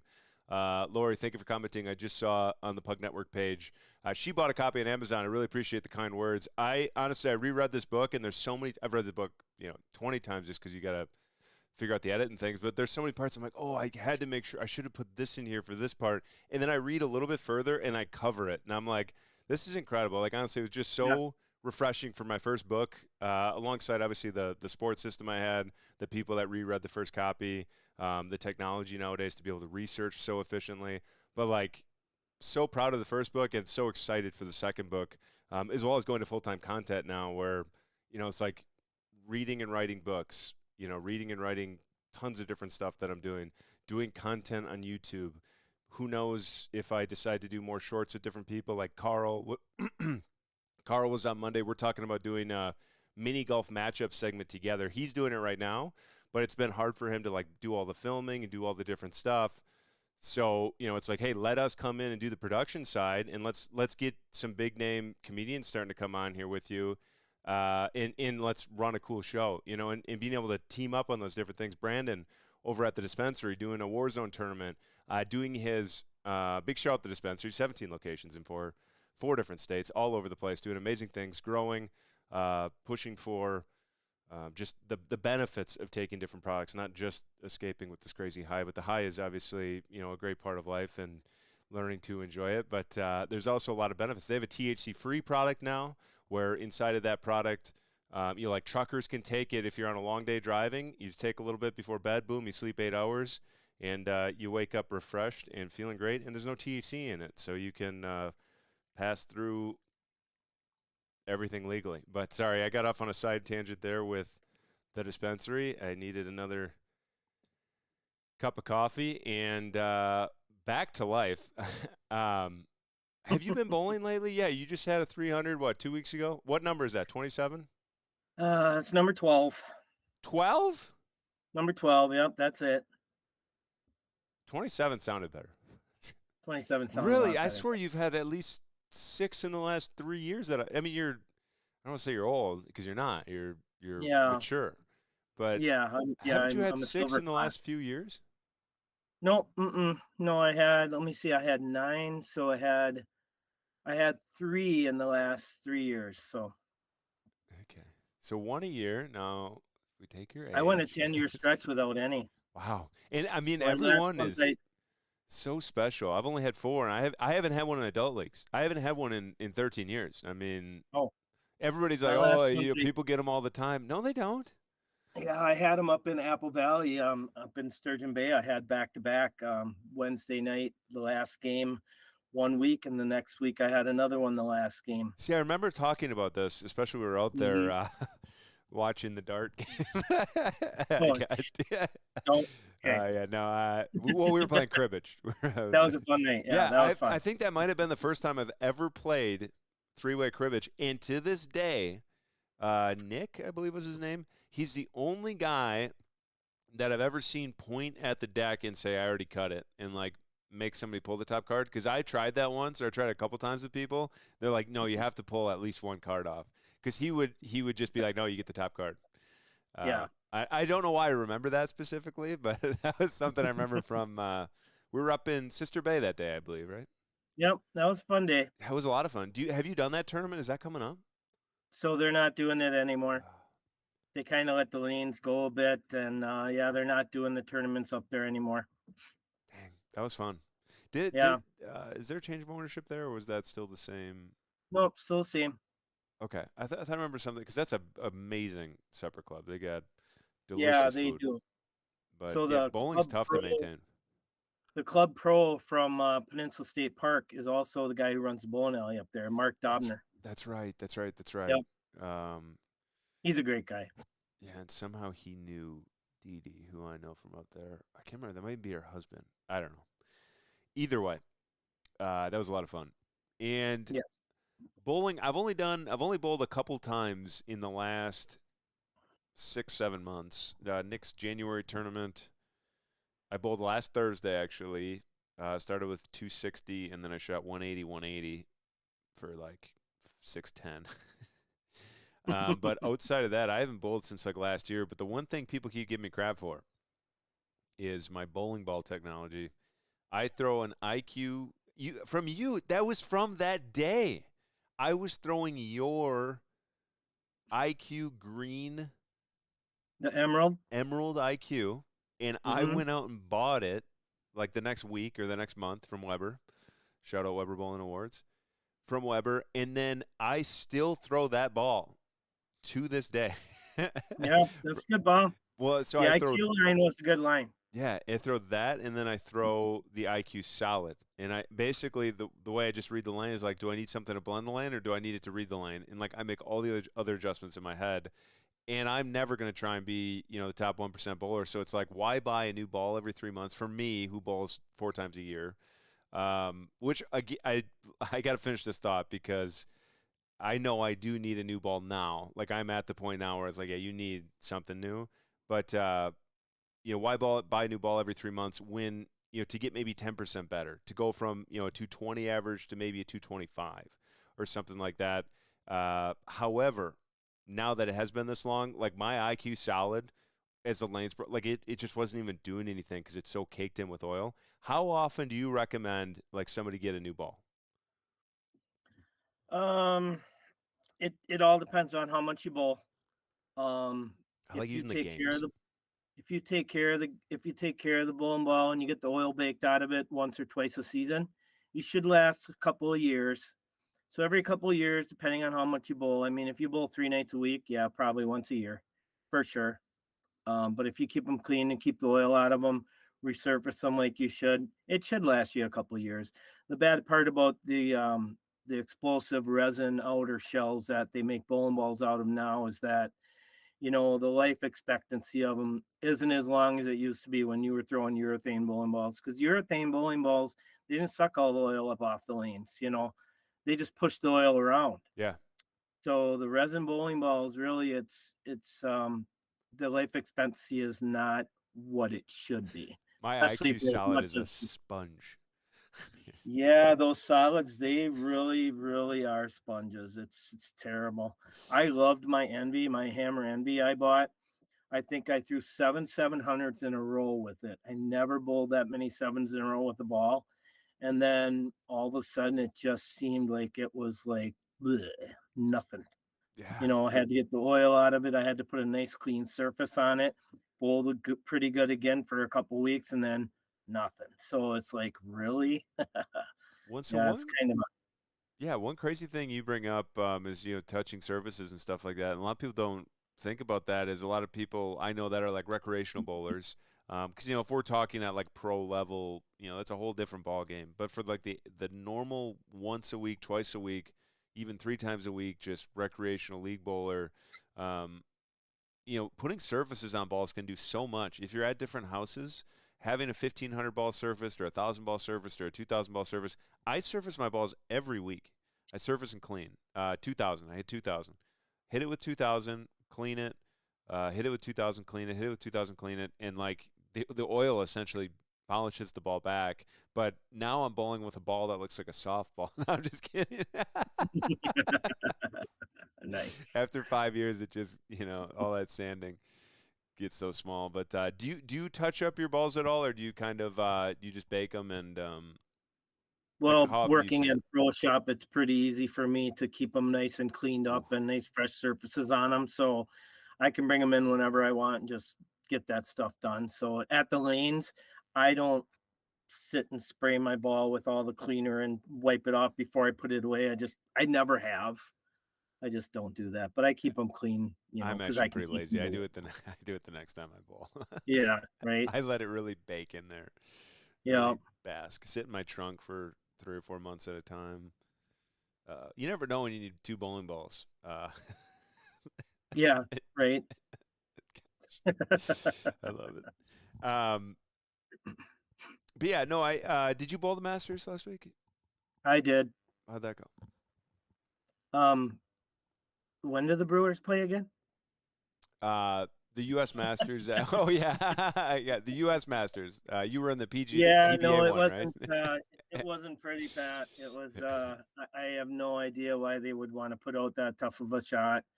There was 78 bowlers, and there was I think there was 6 200 games the first game Yeah, out of 78 bowlers. Out of 78 elite bowlers, yeah. 4 or 6 200 games the first game. And I I love just doing don't those understand tournaments why every they now and put then, though. out that tough. That's what I love about the Masters. Like once a year, just like Yeah. bowling that pot. And like seriously, it's like it basically all comes down to spares. Like you have to pick. It does. Compared to like Stakes- me competing in Knicks tournaments. I love Knicks tournaments. They're so fun. But like me competing there, the reason I do so well a lot of times is like I get room inside.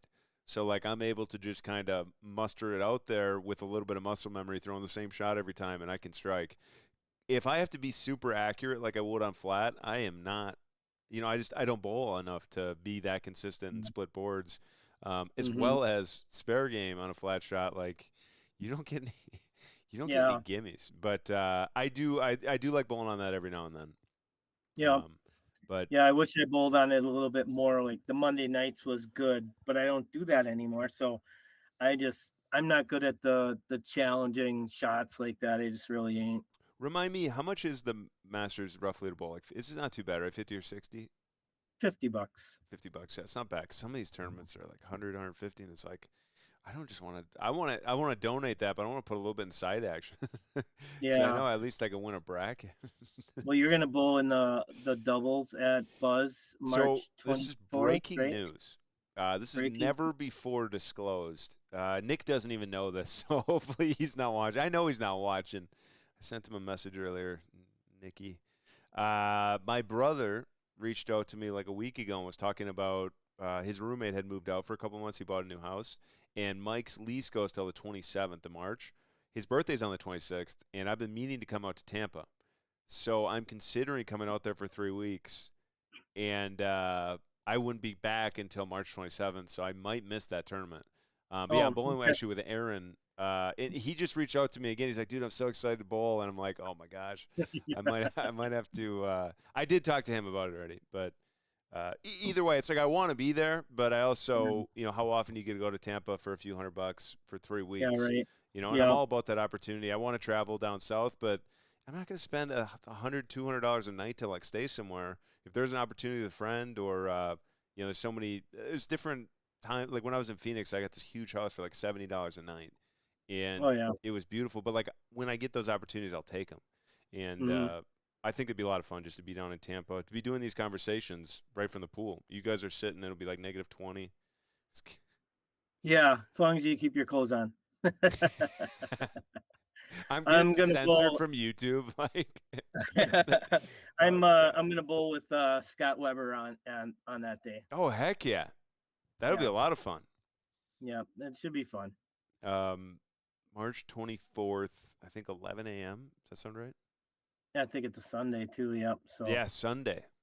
So Mhm. no football. Well, there will be the AFL or UFL, United Football League, that'll be coming back after the Yeah. Super Bowl. What's your thoughts on the Super Bowl this weekend? We haven't even talked about that at all. Well, I'm kind of a Swiftie, so I want Kansas City to win so I can see her up on the podium. I did not just say that. Edit that out. Hot take. No. I love, actually, a couple days ago, I watched the Eras Tour, and the thing I find so fascinating, the reason I watch some of these shows, movies, and things like that, is I know these people have unique things about them. And watching that show and her songs, and I had a friend that was narrating, the concert, like who each song was about and who all the different stuff was about. And so I'm able to like take this in, and it is more than just singing a song. Like, it is such a powerful message that she has inside of all of her music, and the performance and the dancing, and her backup singers who do so much different stuff with her. Backup singers, backup dancers. Her band has been with her since the beginning of all this different stuff. She's got like an actual band that tours with her in the back. Like, it's unbelievable the different stuff she does, and I love to learn from that, not just like watch it and be like a fangirl, like, which I am, but there's so much more message inside of there, and it's really cool to watch. Yeah, she's quite the entertainer. It is crazy. I never would have, because I really don't go to a ton of concerts, and every concert in my head is like a band sits on stage and they sing to you.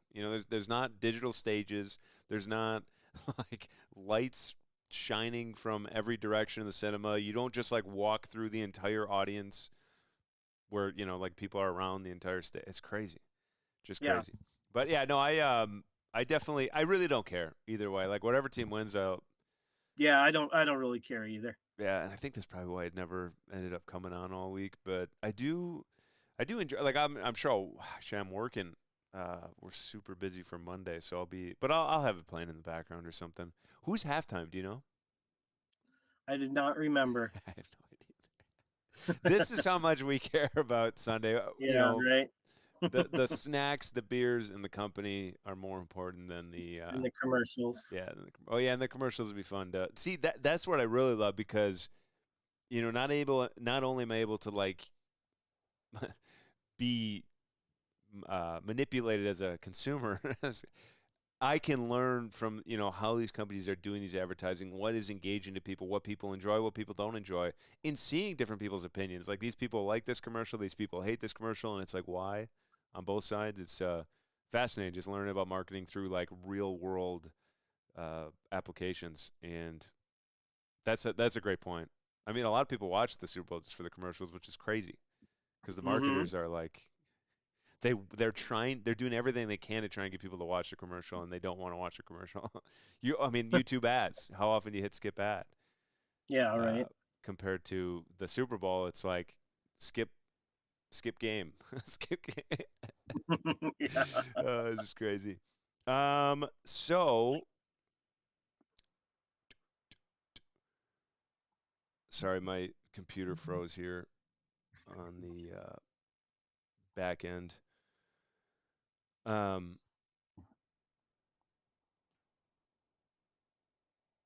Have you been trying to think of how to answer this with, so now being in real estate, have you been utilizing any sort of like time blocking system? Any sort, like, how's your calendar set or scheduled to, there's just so many meetings and so many last minute meetings that you're just not sure on. Well, that's one nice thing about working by Scott. He's really super flexible. I just use my calendar on my phone, make sure that I get everything in there. If I forget to put it in my calendar, it doesn't exist. If it's not on the calendar, I'm not there. So it's been busy. I mean, right after I'm done with you here, I have to go show a house on Libel Street, and then I have to go back to Scott's because he's been really super busy. So Heck yeah. my time's been kind of crazy lately, but I really enjoy it. So things are picking up for me, and I'm learning a lot. And I work with Alex Young too over there, and he's a super great guy, and he's very good at what he does, and I have a lot of respect for him. And he shares his knowledge, which is really nice. Yeah. Yeah. I You had forget him on the that. Heck show. yeah. Because Yeah. I forget that. Very cool. Gosh, for some reason I knew that, but in the back of my head I was thinking either way. What the heck was I going to say from what you just said before that?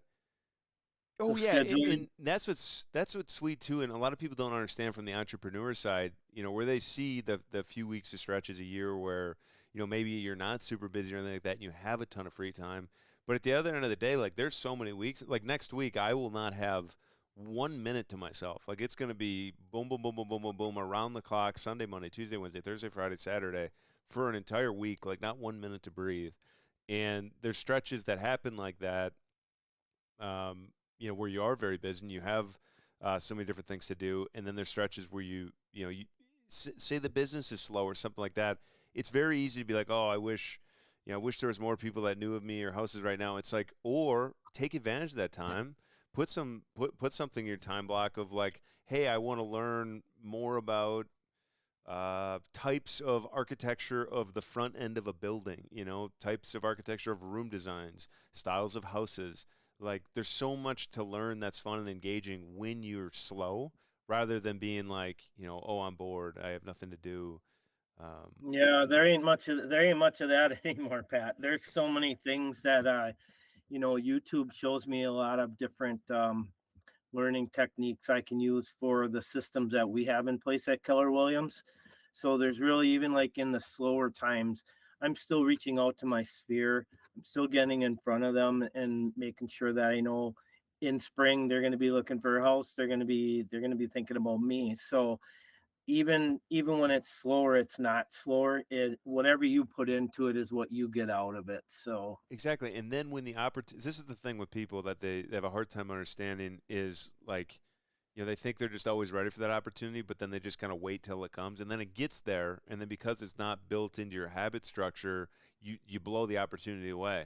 But when you have all these different, power bases or maneuvers or marketing structures that are going to bring the opportunities to you, the police officer, he's not driving behind the cars trying to catch them speeding. He's sitting in one spot. He's waiting for the car, to speed by him where he can pull him over. It is, learning inside of that opportunity. I'm sorry, picking up. Oh my God.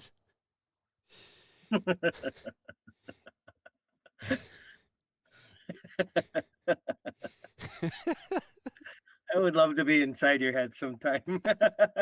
I went down. I was thinking down a road. I was like, "Don't go down that road. Don't drive down that road." And I was like, "Cut that off. Get back here." But with the speeder, that you're trying to catch, um, I'm trying to why bring it back to the point we were originally making with what was the last thing you He's said? he's not chasing them. He's just sitting there waiting for them to go by, and that's his customer basically, right?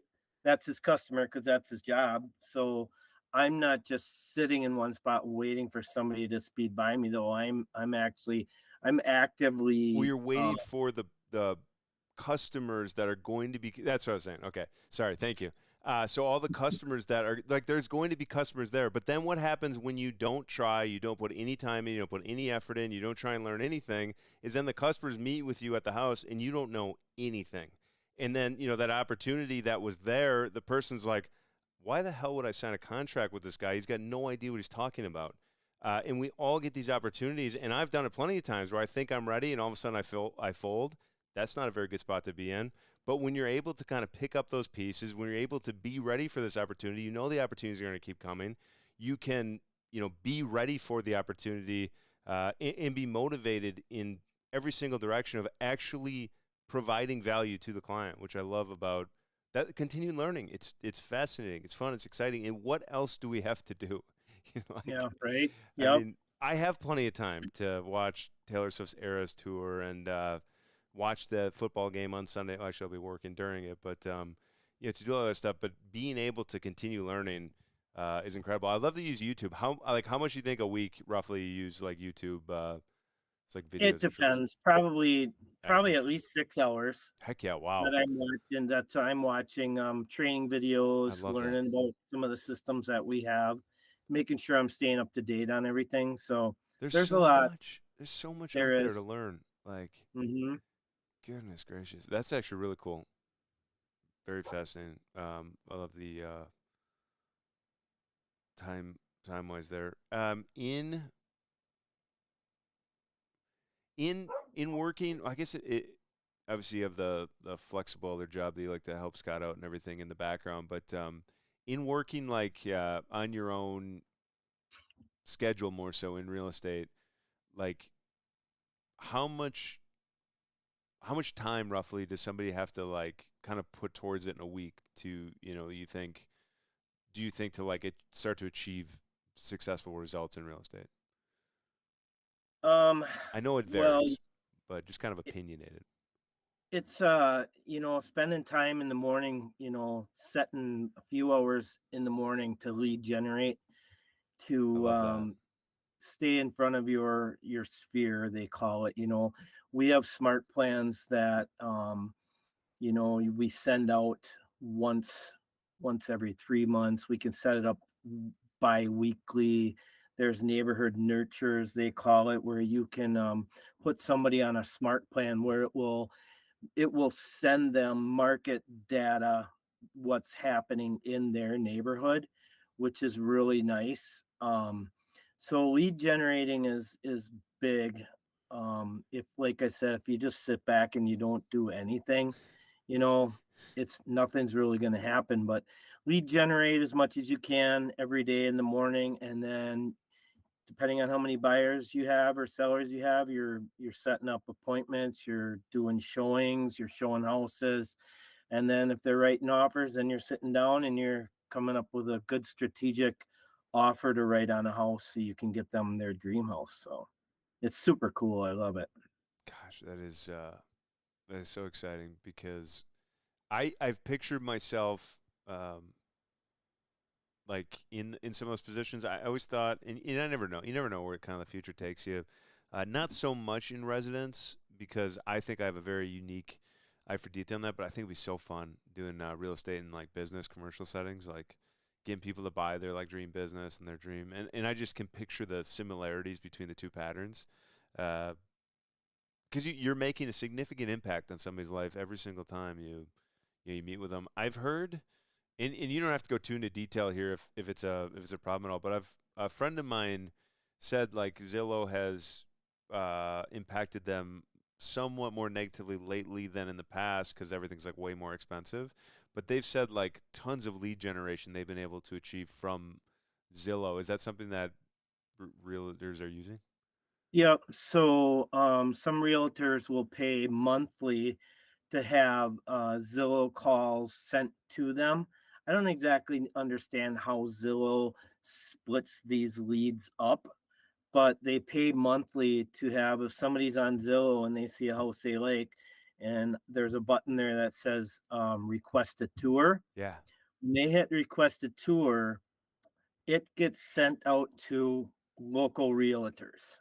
So I do get phone calls from Zillow and I answer them, and you just got to work the lead. I mean, evidently they don't have a realtor already, so now you have to build rapport with them. You have to build their trust.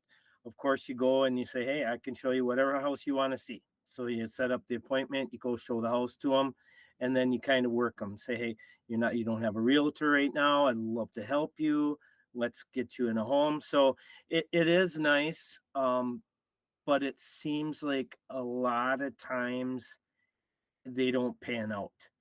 They're not ready, willing, and able. And what I mean by that is ready, willing, and able means, are they approved by a lender already?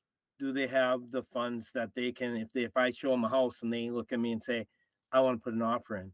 Okay, do you have an approval letter?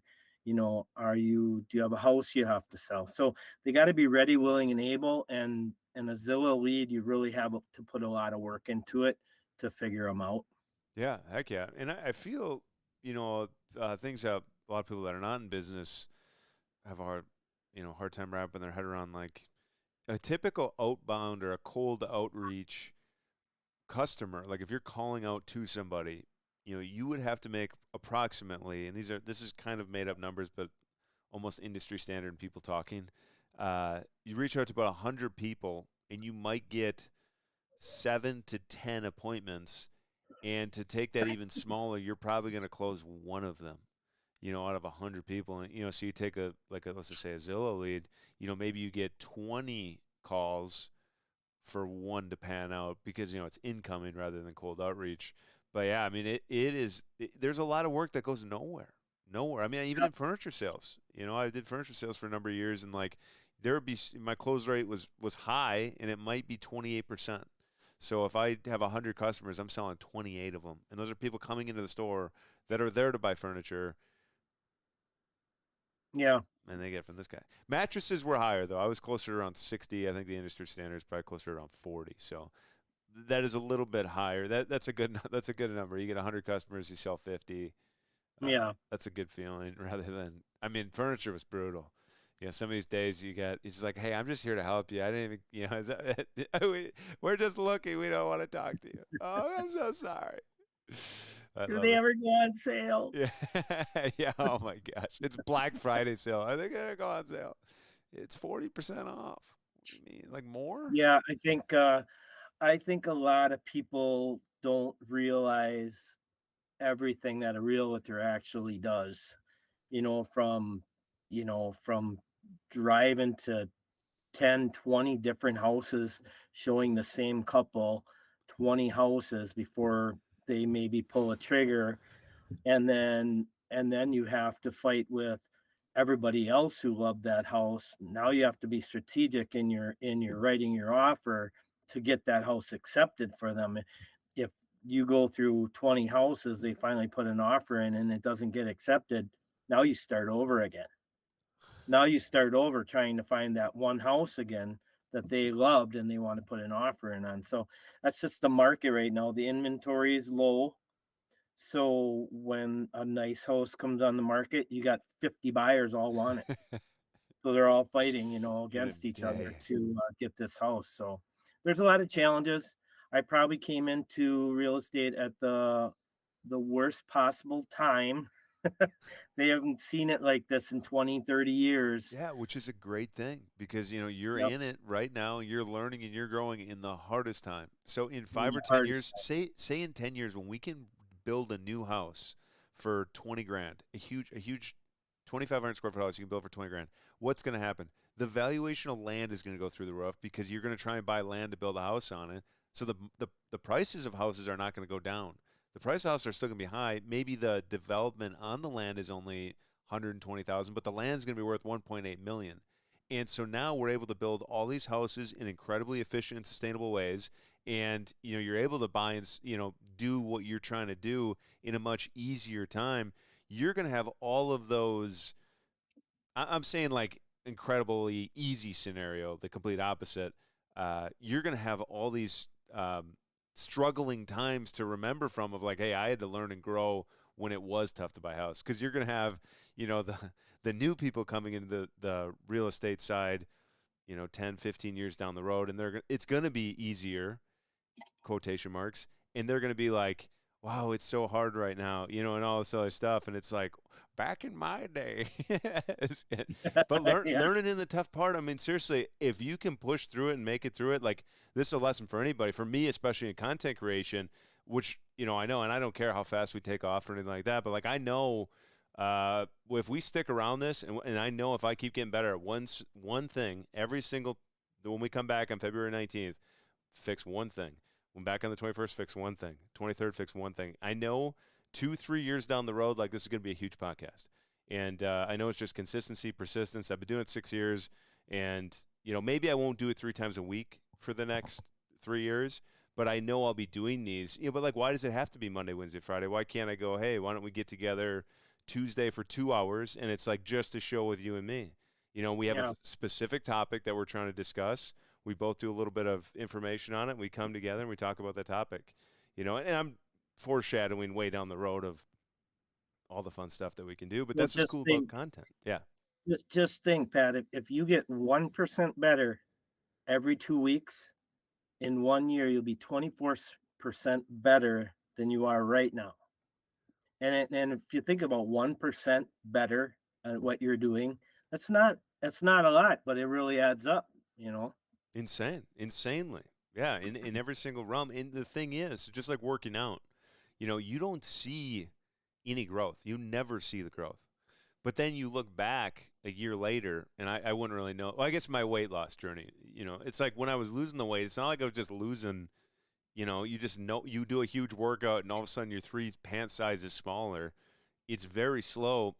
And until you're 6 months down the road and you had lost 80 pounds, you really don't realize, that even myself today, like, I don't feel much differently than I think I did. I had way less energy. I felt miserable, kind of like walking around, but like my body type, it doesn't feel that much difference. You don't notice those small changes every single day, but when you put in the work, when you change the diet habits, when you do the exercise, the result's going to be there a year, 2 years down the road because of those tiny little changes that you never see the differences, which I just love in habits. In so many ways. Just a fun thing. Have you, I can't remember, were we talking about a book recently, or am I thinking of somebody else? Have you read a book lately? I thought there was a book that you were bringing up, or maybe it was I don't know. Maybe I'm going crazy. I thought we were talking about. Well, possibly. I don't remember. Wait, no. Easy communication. Easy communication. I can't remember who the author is. But yeah, I was reading that book. Actually, I might. Oh yeah, I got it right here. I've also been reading. This book is really, really good, and it's the Millionaire Real Estate Agent by Gary Keller. Yeah. That one is a national bestseller. That one I'm still reading, and I'll probably keep reading it even after I'm done. But this one here, The 7 Levels of Communication by Michael Mayer, that book is amazing. It just really goes into talking to people in a different way to get them to open up, and you find out a lot more stuff about them and what they're actually looking for than they even realize they're telling you. So that's a really good book too. Heck yeah. No, I'll definitely check that one out. The other one I have, that one is on my list. The one thing is Gary Keller and Jay Papabon, that Alex and I were talking about on Monday. But Millionaire Real Estate Agent, that is coming up. Also, another real estate book that I loved was Sell It Like Sirhan Alex had recommended that one to me since he Yeah, but like what? Sell It Like Sirhan, Ryan Sirhan out of New York.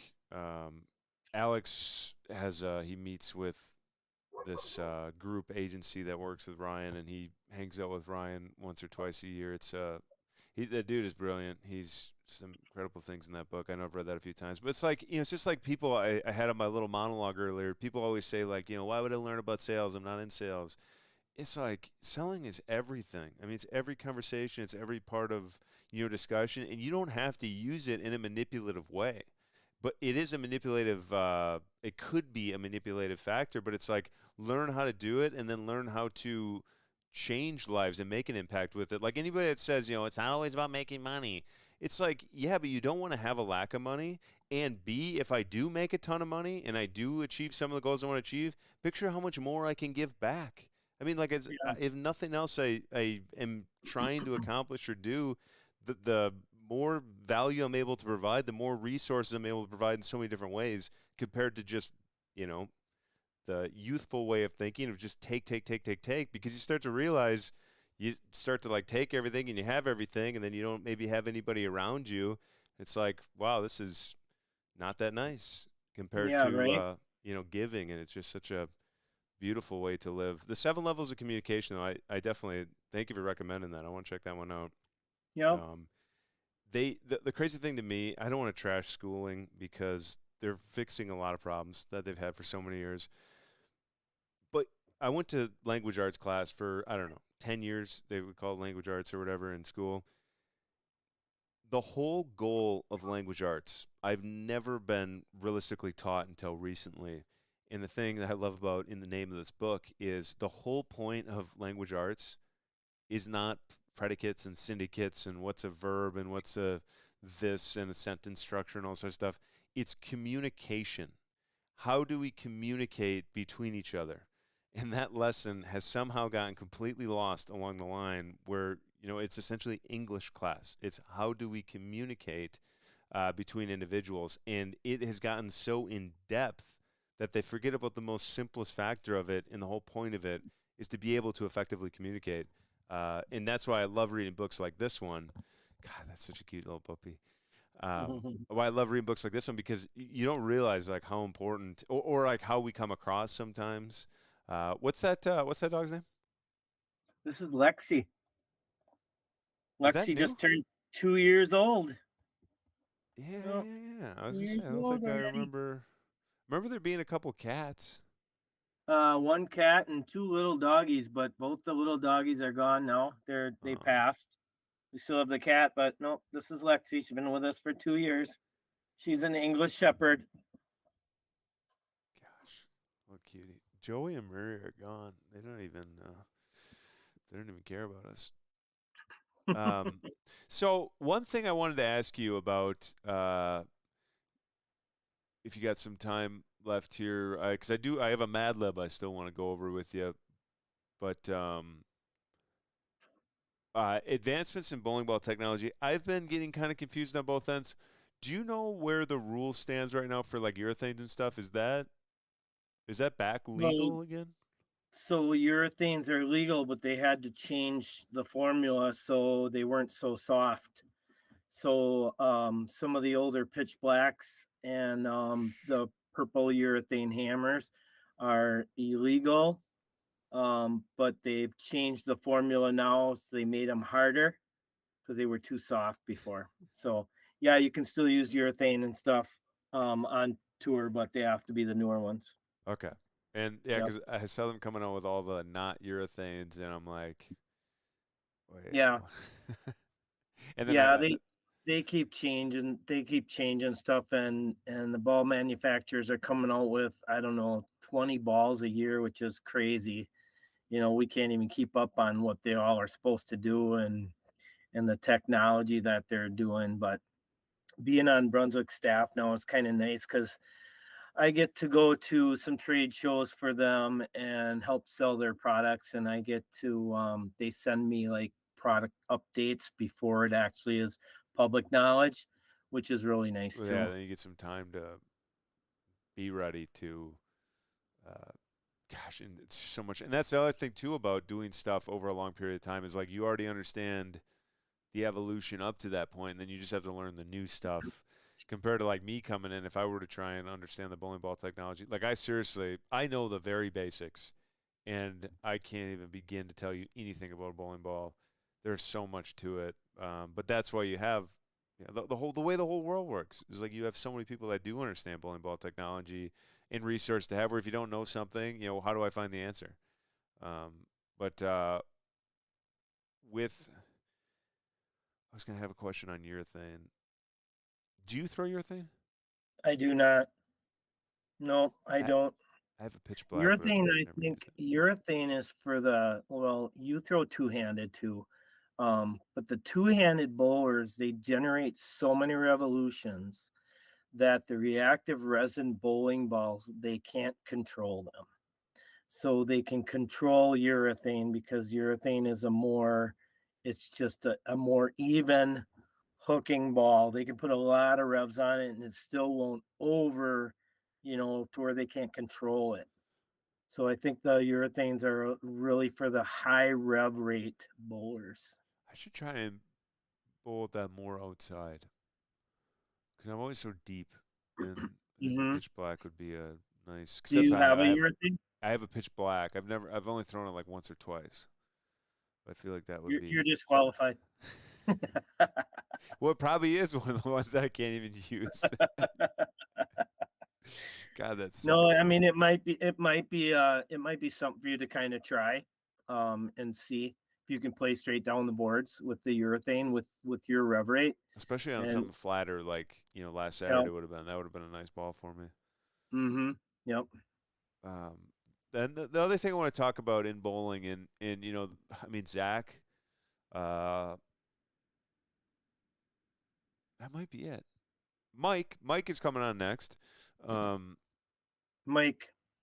Near, he's got a son that bowled with. I don't know if Josh still bowls, but then Mike bowled in some of the tournaments as well, like Nick's events and other people's events. Okay. That's where I met him. But either way, my point is that the amount of people that you meet through bowling and you get to know through bowling, and even like your teammates, it's such an engaging way of life. And how long have you been bowling for? Since I was about 10, so probably 48 years. Yeah, I'm old. Don't see too many grays, so huh? So I yeah. seriously, you probably can you see them? I I have can't. so many coming in. I'm getting so gray in. Gosh, Yeah, it's that's getting basically crazy. where mine is, just there. Gosh, But yeah, um, been bowling a long time. but it's like you meet so many people. You have the opportunity to even just bowling and working. And like do you guys do state every year? We haven't done state for a while. The last time I did state was with a bunch of the Sturgeon Bay guys. Yeah, I've Wouldn't only done mind it. state like one time ever. So you know what I'd really like to do, Pat? Yeah. Would love to go bowl nationals just once in my life. Yes. Never gone. Me either. Would you be interested in going That sounds like something we should plan. next year? Should we Next try? year I'm in Europe. No, you When can't go to when Europe. when does it go? Because I'm going to be in Europe like April through I'm June. not sure. I'll check on 2 dates. years. Starts. 26. I know it starts and it runs for quite a while. So, Yeah, I um, think 26 would be amazing. We should plan for that in yeah. 26. Because I think next Okay. year, I mean, don't you like book almost a year? I'm sure we'd still be able to get the space. But yeah, probably 26 would be beautiful to do nationals again. Because I've had such a packed next year of travel. It's crazy. 2025 is already. I've been planning this trip to Europe for 3.5 years since COVID. And kind of, I took a gamble and guessed that COVID was going to end, not end, but not be super deadly, where everybody's getting it, and everybody's just dying. Yeah. So I think the world is getting back to normal-ish, and I think everything's going to work out very smoothly. But either way, that would be so fun. And I used to go to nationals every year in juniors, for Yeah. junior gold. It'd be fun to do what's team singles doubles. Get 10 guys because then you get 5 groups of 2. Yeah. Uh, That would be fun. Even link up with somebody. But yeah, no, that'd be really fun to do.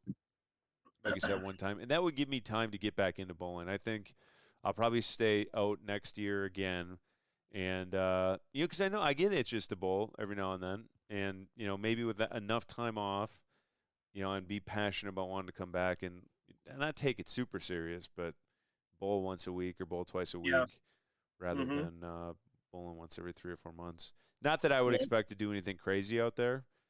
You never know. You Yeah. never know. But no, it'd be amazing. Amazing idea. Pencil that in. Okay. Nationals All in right. 26. That's my bucket list. Well, hey, When we get but that'll back be from perfect Europe, too we can because go. you'll be 60, right? Don't you? I think there's super senior brackets you can get in then. Jesus. Nice. All right. Okay, calm down. Calm down. You're talking about the regular nationals, though, not the senior. Jesus, come on. All right. Okay. That's crazy. Yeah. You've never gone. I mean, I've never gone either, but so many people like that. It's such a big thing for them. And I just think when I was younger and I had that appreciation for bowling. I like it when I like tournaments. The reason why I also don't really do state is I like 1 day tournaments. Where Yeah. it's like I know I can bowl and I know how the day went. And even like with match play. Like I love the match play portion of it. So like just showing up somewhere, bowling 3 games. I need to, like we're talking about, you need to have a nice support group of guys. Because the guys I know that love going to state and that love going to nationals, it's not even about the bowling. They just love getting together with a group Yeah. of friends. Camaraderie and getting together and stuff. Memories are made of. Which brings us, right into our point here of the amount of relationships that we've, made from bowling, and even you introduced me to your, was that Wednesday night? Yeah, Wednesday night bowling team. A lot of great dudes on that Yep. bowling team, and then Rick. Just kidding. I'm kidding. And then there's No, me. yeah. No, seriously, I've been bowling with those guys for 30 some years. I've been bowling with those guys. seriously. Yeah. Before, like Brent wasn't even born. Oh no, Brent wasn't even born. No, I remember he was just a little guy. I always tell him that too. That's crazy. And when did he start bowling with you? I don't know, maybe 5-6 years ago. Wow. Yep. Don't even think about that. Are you guys still? Do you guys still go over to Neds? Oh yeah. Heck yeah. Yep. Every What's up? Wednesday. I slept there on Wednesdays. What about 5 o'clock? Yep. 5 o'clock. Yeah. Be there, be square. Well, because that would work perfect, especially in 2 weeks. I'll be ending my stream like right at 5. And I'll just Oh. pop over the water, Yeah, the right? water and through. Not Valentine's Day, but the 21st. Yeah. Mm-hmm. God, I love that.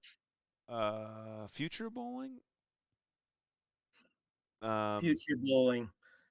Thoughts on I the future of see. bowling Go ahead. as a sport? Sorry, the future of bowling as a sport, as a hobby, especially considered tech and cultural shifts. How bowling is truly for everyone, not just everyone. What? Yeah, like I feel like a lot of people just consider bowling like a big, PBA bowling thing, best of the best bowling thing. But in your experience with bowling, how much of it, or what's your viewpoint on like the future of everything, of professional, recreational, entertainment wise? Well, I see. Are you making me big or did I lose you? No, you're big. You're Oh. on the big. I'm in the big TV now. I think that bowling is starting to get more popular again over the last couple of years. The sales and the youth that are coming up and doing the two-handed bowling is huge, and it's got these young kids excited about bowling. And I see the numbers for open bowlers at a lot of the lanes is way up there, and I see bowling ball sales are pretty good over the last couple of years. So as far as the future of bowling goes, I think that it's actually getting a little better. We were on a decline for a long time. We lost how many bowling alleys over the last 25, 30 years. but I actually think that it's starting to get more popular again. When we had COVID, and you know, when people finally could start getting back out again, families were going bowling, so they were doing a lot of stuff together. So my take on it is I think bowling is going to be around for a long time, and it's getting more popular again. Yeah, and I love that. It's like, and the cool thing in it is, there's some people that argue only one point. Oh, the two-handers are ruining bowling. Ruining bowling for what? For who? Like, yeah, Mhm. five people. The five people in the tournament that might have won if had they been one-handed. And I see tons of tournaments where, even in the PBA Tour, where the top guys are all one-handers, and you could argue that point back and forth a million times, but it's like, ultimately, are tons more people coming out and bowling? For me, it's like, I bowl two-handed. I messed up my hand. I can't even bowl one-handed. More than about 6 or 7 frames, I get like carpal tunnel, because I'm old. But I fell down and like destroyed my hand. So I wouldn't even be able to bowl if I couldn't, bowl two-handed.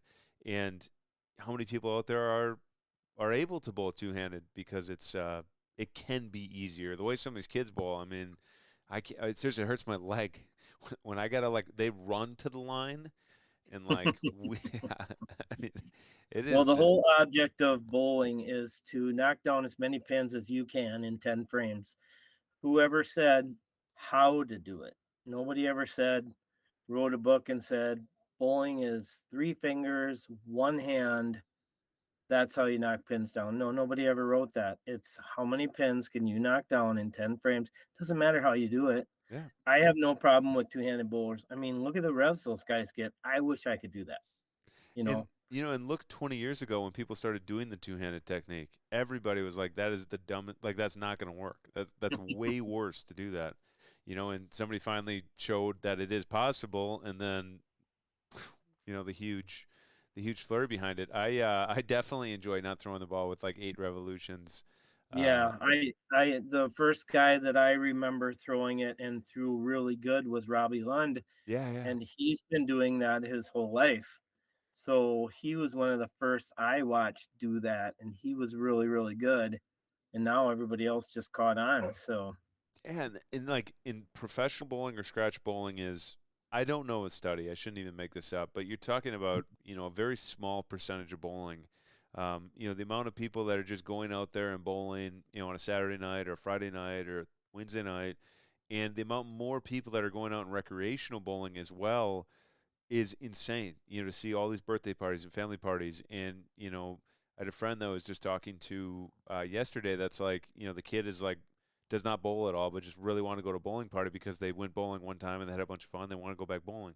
I remember at a younger age, actually, no, I was probably just starting bowling league, but like during our birthday parties, I was like, we had so much fun going and bowling together. And there's so many parts of that where, rather than focusing on like, you shouldn't bowl two-handed, or you shouldn't bowl between your legs, or you shouldn't bowl with the opposite hand, or you shouldn't do all these different things, it's like, how about the camaraderie that everybody's able to have, coming together and having a good time and a good moment? Not even for score. Who cares? Who cares about the score? Have fun with it. Get better at score. Always try and be better. Sure, all that different stuff. But when you take it so serious that you're complaining about, the problem I have with the two-handed argument is, it's just another argument. It's the lane. The lanes were oiled too easy. The lanes were oiled too hard. The approaches were sticky. The approaches were slippery. They got oiled too early. The guy that oiled didn't know what he was doing. Left-handers. Remember 10 years ago, it was the left-handers. Righty screaming about a left. Oh, he's so lucky. I'd be that good if I was on the left side. Yep. And before the lefties, it's high reactive resin. Before high reactive resin, it's urethane. I don't know when plastic or hard rubber came first, but Yeah, there's right. always an argument to have about how it could be this or could be that. And I don't want to throw anybody under the bus for not bringing it to surface. Hey, maybe voice your opinion. Like, hey, I don't know if two-handed is a productive thing for the sport, but like, have a rational viewpoint to look at it and take something away from it from both perspectives. Like, I get that there is some argument that maybe it is easier, but there's just as many arguments saying that it's harder in so many different ways. You look at I remember having this argument a couple of years ago with somebody, or conversation, I should say, about because they were saying the two-handed bowling is so much better, and I'm like, name one two-hander in Green Bay. This was 5 years. This was 5 years ago, before all these youth have come up, because this was like when the whole two-hand thing started. I went, name one like really good two-hander in Green Bay compared to how many good one-handers there are, and there was like maybe two people that were good two-handers, and I'm like, so how is it that much easier?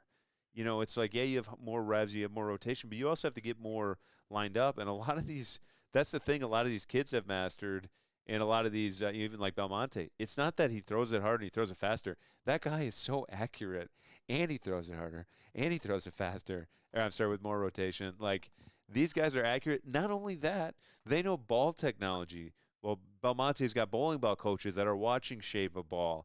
There's so many smaller things that these guys are also way better at, and people just kind of put people in those little boxes because it's the easiest way of just blame the Yep. two-handers. But I understand the aspect that maybe it's bad for the game, but also, where do we draw the line on what's bad for the game?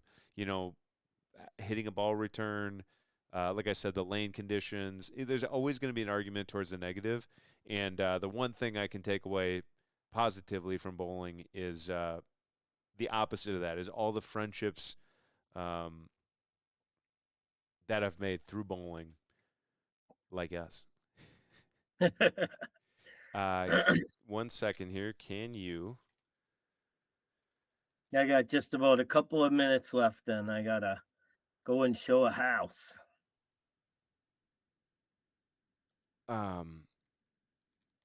Let's try and race through this together.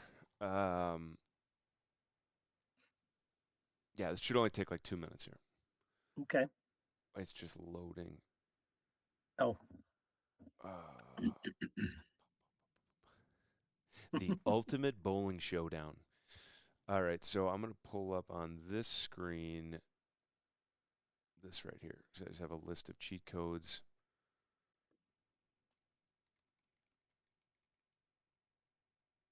Oh my goodness, come on. I should have put this up right before. So I need a place, like any location. Lambeau Field. Yeah, Lambeau Field would be good. Perfect. Then a name, anybody's name. Roger. An emotion. Happy. Nickname. Gunner. Funny name. Trixie. Color. Blue. Plural noun. Mountains. Mountains, perfect. Adjective, describing word. Vibrant, innovative, captivating, insightful. I'm blank. Dynamic. What was that? I'm blank. Sad. We're gonna do blanked. Shape. Shape. Triangle, square, circle. Circle. Adjective. 2 adjectives in a row. Dynamic, enthusiastic, thoughtful, resilient, ambitious, creative, empowering, genuine, versatile, compassionate, charismatic. Enthusiastic and compassionate. Animal. Dog. Clothing item. Shoe. Food. Steak. A drink. Spotted cow. Makeup technique. Oh, made up technique. I don't know what that means. Made up technique. Made up technique. Snap and spin? Yeah, I don't know. Verb ending in ing. Running, walking, skipping. Bowling. Bowling. A noun. A noun. Person, place, thing. Yeah. George Washington. Couple more here. Dramatic nickname.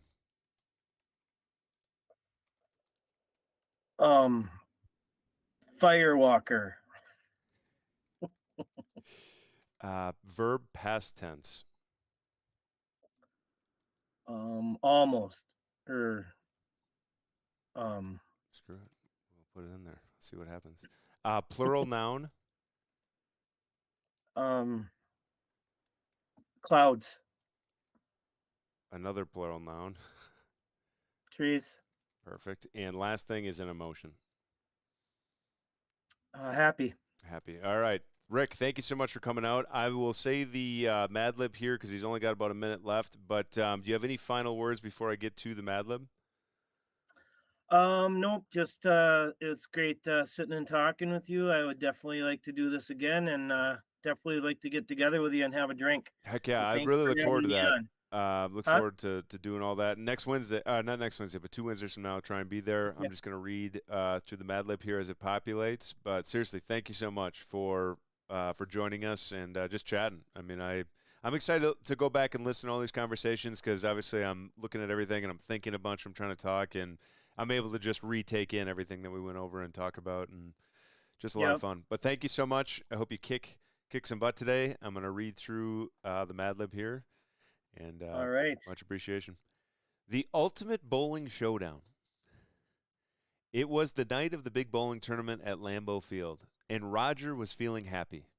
Known in the bowling community as Gunner, they had a secret weapon, a bowling ball named Trixie that was blue. As the competition started, the air was filled with the sound of mountains hitting the lanes. The first challenge was to knock down a blanket. Wait. The first challenge was to knock down a blanked set of pins arranged in the shape of a circle. Easy peasy, Roger thought. Before performing their signature move, the enthusiastic twirl. Unexpectedly, the rival team, known as the Compassionate Dogs. Compassionate Dogs? Oh, okay. Very cool. It's like, I don't remember typing that in. Unexpectedly, the rival team, known as the Compassionate Dogs, introduced their own twist. A genuine ramp placed right down the middle of the lane. Yes. No problem for Trixie, Roger whispered, adjusting their shoe. Midway through, the snack bar announced a special on steak and spotted cow, causing a brief distraction. However, Roger stayed focused, using a technique called the snap and spin, which involved bowling and a little bit of George Washington. In the final round, with both teams tied, Roger faced the ultimate challenge, a 7-10 split known as the Firewalker. Taking a deep breath, they ran Trixie down the lane. The crowd went silent as the ball almost towards the pins. That doesn't really make sense. And then, victory. Trixie did the impossible, securing the win for Roger and their team. The prize, a giant trophy filled with trees and free games for a year. Roger couldn't believe it. Their name would be remembered in the halls of Lambeau Field forever. As they celebrated, Roger realized it wasn't just about winning, but about enjoying the journey, the happy of the game, and the clouds made along the way. I love it.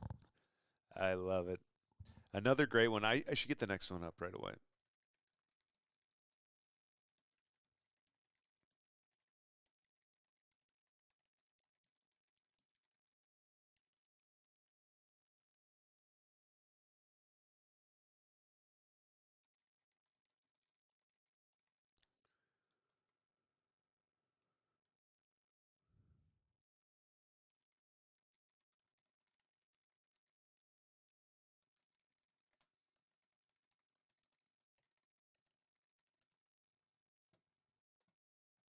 So big thanks to, oh goodness, we are in a continued spiral.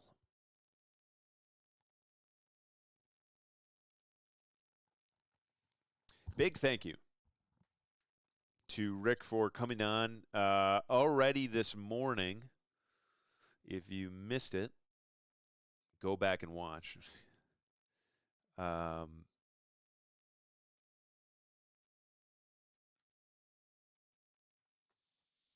We had Matt on this morning. Super dense conversation about lots of fun topics. Covered, some of the most impactful things. How to learn. I love my friend Nick had reached out can't remember what day that was. Wednesday, I think, Wednesday evening, talking about learning. And I mean, one big thing most people don't understand is when you're learning, you shouldn't just be sitting in one spot. Light exercise.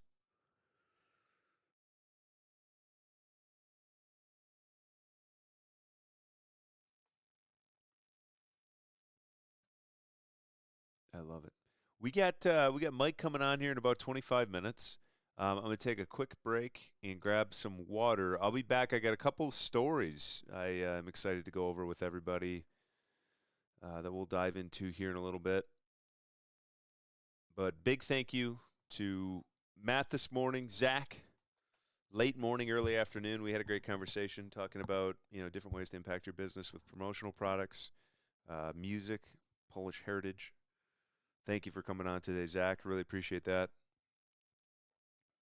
As well as our last guest, Rick, a.k.a. Adam Sandler. Apparently I was describing on the entrance of the call. But huge week full of guests. I'm excited for each one of the guests to be recurring guests on here and just continue the chat through life and through everybody's growth. Progress is in so many different ways. Everybody's doing so many different things, and there's never a moment where you have known everything and there's not something to try and get better at. And just so thankful to be able to share that message here on YouTube. Big shout out to the dispensary, 17 locations, 4 states. Tons of knowledge towards reasons for doing certain terpenes. There's advantages of like relaxers, more stimulating, more focusing. Brandon was on Wednesday discussing, a lot of different manufacturers are putting these terpenes in beverages, in sodas and other things, and showing, positive impacts inside of those things. So the biggest thing that the dispensary advocates for is more research, which is what I love. Just regulation is not a bad thing when it's done in the right way, and especially allowing for continued research and allowing us all to continue to get better at everything. A lot of information that was out even 15 years ago or 10 years ago, a lot of it was wrong. Over half of information before the year 2000 was inaccurate in textbooks. The textbooks that people said, make sure you go off the textbooks because they're the things that are right. A lot of information out there. Well, over half of it was wrong. So, make sure to continually update. Lots of information coming out all the time. A lot of people say, either trust the science or don't trust the science. They don't really talk about that. A lot of times the science is not fully developed yet. Let the science develop fully before we race to conclusions. And that's what's fascinating about life and the internet. You look at all the bad things about the internet and the social media this and the social media that. It's used for a lot of good things, and choose what you focus on. The bad things are always going to be there. That's the great part about a free country is you're allowed to do whatever you want. But there is a lot of great information out there, and the ability for scientists, researchers, doctors to communicate across the entire planet in seconds is remarkable. To be able to achieve the things to continue with treatments, to handle a lot of things much faster than waiting 5 or 10 years before a message can really get across a substantial period of time. Not long ago, 50, 60, 70, 80 years ago. Love it all. But we'll be back after about a 5-minute break. We got Mike coming on in 20 minutes. Excited for that conversation. Mike is an entrepreneur. He's been doing painting and coatings for a long time. He works on large commercial projects. Just a great individual. I love his belief on trust, accountability, holding yourself responsible to the highest level and setting an example. So excited to have him on in 20 minutes. We'll be back in just a little bit. I'm just going to put some music on. I won't run through another interview break. So Enjoy the music. Thanks for being here, even if you're passive. Let's finish the day strong. We'll be going for a couple hours yet, so try and get a lot of watch hours in. I really appreciate everybody that's here, whether passive or active, and thank you to all of our guests for making this first week, I mean, incredible. Honestly, the week just flew by. Every guest just went so quick. It's crazy that it's already week 1 in the books. We got one guest left, guest number 12 on the show in just 1 week. 12 incredible individuals. Thank you for coming out. We'll be back in just a few minutes.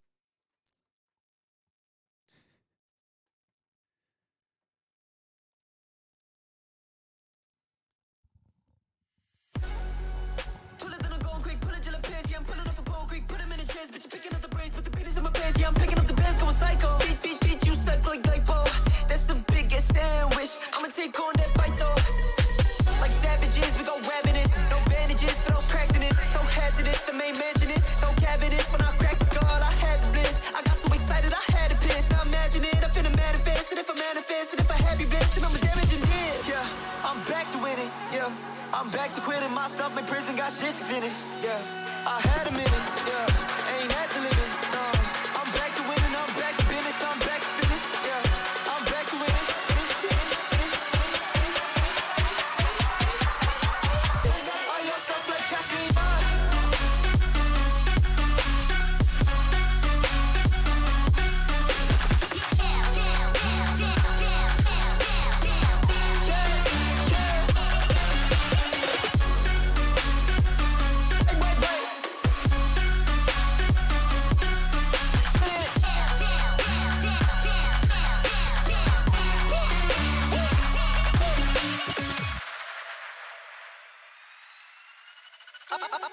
Who's asking? If it don't fit, I'm passing. If I go in, I'm blasting. Let me go home like Manson. Let me taste blood like Manson. Let me taste blood, I put it through handsome. Let me get up like laughing. Hitting the curb, no crash. I said he back. I said he dripping, no drip, no check. I swear I'm running this shit like check. Play with my penis, I'm putting it back. I'm putting it back. Making it shit, I'm making it smack. Make it so hard that it crack. Yeah, making it kick with a crack. Yeah, I bagged the baddest bitch, she bad as shit. I'm bad at this. I got the benefits, I managed this, I had to hit. I meant the father figure from above. I wish he had his figured at me when I showed him love. I'm back to winning, yeah. I'm back to quitting myself, my prison got shit to finish, yeah. I had a minute, yeah. Ain't at the limit, no. I'm back to winning, I'm back to business, I'm back to finish, yeah. I'm back to winning.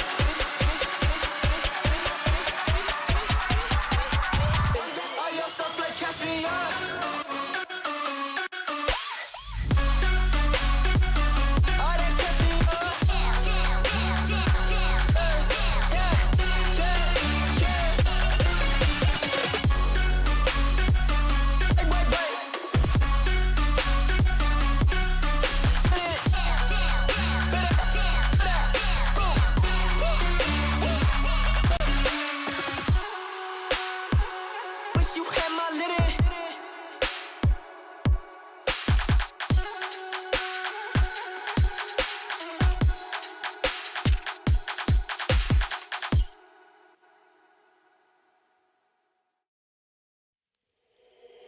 Listen to me speak, but just say what you want.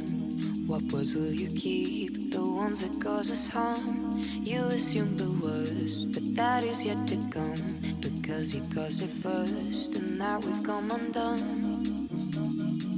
Caught up in trying to find a problem. Why do we lose our minds, sending us before we try? Fed up, we're trying to fix our problems. Why do we lose our minds, sending us before we try? Why do we lose our minds, sending us before we try? Why do we lose our minds, sending us before we try? Caught up in trying to find a problem. Why do we lose our minds, sending us before we try? Fed up, we're trying to fix our problems. Why do we lose our minds, lose our minds? Look at the lines because you bent the truth. Now it's hard to find a place for me and you. I know you're paranoid, but that does not excuse the way we've paved a void and made ourselves confused.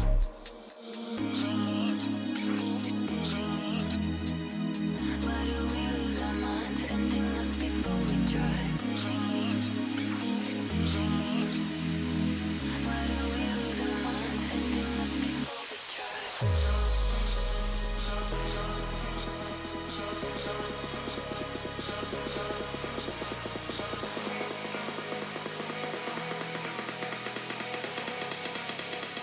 Sending us before we try.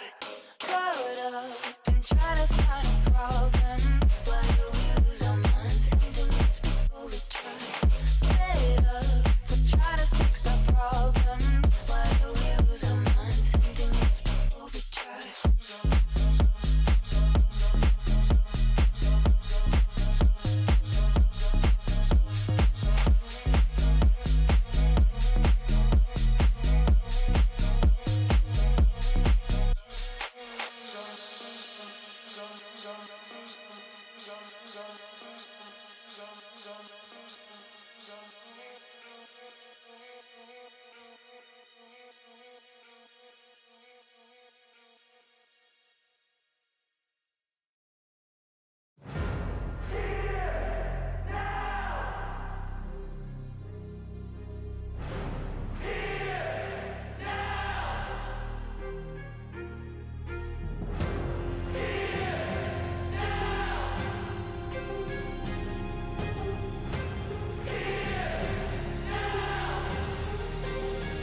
Hey, they screaming this is my moment, my fate written, I'm chosen. Other spirits fall, but mine has ceased to be broken. You stripping down my pride, but time my only opponent. And lately I abide, but limitless I've awoken. So let me show you that everything I sacrificed mattered. All that blood, sweat, tears that I scattered. All that fake talk, fear that you splattered. Push me to right here, a new chapter.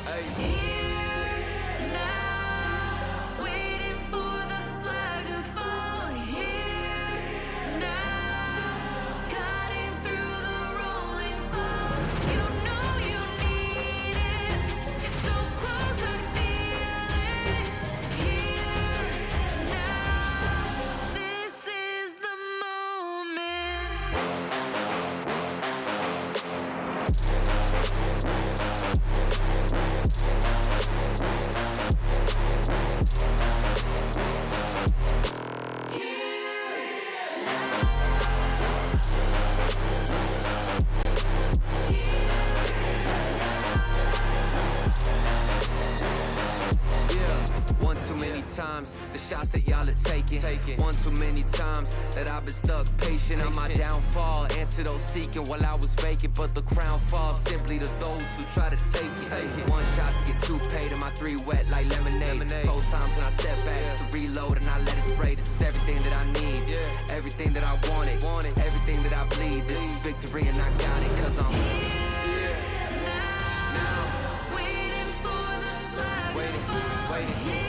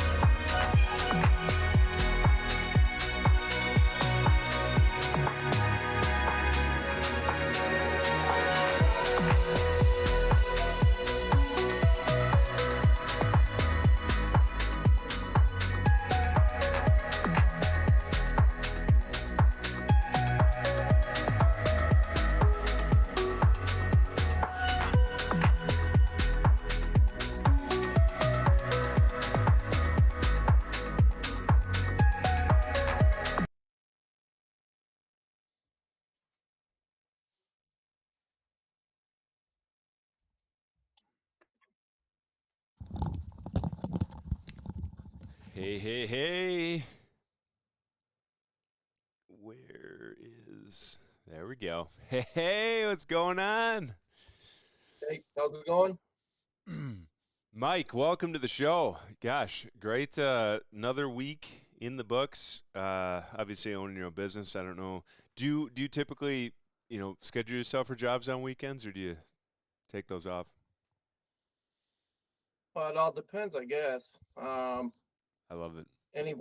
Any volume problems at all? Can you hear me? Yeah, no, you sound good to me. If anybody is out there listening, please let us know immediately because sometimes my headphones sound differently than the actual stream. So you sound Yep. good to me, though. Weekend work. That's the first question. Well, I guess it all depends on the job. Lots of things come up where, it kind of tests yourself as a business owner whether you're going to give your weekends up or not.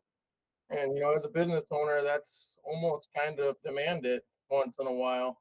Not all the time, you got to have time to enjoy yourself, but I mean, it calls for weekend work, Unfortunately, it's the case. And personally, I've grown to enjoy working weekends because, well, I'm more of like an introvert. which I know sounds kind of crazy, but like I prefer like when I go to a bar, I'll show up to a lot of my friends' bars and things, and they'll be like, oh, it's not normally like this. There's normally like more people in here, blah blah blah. And I'm like, no, I came here at this time because I knew it was going to be slower, and people aren't everywhere, and it's 4 people deep. Like you can just sit down and have a nice conversation. And so my point is that I like working weekends where you typically, well, for me, I guess I should say, sometimes I'll be able to get well, even working in furniture. You'd working every week, and you're getting days off during the week, and like there's so much to like when I go to the Dells on a vacation on a Monday or Tuesday or Wednesday, like it's inexpensive.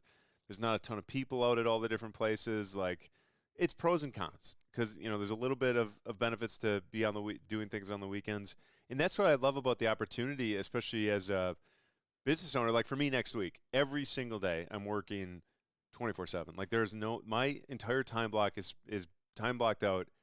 You have 100% focus on your business.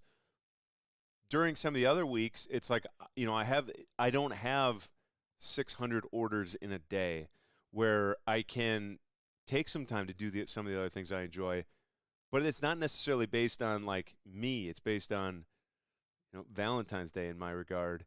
And I guess my one question from that would be, do you see times during the year where like more people do, like, is there a time where volume is just significantly higher for some reason? Well, that's a tough question for me. I'm a commercial contractor, so most of my work is contracted. When I was in the residential sector and I did residential work, I definitely seen that more. Around tax return seasons, people want to do renovations to their homes. During certain times of year, you'd see peak. People wanted their houses painted for Christmas, make it look nice. So yeah, for me in commercial work, not necessarily. I'm dictated by the schedule of the job that's out there, which can be pretty grueling in the last 2 years, real truthfully. From my observation, doing it for the 15 years, it just seems to schedules get a little bit tougher, a lot tougher. If you don't mind me asking, like, what do you kind of mean by like is there certain hours that you're allowed to be inside of a place? Well, it depends. There isn't, there is. When you're doing work at, for instance, I've done a lot of work at Bay Park Square Mall. Obviously, you can't do painting operations during that time period, so usually scheduled after hours. I don't do too much after hours stuff anymore. Most of my stuff is scheduled during the work week. Same work week you're probably accustomed to. Sometimes when you're the boss, you can get up at 8 o'clock and work to 4 o'clock, or you can get up at 9 o'clock and work to 5 o'clock, or you can work through your breaks and do what you need to do. I don't have employees, so which makes it interesting. I am in business with Christopher Longley. He's my business partner. Heck yeah, So we're shout out. just two journeyman qualified painters that are just kicking ass in the area. God, I love it. Best, Well, and we're especially with such a service oriented job. The one thing I used to build decks, and the guy that owned the business, him and his partner would be on every single job site, and that was why they were so successful, is because they could, when they were selling a project, a huge project, you're doing a $2,000 worth of materials, but you're doing a deck 10 feet in the air and you're charging 25 grand. The reason you're able to do that is because that's going to be a perfect deck. The owners are going to be there. That they're going to take care of you. They had a great warranty process of, hey, if this deck starts to sink or raise, we'll come out, we'll take care of it, for the next 10 years or whatever. Like, as a service-oriented business and being the owner and being there on the site, like, you just know it's going to get done the way it's supposed to get done, which is sometimes stressful, very stressful as a business owner. I have vested interest in every job we do. So that's the best way to describe it. It's my product, what I'm doing, and we've been pretty successful the last 4 or 5 years at it. Done some nice projects, and it's a tough balance to order though, because sometimes I wonder, should I hire some administration? Because administration is the hardest part. I mean, you can get the work, you can put the jobs in, but the administration is almost 70% of running a business, especially anything that's generated in service. Like office people, they do not get enough credit for what they do. And if you crunch yourself in front of a computer all day, it can be tough, man. Invoices, they're a lot tougher than people think, sending out, making sure stuff is dotted right. And so, it's a tough balance to, cover through a week basis. When there's so much, there's so much, and that's what I really respect about the business owners as yourself.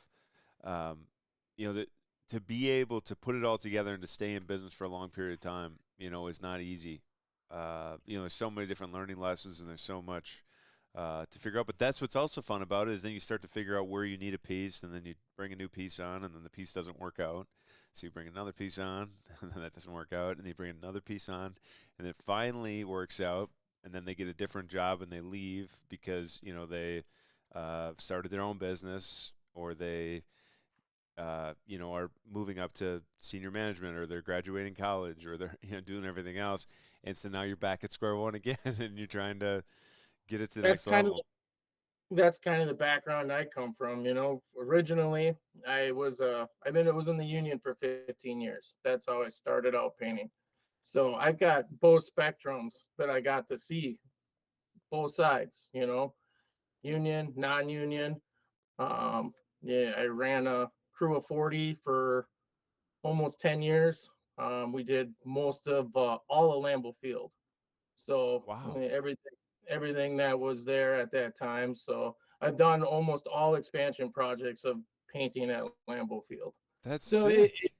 it was a tough, especially union, because you get your stigma about union employees, and it's a tough balance to juggle. So for me, I went from 40 employees down just to myself and another.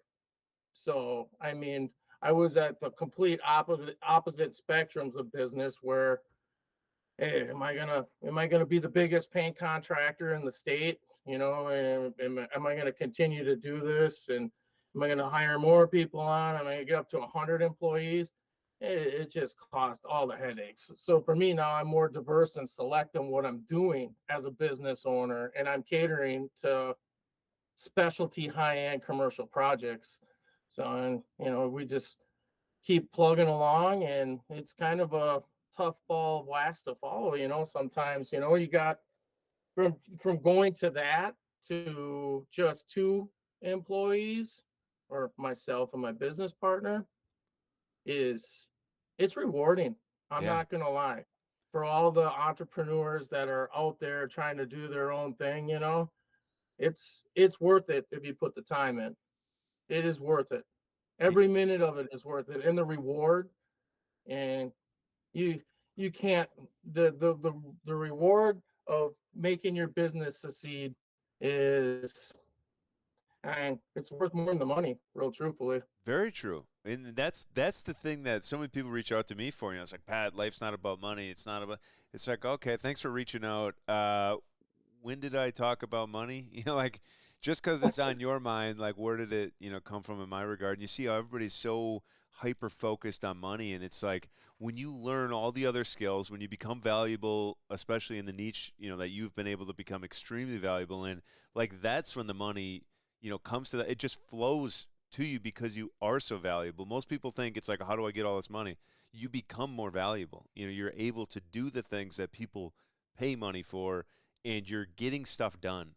That's actually one thing I learned about merchanting is, back when I was younger, I believed in business was like buy a good for cheap and sell it for more. And that's cool. That's fine and dandy. But at the end of the day, you're not really doing anything until you tie in the, like a whole, like a Walmart. They buy something for cheaper and they sell it for more. It's like, well, how does that make sense? Well, because they bring in 100,000 vendors together in one building, and now you're able to provide to specific consumers in a whole different way. There's value that's built there. It's not just buying a product and selling a product. It's getting people to come to one spot, having all these products together, compared to like, all these companies, Ritz Cracker. I shouldn't call any companies out. I don't want to necessarily say this in a bad way because I don't mean it in a bad way, but like, they could sell right out of their building Ritz crackers. They don't have to use Walmart, and they could sell for the same price they do at Walmart. Why don't they do that? Well, because there's value in distributing it to Target and Walmart and mom and pop shelves, because now you're being in front of more customers. And that's what, like, all the lessons behind a business that are outside of buying for cheap, selling for more. I mean, they're only going to help us more and more into our future years. Whereas Rick was saying, this is one of the toughest times in real estate right now since a long time. I would say 2008 was probably a little bit harder in recent years. But also at the same time, if you had a lot of money in 2008, then you were just buying everything up. So I guess two ends of the spectrum. I guess I wasn't really a part of it back then. But either way, it was a tough period for painting. I can tell you that. 2008. That was rough. What is that about when you started? What you're saying? Or no. Sorry. I started out on my own about that time period. I was on and off, so I did have a commercial painting business going at that time. Plus, I was doing two ventures at the same time. Well, so it was tough. It was a tough act to juggle, but 2008 was tough. It was tough for everybody. Yeah. I mean, and I can see that kind of the residential market, the real estate market. I know real estate's a lot of real estate agents, and it's going to be a tougher market this year. Yeah, for sure. And that's what's special about it is, like, when you learn in those. I didn't even see that window open right there. When you learn in those difficult moments, that's only going to make you so much stronger, because we're going to be doing this, or something similar in 5 years, or in 5 years, or in 10 years, or in 15 years. We're going to be doing, so many different things, and learning all these lessons along the way, so much more important than having an extra, there's no difference between somebody making $70,000 a year or making $200,000 a year. Like, the money is so irrelevant. It's all the other lessons behind it. I love that you said that. It's having fun. If you're not having fun on what you're doing, not being happy when you wake up every single morning, what you're doing, I think it's time to evaluate what you're doing. Yeah, there's so much to do out there. Whether it's working for salesperson at Home Depot and you don't like your job every single morning, and you wake up and you go every there, only you can change that. Yeah. I mean, owning a bar. That's just you're the only one that can make that move to change that, whatever it is. It's as simple as that, I think. And a lot of people just don't want to take the jump or leap. Yeah, they're scared. And if they're truly happy, that's great. But a lot of people are not truly happy doing it, and they're afraid to take that leap. And seriously, the problem with taking the leap is that it's a big struggle, taking the jump. But then it always ends up being, when you lean into it, you always lean into it. But when you're able to, I love that loop I was saying earlier with Alex Hormozy. I think I brought it up Wednesday or Monday, whatever day it was. But he just talks about when you kind of get an idea, and it's like, oh, this is gonna be super easy, and you get this uninformed optimism. You get this just rush of, like, oh my gosh, we're gonna make so much money. This is gonna be so easy. It's gonna be so fun, and life's good. And then all of a sudden, things start to go bad, and, like, crap starts to pop up, and you start to realize, like, wow, this is not as easy as it looks.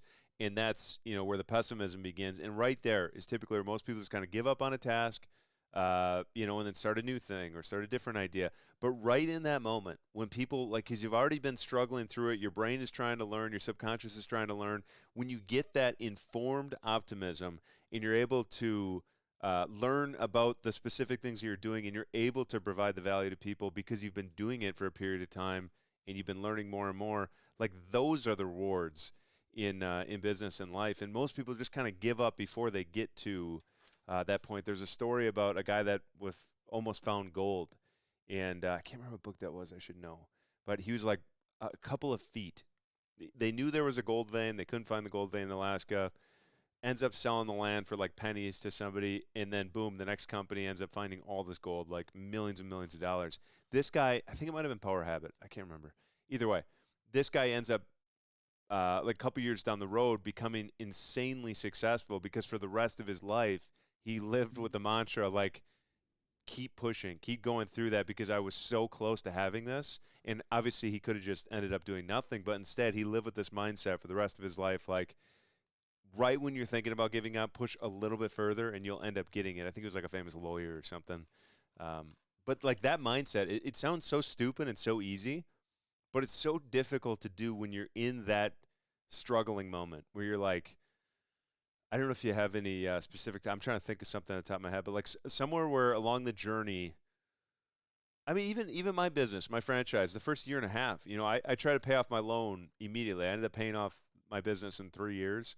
A little over $250,000, and that first year and a half, it's like I'm making six figures selling furniture, and realistically, I'm probably taking home like $35,000 to $40,000 a year, because I'm like stacking the deck to pay off my business. Like, why did I even go into business? And luckily, I've had so many mentors where I knew that was going to be a part of the philosophy, and to just be able to push through that, because then boom, you have your business paid off, and now you're able to not sit and panic about every single dollar amount. Did you have any moments like that in like the early years of business or anything? Oh, Maybe even yeah, 2008. I don't know. I did. No, to 20, 2019. 2019. I'm going to say in 2019, that was definitely panic year for me. We had a lot of costs. We had 6 pumps, 3 wallpapering tables, and we had over 50,000 in costs. For a paint business, I mean, it's minor. We kind of subseded on our vehicle costs and all that. We didn't drive the fanciest vehicles around the first couple of years we were in business. We weren't, our vehicle in the parking lot wasn't the priority. Our work on the job site and what it looked like was the priority, and what the customers thought of our work. So we invested pretty much everything on equipment. And yeah, that was a struggle. I mean, we worked full jobs just to pay that off and get what we needed to get moving forward. I mean, it was a tough time, but I mean, that's the sacrifices you make, or you struggle for, like a lot of people. Lots of people just continue to take that debt on, not pay off what they're investing into their business, and then it just becomes debt. So, and it's just a never-ending battle, and you can't predict on year to year.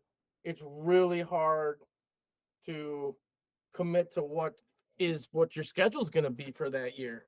I mean, what do you have planned for work that year? That's a tough one.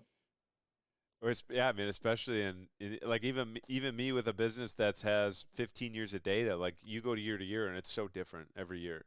Especially these Oh last yeah, 4 years. I mean, for it's sure. insane. Oh The gosh, COVID year. That had to have been brutal for me. I was service, so COVID didn't really affect too much. I mean, it didn't hurt anything, but I couldn't imagine all those people, all the retail sector, the service, the bowling alleys, oh the yeah, the bars. I mean, I couldn't even imagine at that time. For me, it wasn't a factor.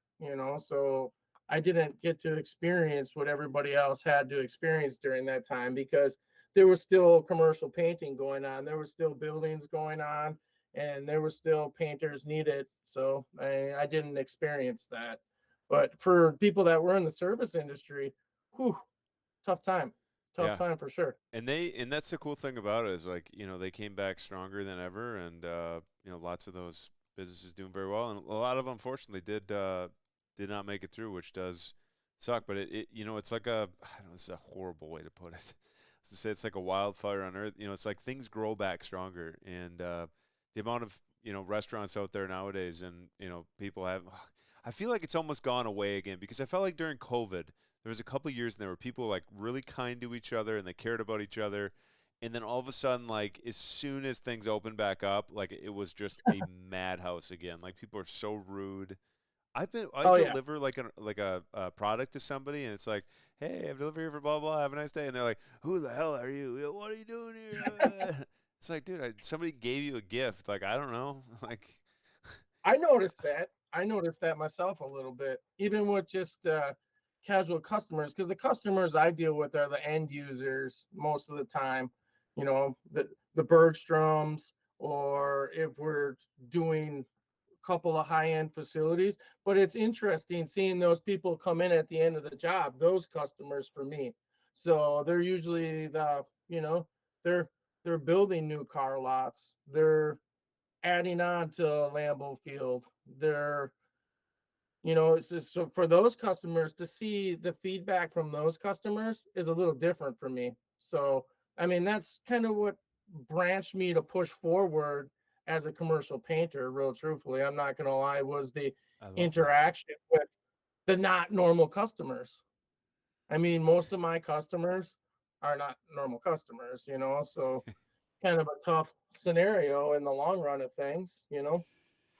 I love that, and you're going, after the direction for a while, and the reason why you've been able to achieve success in that realm is like you're going after the thing that you kind of want, even though it takes some time to work into that, and that's special. I mean, that's a big message. Right? I like that. I'm gonna clip that part for myself, just because that's a lesson in myself of to.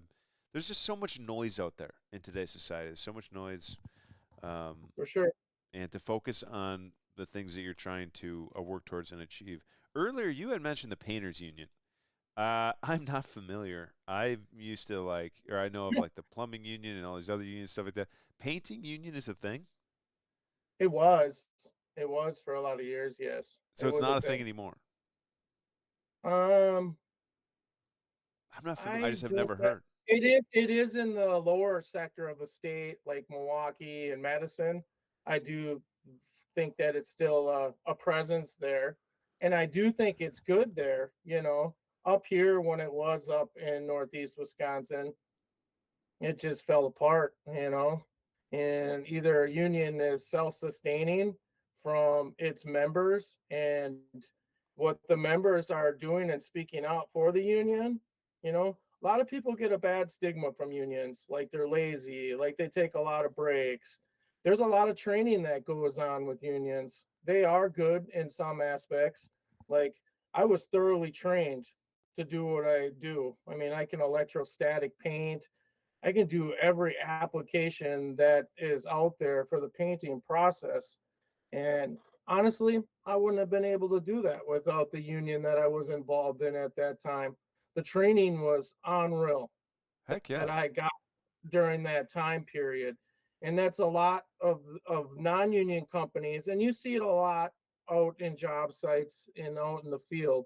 The training is just not there like it was 15 years ago with stuff. I mean, it's just not there. A lot of companies don't even have that option. They get somebody, they hire somebody.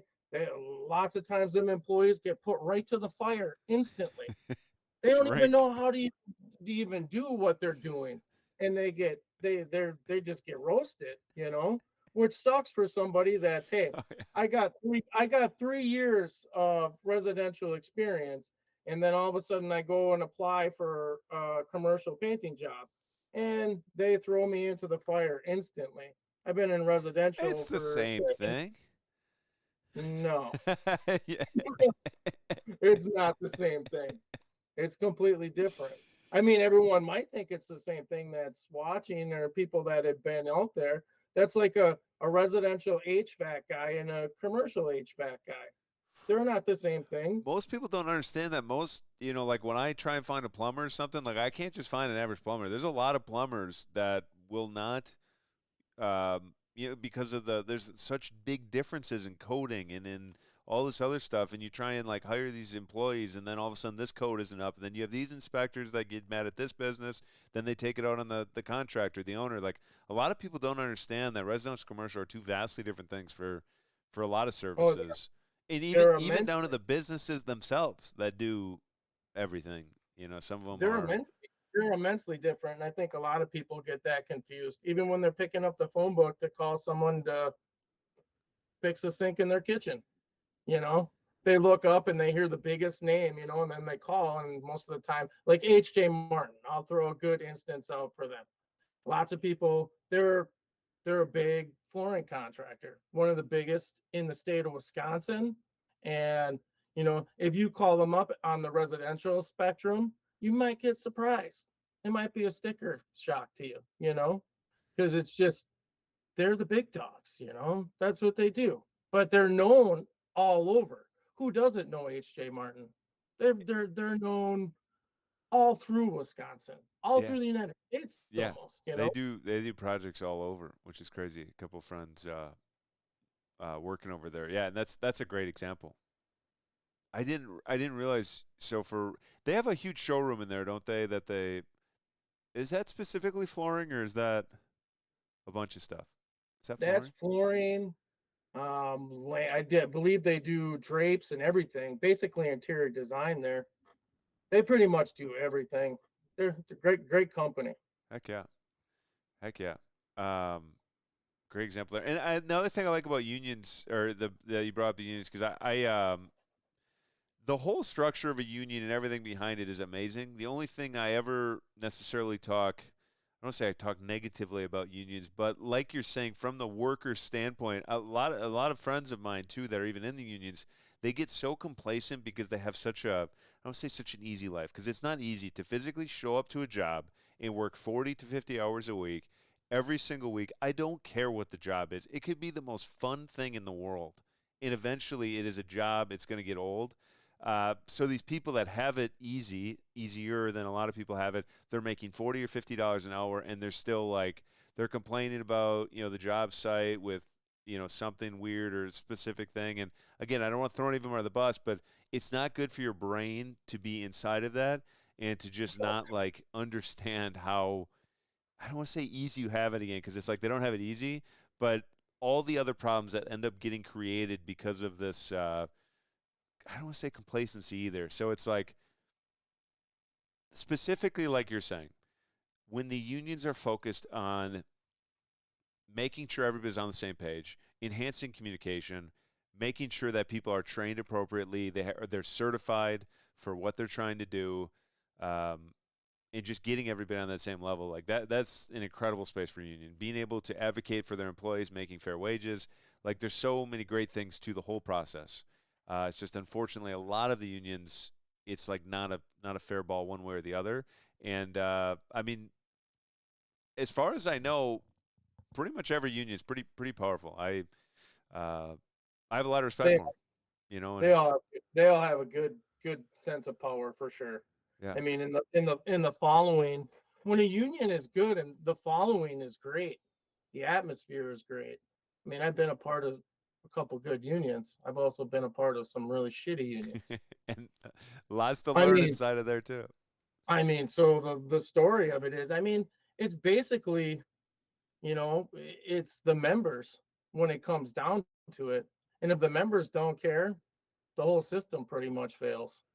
Yeah, I mean, that's the longevity of it. I mean, a union is only as strong as the guys that are doing it lead that union, and that's like production. That goes with production too. I was a I was a big one, and like I was the non-union union guy because I was big on production. I didn't really care whether a union or not. We were when we needed to get something done, it had to get done. That's the longevity of anything. I mean, I think it goes with any business, whether you're union or non-union. I mean, if the task is in hand and it needs to be accomplished, let's do it. I love the You word know, you brought up. I think Wednesday, maybe it was Monday. I can't remember, but you said accountability, and that's what I'm saying. It's like even though the union protects its employees or workers or whatever, like the people still need to be held accountable in order to grow and to get to that next perspective. And just being accountable for the different stuff that we do, it's not a bad thing. Like so many people like yell at somebody for doing something wrong. It's like something that's changed my life tremendously is rather than like screaming at somebody because they did it wrong, that does not accomplish anything, obviously, as most people know. Like I don't want to say positive reinforcement because it is positive reinforcement, but making sure that the person understands how they're supposed to do it and why they're supposed to do it that way. Because so many people kind of have that blunt force, training process and something going on, and all that's going to happen is that person is going to get into their shell and crawl into a hole, and then they're going to end up messing up again and again, and then eventually 3 years down the road, you fire the person or whatever. But in comparison to a teaching moment, and there's so many just great moments to teach in, and I wish especially in younger years I had more of those different teaching moments. But that's not something I regret. That's something I understand. Fast forward in the future, I've put people in the wolves all the time. I had a guy, I told him, it was like Mother's Day last year for delivery driving, and I'm like, hey, I'll give you a day. I'll train with you. I'll go over different stuff, and and then I'll have you hit the road. He shows up. We're like behind the driver. We have nothing going on. I give him like 20 orders. Get in the car, man. Go, go, go. He's like, I don't know. You haven't shown me I use the phone or anything. I was like, just get the orders done. and going on. He ended up doing it all, and that made me realize like I can do that. No, I'm just kidding. But I do kind of in a way. I definitely streamline the process for training somebody how to drive nowadays. A lot more. Oh yeah, you got to for sure. From that moment, it's like, we have an app. You just hit go. You just boom. That puts everything in order. I, touch base them at the beginning, but just being able to understand that I should not be on the extreme of zero training like that, but that I don't need to spend an entire day with somebody, 8 or 9 hours of double labor just to teach somebody how to like deliver No, you shouldn't 12 have. orders in a You shouldn't day. have. You shouldn't have to hold your hand, and your employees too. For like all companies, and they should figure we shouldn't have to hold their hand. It's pretty common sense out there, what we're all doing. If we really put our minds to it, a lot of the time it's just common sense. Thinking about your task, what you have to do, and it's common sense. Yeah, and then the training process is just putting those things in order and then repeating them a handful of times. When an isolated incident pops up, working through those moments together. God, I'd have to imagine painting. I'm so scared to paint things. Like, how often does it happen? Like, and this is gonna be ridiculous, and I know probably in commercial it might be different. I don't even know, but when you tape things off, like, what happens if somebody like drops paint on the floor or something? Does that ever happen? That doesn't happen. That doesn't happen. We don't use tape either. We don't use tape. I don't think I've used tape. I mean, there's some stuff we use tape for. But generally speaking, lots of times it's nice on commercial jobs. So you come in, your pre-application is done on raw floor. So you're coming in before everything is even in place, even done. You're spraying primer on, spraying paint on, and then you let the job develop. Everybody destroys the job because that's what happens nowadays with the construction phases of the job. Everybody destroys it, and we just come back in at the end and just paint everything in place, brush and roll, and so that's pretty much how almost a good chunk of your commercial jobs get done nowadays.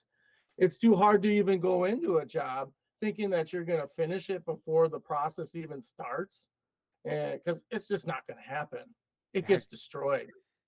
I mean, especially your larger ones. I mean, when you get up over 100,000 square feet, you're generally coming back and repainting 30% of the job. I can't. That So, literally blows my mind. That was not at all what I was like envisioning. oh yeah, the I'm picturing damage. me carrying a tin of paint and just tripping and just dropping paint on the floor. I didn't even realize that you're talking. Are you talking about painting the floor? No. Before the process of the job, before the flooring comes into the job, and before the finished product comes into a project, we are putting two applications on. So basically, we're going through and spraying a coat on, primer, and then a finish coat. And then you're just letting the whole job take process, and you're coming back and finishing everything in place when everything's done. So that's the part that's really tough How? because you have to cover all the floors. You have to be really clean. You have to cover the trim. You have to cover cabinets. Just got to be careful, What do you cover that with? Drop cloths. Okay. 10-foot drop cloth. It's that's all you need. I mean, That's crazy. I seriously, I can't. I mean, I can't even imagine. Trying to tape that would take forever. But I yeah. like that just blows I've my had a mind. lot of painters that I've hired that have had that same aspect that I've hired in the past. I mean, that's been the process of their job, tape I mean, tape's expensive. You start taping everything, it's like $9 a roll now. You'd be almost $1,000 in cost in tape if you taped everything off. So lots of times a brush. I mean, if you don't know how to use a brush in commercial painting, you might as well find something else to do. That's it, man. Not for me. I'm not. I don't have the fine hand skill ability. I got a weak right hand from. Okay, either way, I won't go down that road. But I am seriously like, I'm so nervous when it comes to it. I'm sure I could learn how to do some of the different stuff, but that's a scary. I actually one time at Edible, I picked up. This is I don't know why I relate it to paint because it's nothing to do with it, but this is one of my own artistic experiences. I picked up this whole pot of chocolate, and I was walking over, and my hands. It was very hot, and I didn't have like a towel or anything to grab it with, so I was just having my hands, and like somehow with the heat and the moisture on my fingers, it just slipped right through my fingers, and it literally hit the ground, and this huge chocolate fountain just shot into the air, and literally everywhere, like just it hit like everything, it hit all the way up. I got probably 12 foot, 10 foot high, 12 foot high ceilings in there, chocolate on the ceiling, chocolate on the walls, like insane. For probably 6 months, there was boxes that just had chocolate all over them until we were, moving them out and then rebringing the new ones in. Like, it was just brutal. And like, I'm just thinking of me with paint.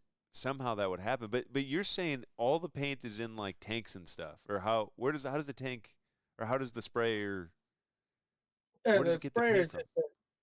it all comes in 5 gallon pails, and basically either you're putting it in like a old half barrel, like the old half barrel totes, you know what I'm talking about, where you carry the half barrel into the job or to a party.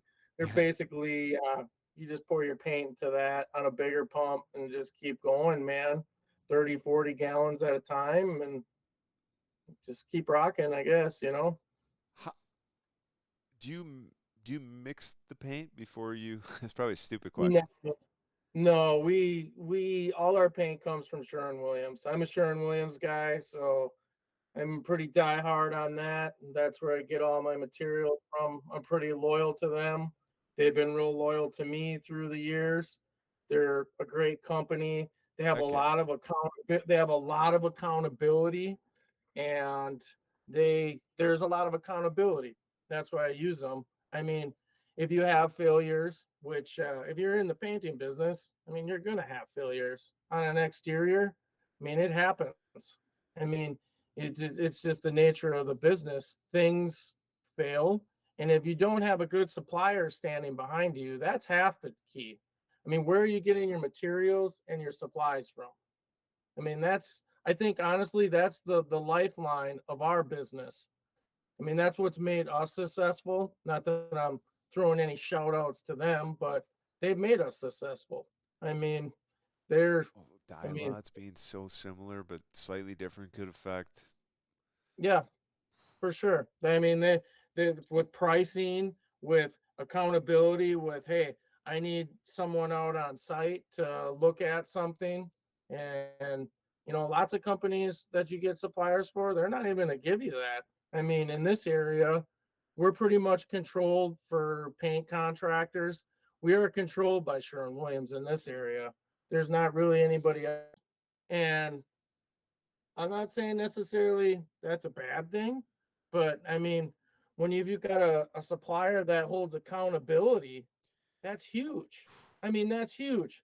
I mean, they're ready to back your business up, which Sherwin-Williams has for us as a company. They have backed us in so many places I can't even talk about.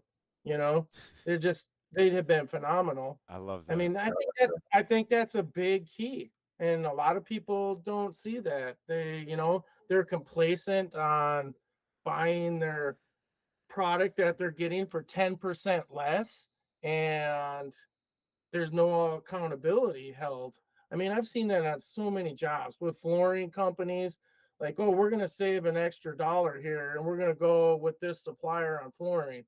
The whole project fails on flooring they go back to the supplier, they hold no accountability for it, you know? So I think that's a big key in business, especially in the business I'm in with service. I mean, who is your supplier, and are they going to treat you right? Are they going to be accountable for mistakes that happen? Are they going to trust your judgment on, say, hey, you know, like a lots of times for me, we do dry fall. Dry fall is where we fog out decks, and that's just basically making a whole ceiling black in a commercial setting. That's all metal. Lots of times that stuff drops to the floor and it'll stick to the floor and destroy everything. Technically, we're not supposed to cover nothing with this product. Okay. So at 10 feet, when it drops, it's supposed to dry before it hits the floor. So, like, we're spraying ceilings out, doing our thing, all that good stuff. And that stuff, if it drops down to the floor, if it gets wet, we're in a whole world of cleanup time. I mean, it can cost us a lot of money, but there's a lots of times to say if you went from a cheap supplier, I'm not going to mention any in the area, and you went to Sherwin, if that does happen with their product, they're going to back it. They're going to be like, hey, why did this happen with this product? They're going to come out and look at it, say, hey, well, we'll get you some labor back, or we'll help you get the floors cleaned up here, or we'll figure out what the problem was. I think that's a big issue a lot in construction in general right now that I'm seeing. And so much, and even in myself, and I don't want to throw anybody under the bus because I've been just miserable on vendor side of like you get product damage, you get all this different stuff in, and and sometimes it'll be a couple weeks before you get back, and then it's like half the stuff is not even usable, and it's just this big game of cat and mouse, and that is something that is just so incredible. I'm glad to hear of the good experience. And another big thing too in business there is, especially from Sherwin-Williams' perspective, it's like, yeah, maybe you are a couple dollars higher than some of your competitors, but what is in that couple of dollars? Is the value there? And as a business owner, you never want to be the lowest cost provider. If you are the low cost provider in anything, you're not going to make it very long, because there's so much value that you need to build in order to maintain a sustainable business. And it's not because you're greedy. It's not because we're greedy, but it's because all that extra work we have to put in where, like I was saying, I'm building decks, 7 years down the road, they might have to go out for 2 or 3 hours and they might have to fix a deck, and to build those different prices into these things to make sure that you can sustain that model for a long period of time, even in warranties. People would buy furniture and they'd be like, well, how you got a 10-year warranty? How do we know you're even going to be here for 10 years? And it was literally in part of our story, like, well, we've been around for 65 years, so that's not a problem. And like people care about that stuff, and it's so impactful to know that money is going for something that they can trust. I mean, we had a conversation at the bowling alley, I think it was at Willow, about trust and like how important that is. And when you have a company that you can trust and you can count on and work with, in my opinion, that relationship right there is like some of the most exciting things that I've felt in business is those business to business relationships that you can trust each other on. For sure, I completely agree with that. Truly exciting. I love that. I love the shout out for Sherwin. There's another one. I think I had to use something different, but I think I did actually go to Sherwin-Williams to get it, or maybe it's a name brand of paint. What was the one at Edible that was that Sherwin-Williams? No, that was Benny Moore. That's it. What is Benny You Moore? You had to use all that. I remember they wanted you to use all that when you sent me over their requirements, their franchise requirements. Yes. Couldn't we go to Sherwin-Williams and get a similar one though, or was that not? Oh yeah, you can do that. I mean, yeah. But yeah. Did I get back to you on that? So when I just reached out a couple months ago, and I shouldn't go too deep on here, but so they got back to me and they're like, "Hey, we're changing because I said this was going to happen. They're like, we're changing all the colors again. Just hold on until this summer." So like, I have to rewrap my van, and we're going to be repainting a different color. So had we repainted a couple months ago, in 3 or 4 months, we'd have to paint again. So either Yeah. way, whenever you can squeeze that in your schedule, and whenever I finally get the updated color, we'll take care of that project. But Isn't like franchise requirements for most of you guys that own those franchise businesses like 3 years or 4 years or something like that? Every 4 years, you have to do something with your businesses. I yeah, mean, it's like that's got to be tough for franchise owners. I mean, I've done a lot of McDonald's, and for some of those people that have had the same McDonald's for like 10, 15 years, it's like little tears come down the eyes when they have to redo their stores. It's just like, this is the way my business has been. It's been working this way for 15 years that way. What's the issue, you know? yeah, and I get it at a point. Like some of these McDonald's have been around for 30 or 40 years, and like yeah, maybe they do need a little facelift or a little bit of improvements or whatever. And not to throw them under the bus, but that is such a customer focused and customer central location. I get you want to have your businesses look the same, and you want to have it impactful, and you want to have it look great, but like like we were saying with that wall, which I think we'll end up having to replace or whatever. It's like all these small things, where again, I don't want to say anybody's overstepping or anything like that, but like the differences in I won't run down that road. I won't run down that road. But there's a lot there's a lot of exciting things in the industry, exciting people to be around, and I'm excited to be able to hop into that. The one question I was going to ask you on painting Are we going is to talk about painting the whole time here? We got some the other last interests. thing I wanted to hop into on painting was if somebody, because I have a few friends that like kind of enjoy it and were like kind of apprentice into it, where would you suggest somebody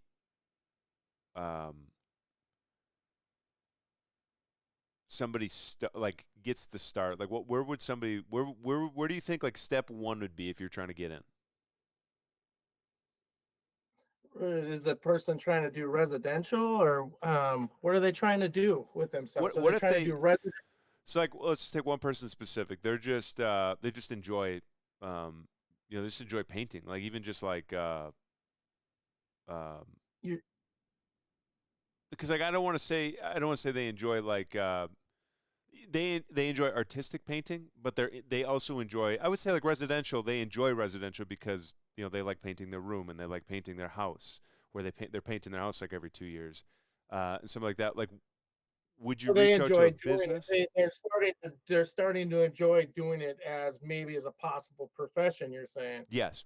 I I don't know. I think the best venues for that stuff, as crazy as it sounds, is, I mean, Facebook, all your social media. I mean, it's so easy to get work on social media for a service provider with a couple pictures, a little bit of, take pictures of your work, what you're doing, make some posts up there. And if you got over 300 friends on Facebook, I mean, it costs like $8 to post an ad to get your ad out to 3, 4 thousand other people. I mean, you're guaranteed that you're going to pick up a little spot or a little job here and there. And then that's, basically a good start. A good social media is a huge avenue for people that want to just start business out. I mean, a lot of people don't take advantage of it enough. I mean, I used to when I first started in business, but I don't necessarily need to do that anymore. So, I mean, I should do it more. I'm pretty lazy on it because I think it's important for the public to know what I'm doing as a business, what projects we're doing or what's going on.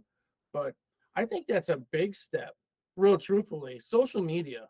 I mean, if if you've got an interest in anything, I mean, no matter what it is, and you can put it out on social media and you're going to get some attention.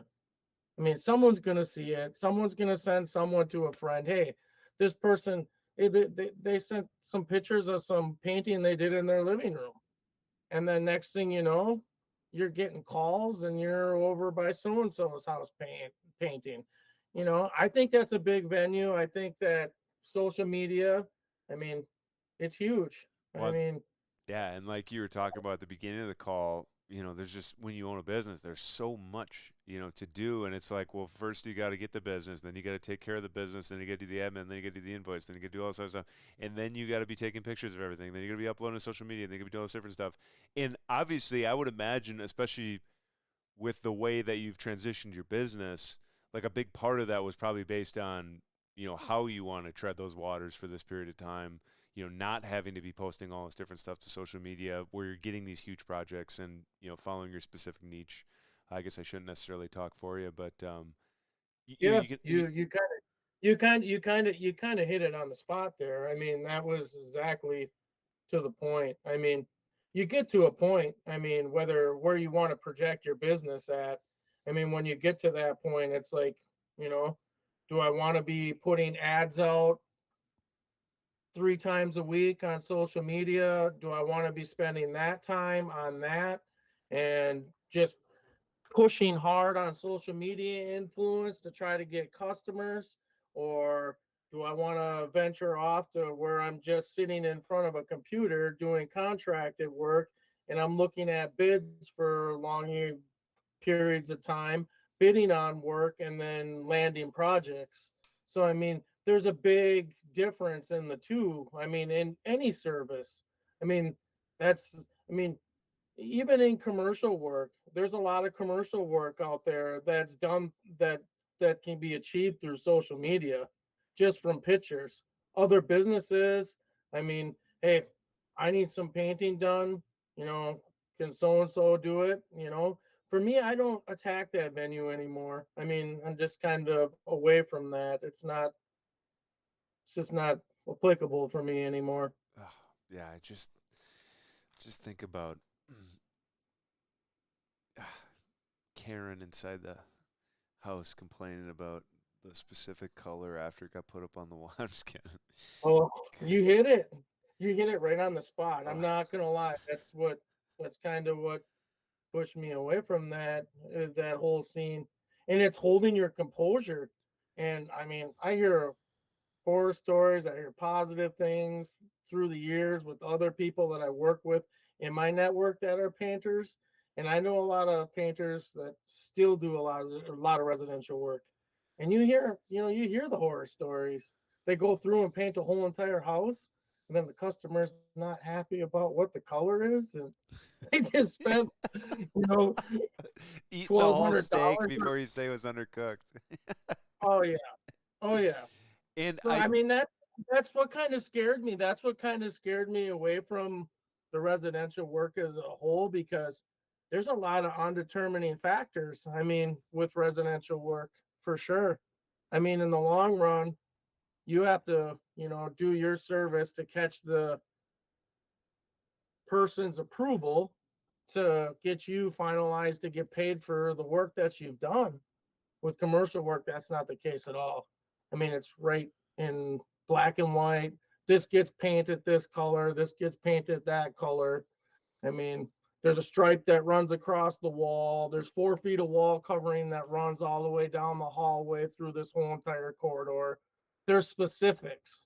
So it's never, there's never a factor of what if. What if they don't like it? Oh no, they have to like it. It's on the plants. yeah, yeah, and it's very, very well thought out. It's on, the entire one. I'm sure even residential, a lot of times it's on the thing, and it's like, oh no, it was this shade or this. I love it though, and I really appreciate you talking so much about painting, because I feel like, and I'd have to go back, well, I will go back and listen to this as I'm cutting it up and stuff. But even though we're talking about painting, like everything that we're saying is like so relevant to every parallel universe. I'm even thinking in my head, and the problem that I have with like vendors and stuff is I can't. I've tried a handful of different vendors for even like getting fruit and stuff like that, and it's like, even though it is getting better and we're moving down the right path, it's like, wow, you get a shipment in of $700 worth of stuff, and it's just stacked on.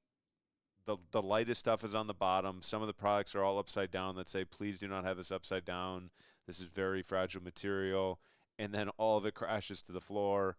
And then you got to send a picture. You got to try and do a refund. It's like, who stacked this? Like, all you have to do is just stack it in the easiest way, or in a decent way, and and you're fine. But either way, it's just so tough to find a great relationship. I mean, even hearing that story just made me open my eyes of like, to be more not more critical, because even when I talk to any of my vendors, it's like, hey, I'm not trying to be an a-hole here. I expect 50% utilization of product, which I go to the grocery store, I expect 90% or 95%. If I'm picking up strawberries or something, I expect the strawberries to look decent, or I'm probably not going to buy them. At my vendor, I expect half of them to be usable, and to not even meet that quota, it's like, I'm not trying to be Karen here. I'm truly not. But I do need to get some product out of here, and if I just have to throw $600 away, like, my business would not be able to sustain that multiple times, especially throughout a month. Where does most of your product come from at Edible?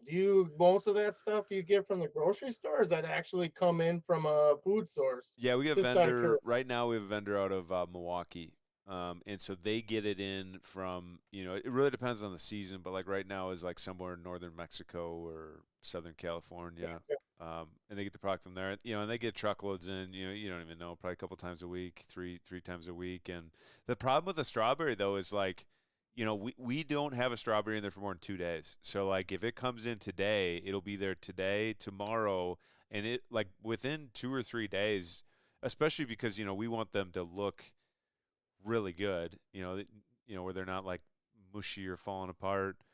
At about 3 or 4 day, like if a strawberry were to ever go to 3 or 4 days, like they're basically not even usable. They're already starting to get bad. Like everything is so quick turnarounds. It's insane. But I do like, sometimes I get some like backup from Costco, and Costco is incredible. Like their strawberries are beautiful because they're pretty good. yeah, and they're good. So cheap, which is crazy because I pay almost twice as much from my vendor as if I just went to Costco. And the problem is, because of like contracts and everything else, I have to use my vendor. Yeah. And it's like, ugh. I do, though. Our vendor has gotten a lot better. I'm not trying to throw them under the bus, but growing pains. We're working on a new relationship, and that's just fruit vendor. We got 30 other vendors for popcorn and all the other containers and balloons and helium and all that just fun stuff. I have a Mad Lib, and I mean, there's still a couple more things I wouldn't hate to dive into, but do you want to get into the Mad Lib and then call it, or do you want to chat for a little bit yet? So I got a little bit here. Heck so yeah. I got probably till 5-ish or something like Yeah, that. hell yeah. That's perfect timing. That is just gorgeous. I love that magical number. Seriously, I can't believe how fast this week has gone. Like just sitting here having a conversation with somebody, you would think, I don't know what people would think, I guess, but like all of a sudden an hour is just gone. Like it just disappears. Yeah, it disappears quick. Yeah. It just boom. How do you like doing? Can I ask you a couple questions? Is that all right? Yeah. Shoot them. So how do you like the start of the podcast here? I mean, how it's got to be pretty demanding a little bit, man. I mean, dealing with different people coming on, you don't know how they're going to be on camera. You don't know. I mean, it's got to be a little bit of little nerve taking, I guess. I would be for me, but well, I mean, and we've been podcasting now for 6 years. So for the first 3 years, like the first 3 years, it was offline. Like it was not recorded. The reason why live is kind of nice is because people don't expect as much, like, background images and like all this crazy stuff to happen, where, that takes a lot more effort to get into some of that, which we'll be doing in post afterwards. But for the first 3 years, it was offline. And even before that, like I've been doing videos for a long time in my life.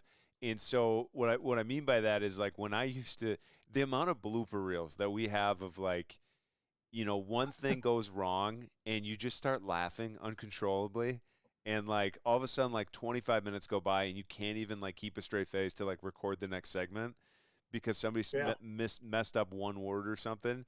Where like fast forward to today and like all the, like, and one of the reasons I do the podcast is to like develop life skills and learn how to talk to people and continue on this road where like when we started going live, I would have moments where I would just kind of get all kittywampus or whatever.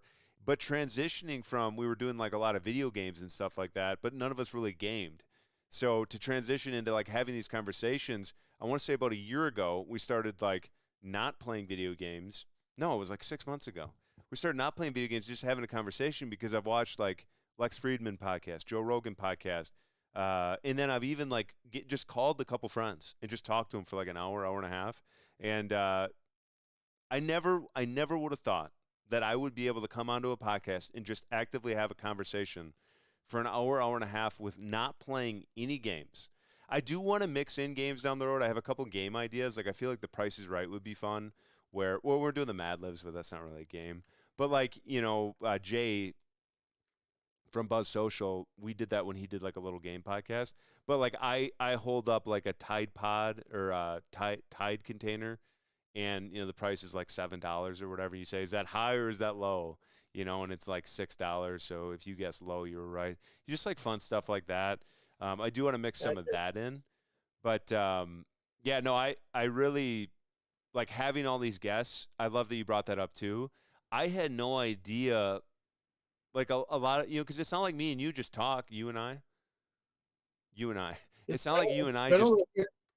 It's been a while since I've had a conversation with you. I mean, I haven't been in the bowling world now for a little bit, man. I've had other things that have kept me preoccupied from getting back out on the lanes. But Well, I mean, same. it's been a while since I've talked to you for sure. Yeah, and it's like and even Matt earlier today, Zach I talked to a decent amount, but Matt I haven't talked to him in like 3 years, and we, from the second we went live this morning, it was like boom, boom, boom. You would think that we've just been talking, 24/7. And I'm not saying that like the topics were anything because like really, I've maybe touched a few of these different topics, but like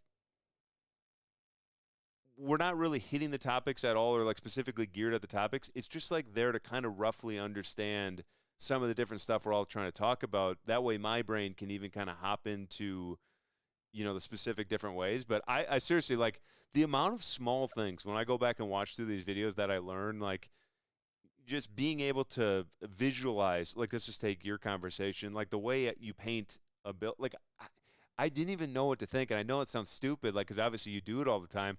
I don't know if you're sitting there with rollers on the wall, if you got paint brushes, like taping the whole place up. I love the insight It's that a you tough had of one, like, man, with that. I mean, I have half the people I get.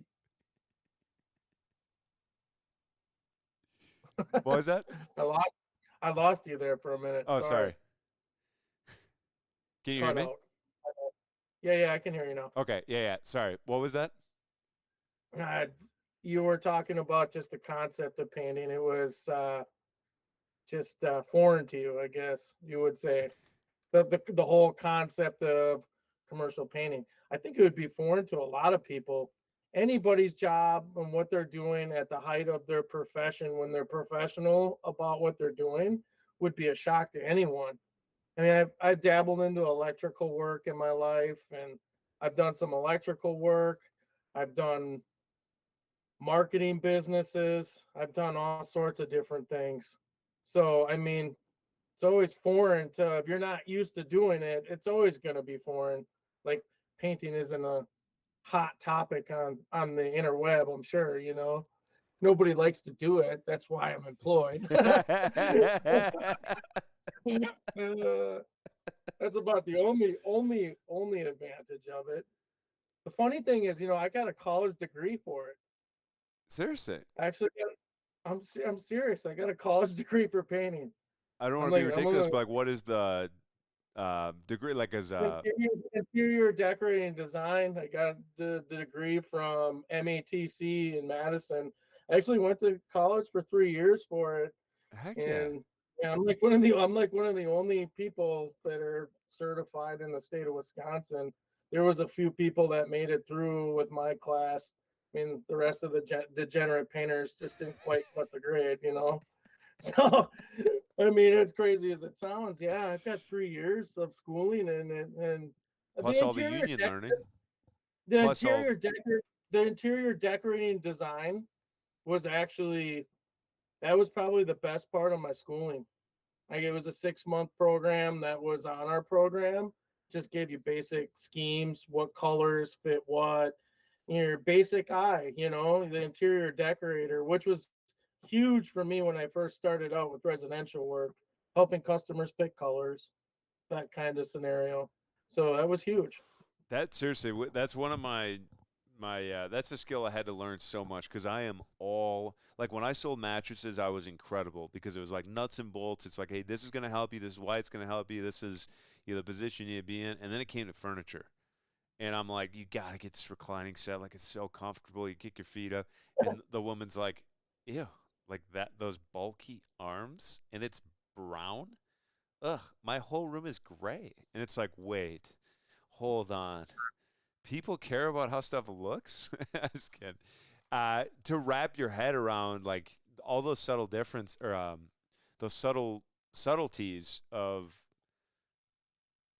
different perspectives of people, like I can't even imagine how invaluable that is. And I really should spend some time on YouTube studying design again because it's just great to outside of my expertise. Like I am all nuts and bolts. I'm all like, how is this and why is this going to benefit me specifically? I do not care how something looks. Oh, it's hard. It's hard to get someone else's perspective on how they expect it to look. That's the biggest. That's the biggest.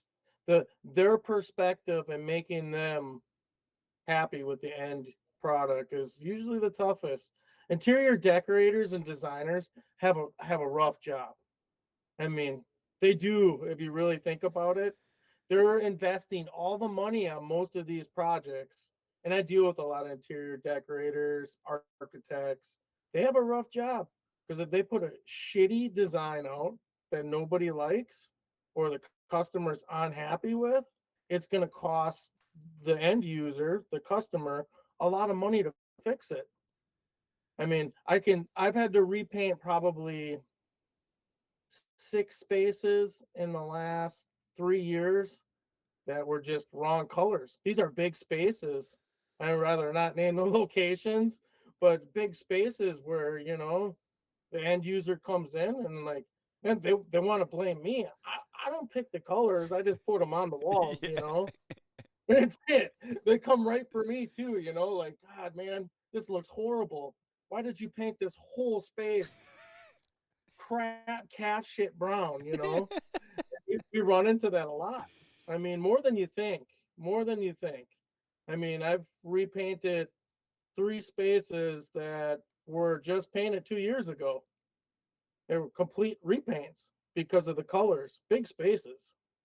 I mean, which is, that goes to, lots of times there's not a cycle of, hey, they trust the interior decorator and the architect so much on a lot of projects that there's not even that option. They just trust them so much, and all of a sudden they get their end product, and it's like, what the, you know, it's about it.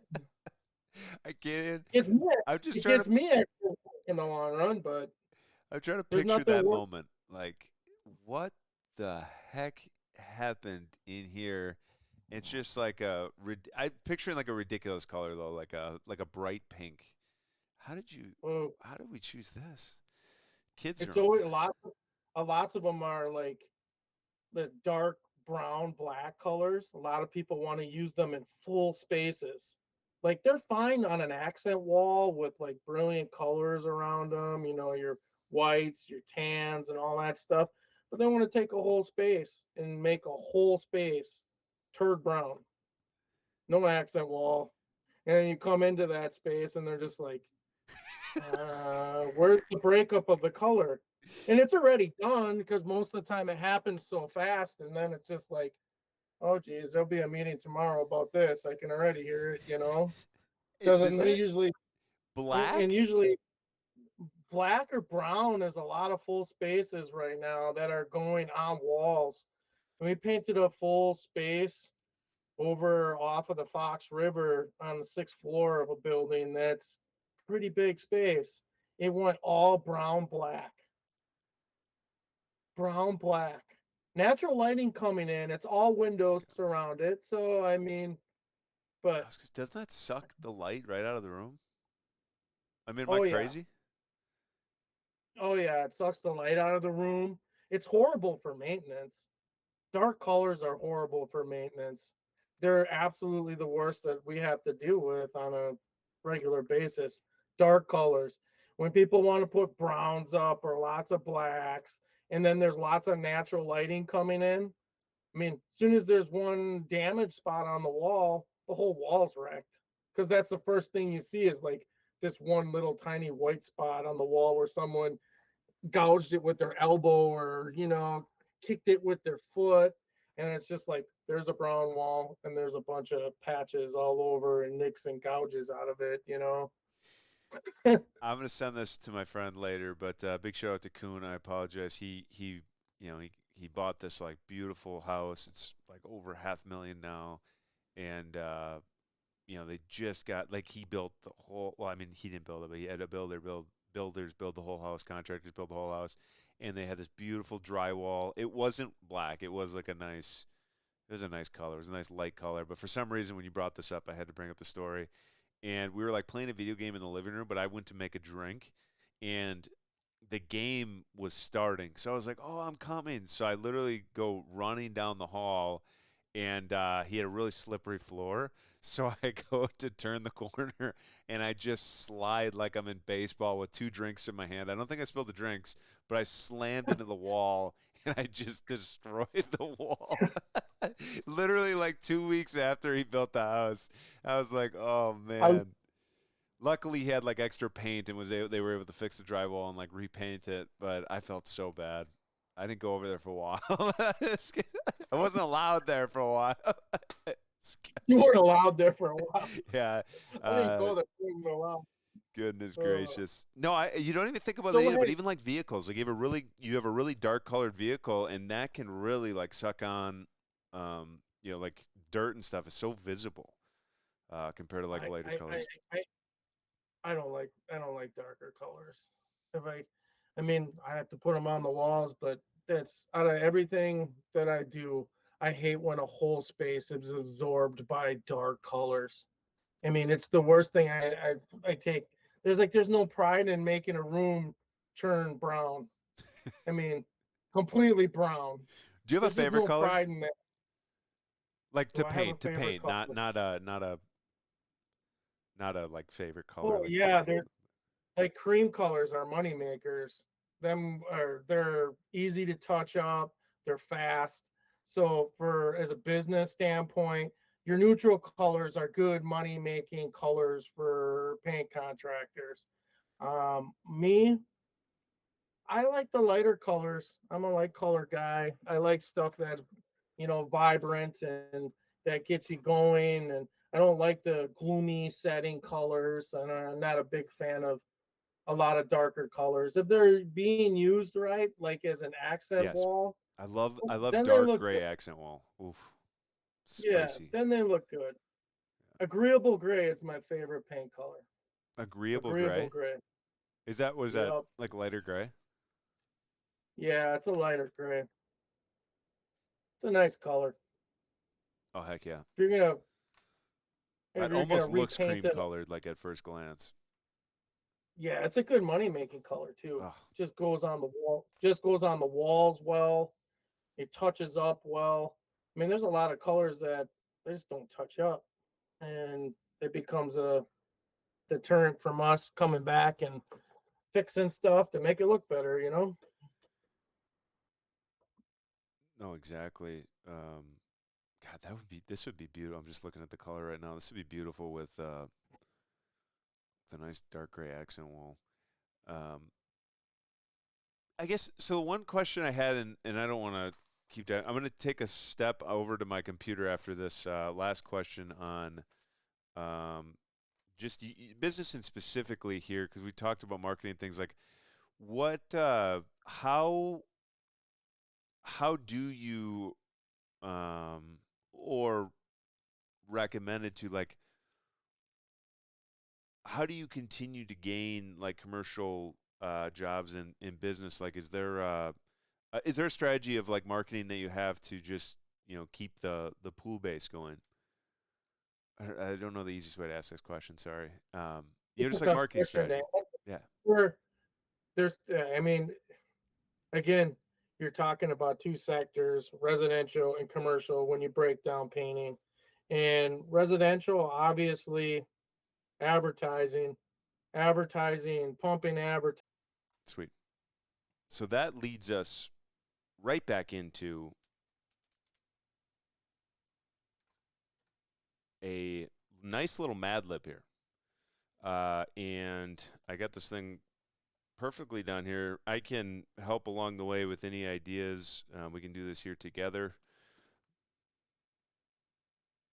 All right, here we go. So we have, basically, we're going to get a bunch of words and names and letters in here, and then it'll tell us a cute little story, and then we'll do our goodbyes.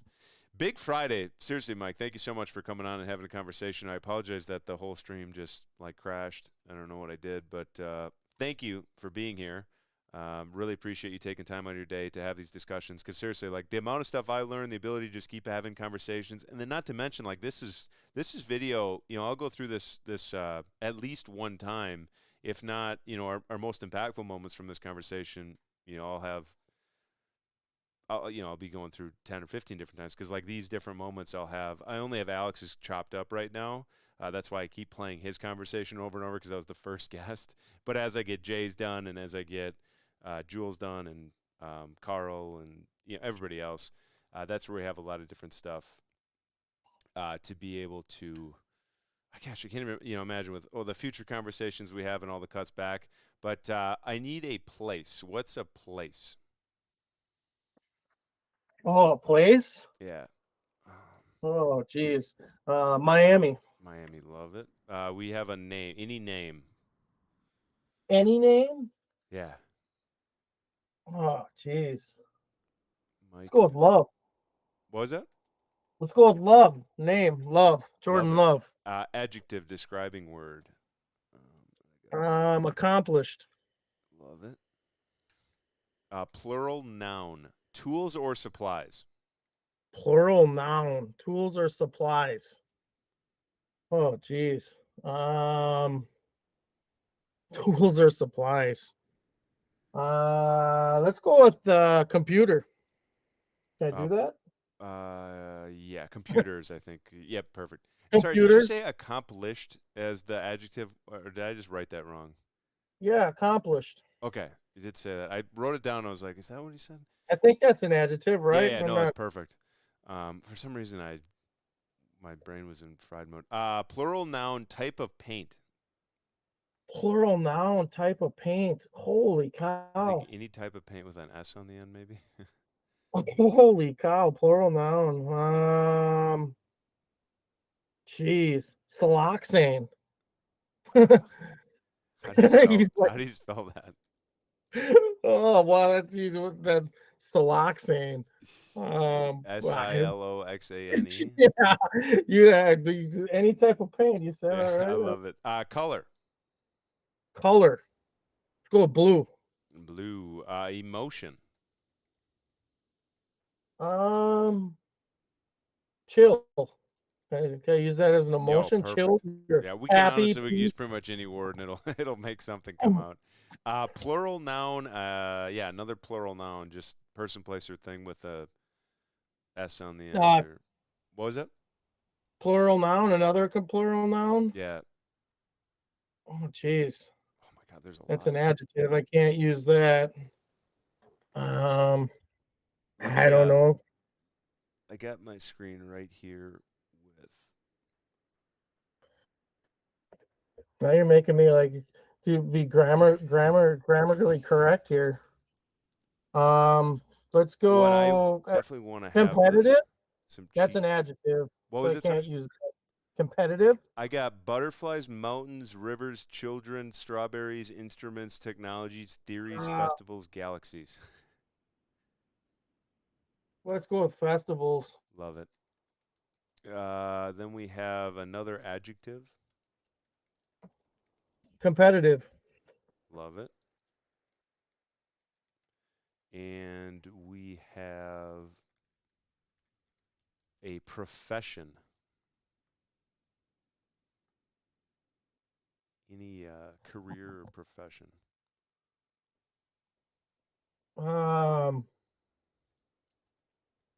Sports memorabilia.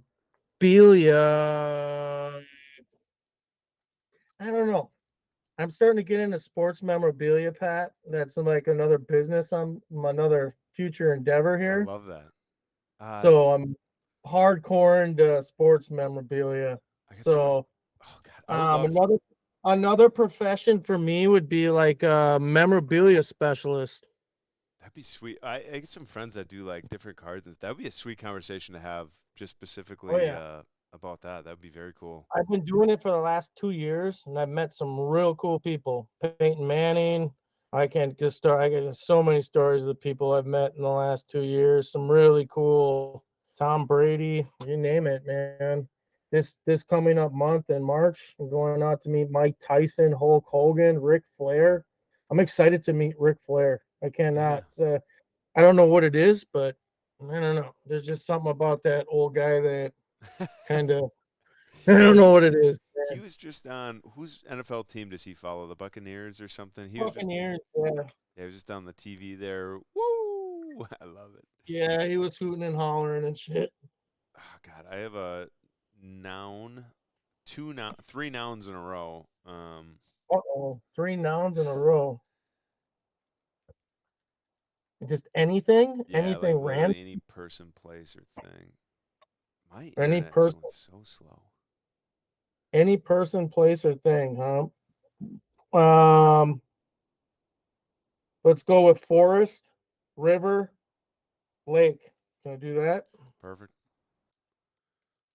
River and oops Lake is the last one. and lake. That's perfect. And then an adjective. Another adjective, huh?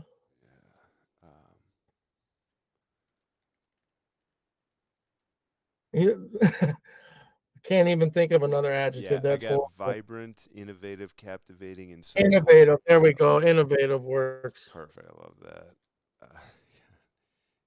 There's too many on this one. This one's a little bit longer than the other ones were. You know, when I was watching your streams, this is the only part of the stream that made me nervous.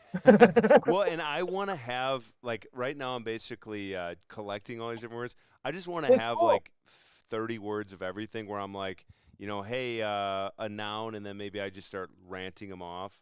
Oh yeah, for sure. But I have For sure. adventure. Wait, yeah, I'm on a noun: adventure, compass, symphony, horizon, novel, lantern, echo, oasis, vineyard, labyrinth. Any of those sound exciting?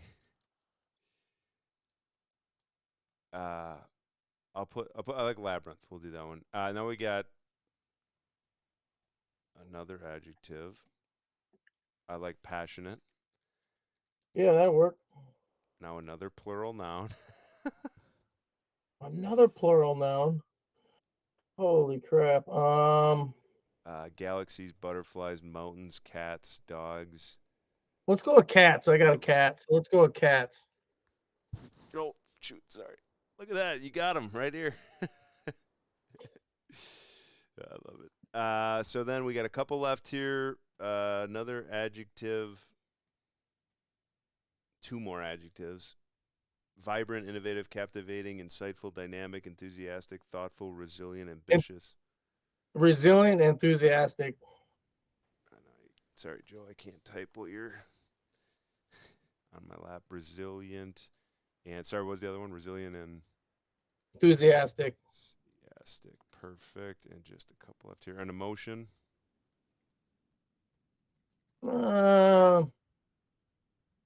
Happy.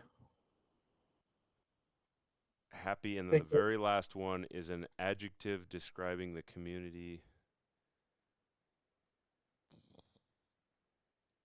Adjective describing the community. Empowering, creative, genuine, versatile, compassionate, charismatic, spirited, intuitive, groundbreaking. Let's go with groundbreaking. That sounds good. I love it. Yeah, some of them are like 18, and then this one just happened to be 27. I'm sure it's part of the story that puts behind it. But yeah, I think like getting it down to like maybe 10 or 12 words would probably be ideal, because that just kind of, there's so much to that. But for this first week, I'm excited to like put them all next to each other and and have some fun Mad Libs. All right, so here it is. In the bustling center of Miami, there stood a massive yet unremarkable building. Unremarkable.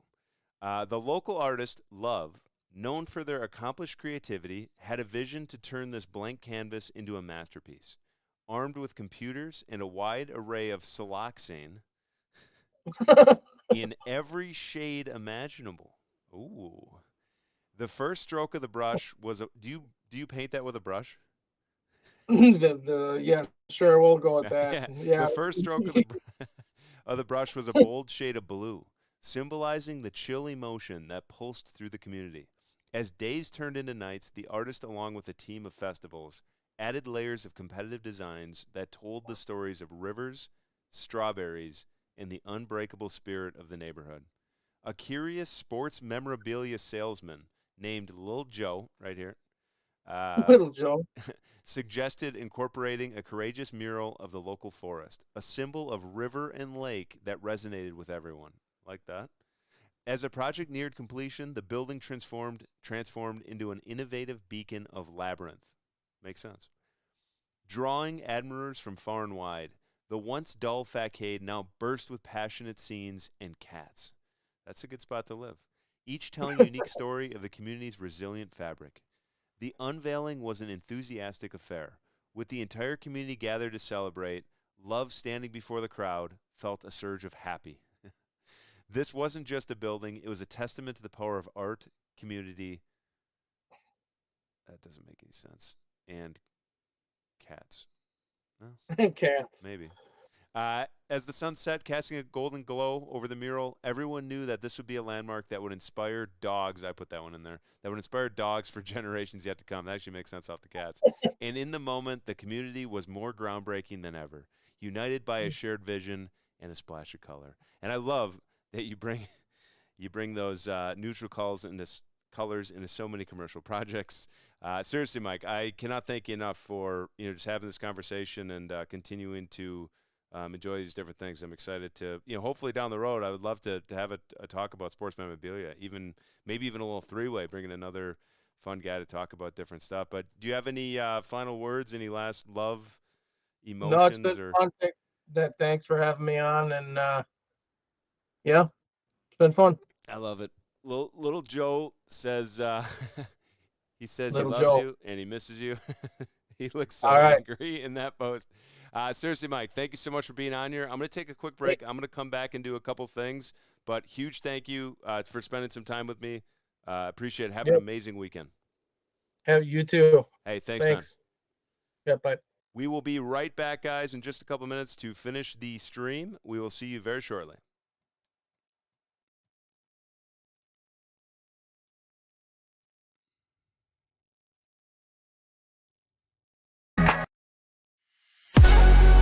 Pull it on a gold quick, pull it till it pants. Yeah, I'm pulling off a gold quick, put him in a trance. Bitch, you picking up the brains, put the beaters in my pants. Yeah, I'm picking up the bands, going psycho. Beat, you suck like lipo. That's the biggest sandwich. I'ma take on that bite though. Like savages, we go ravenous. No bandages for those cracks in it. So hazardous, the main mansion it. So cavitous, when I cracked the skull, I had the bliss. I got so excited, I had to piss. I imagine it, I'm finna manifest. And if I manifest, and if I have you blessed, and I'm a damaging it. Yeah, I'm back to winning. Yeah, I'm back to quitting myself in prison, got shit to finish. Yeah, I had a minute. Yeah, ain't at the limit. No, I'm back to winning. I'm back to business. I'm back to finish. Yeah, I'm back to winning.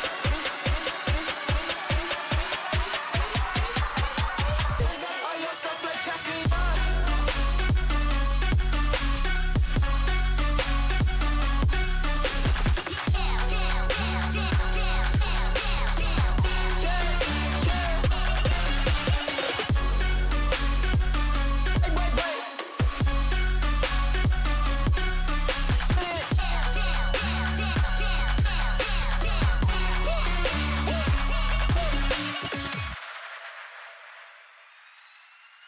I don't got shit, who's asking? If it don't fit, I'm passing. If I go in, I'm blasting. Let me go home like Manson. Let me taste blood like Manson. Let me taste blood, I put it through handsome. Let me get up like laughing. Hitting the curve, no crashing.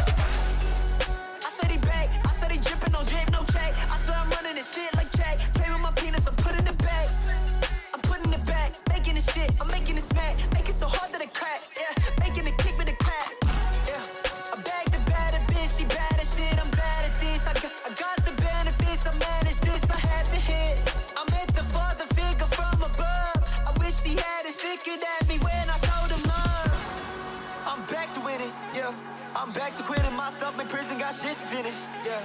I had a minute, yeah. Ain't at the limit, no. I'm back to winning, I'm back to business, I'm back to finish, yeah. I'm back to winning.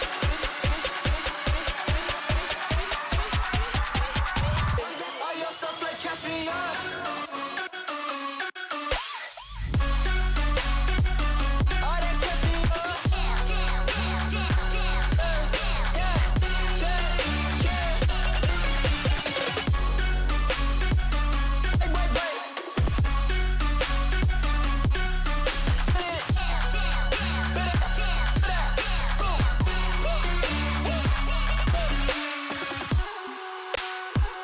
Wish you had my lid in.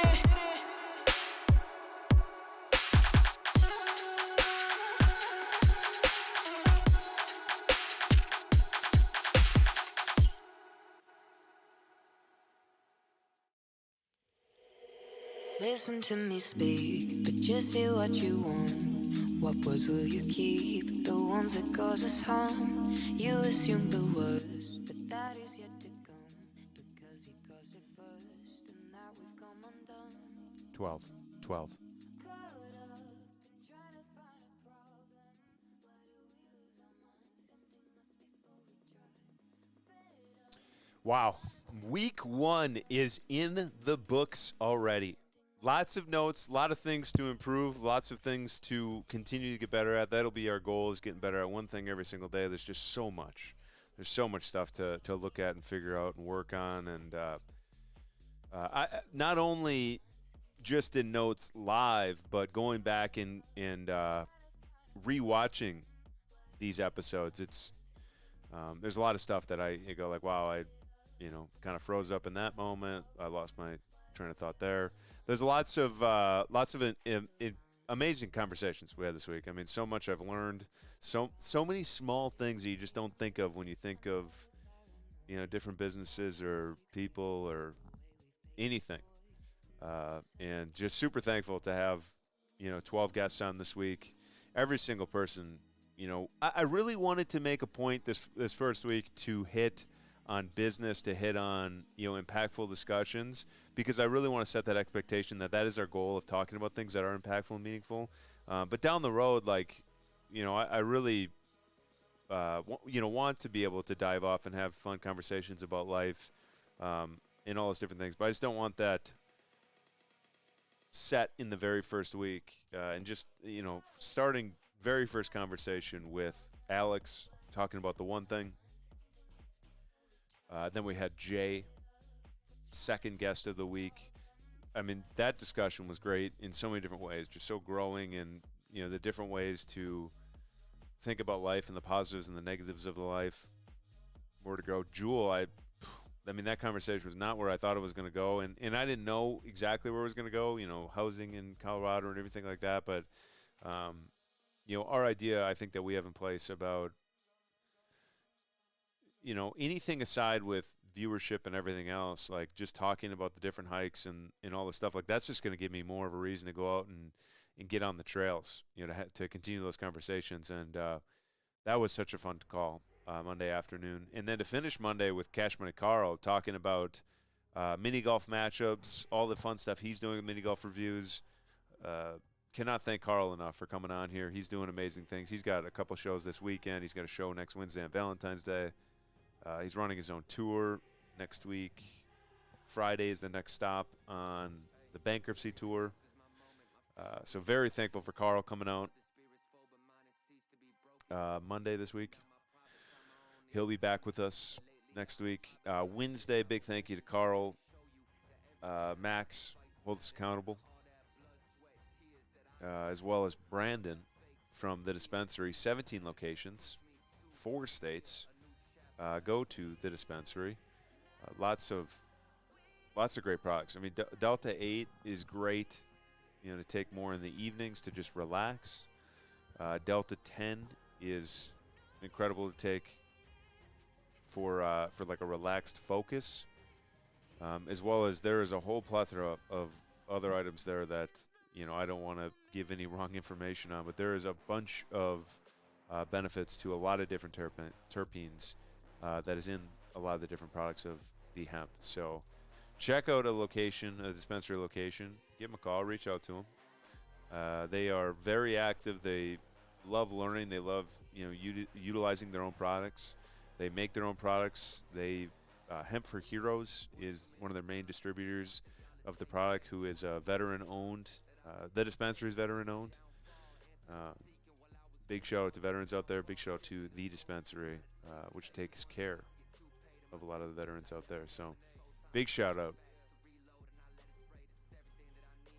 to them. Today, what's going on, Joe? Today, we started the day with Matt. Had a incredible conversation on just like how the brain works, coaching, teaching, like small, subtle things. Life is not that complex. It's very simple. And, even the common sense things of life, like just taking those very simple moments and breaking them down is amazing. So having that conversation this morning with Matt was amazing. And then we led right into Zach, and wasn't expecting to talk about promotional products so much, but I love it. I found it so fascinating with all the different ways to market, all the different ways to have products, all the different ways to utilize the resources to specifically to the niche you have. Pizza cutter worked well for us at the bar, but I don't know how that would work in a wedding dress. Give away a free pizza cutter every time you sell a wedding dress for a wedding party. Like, that might not make sense. So it is really specific to the people you're trying to sell to, or your customer base. And that actually wrapped up the day today. I'll get to Rick here in a second, but with Mike talking about painting, like, there was a lot of small things that he said that I was like, it kind of blew my mind of just not understanding, and that's one important thing to do as a person. Like, there's a whole world out there, and unless you do something a lot, you don't really understand how a lot of that stuff goes. So cannot thank Mike enough for just breaking down some of the different ways. It almost blew my mind just hearing the process behind things, and especially the way he's been able to do stuff.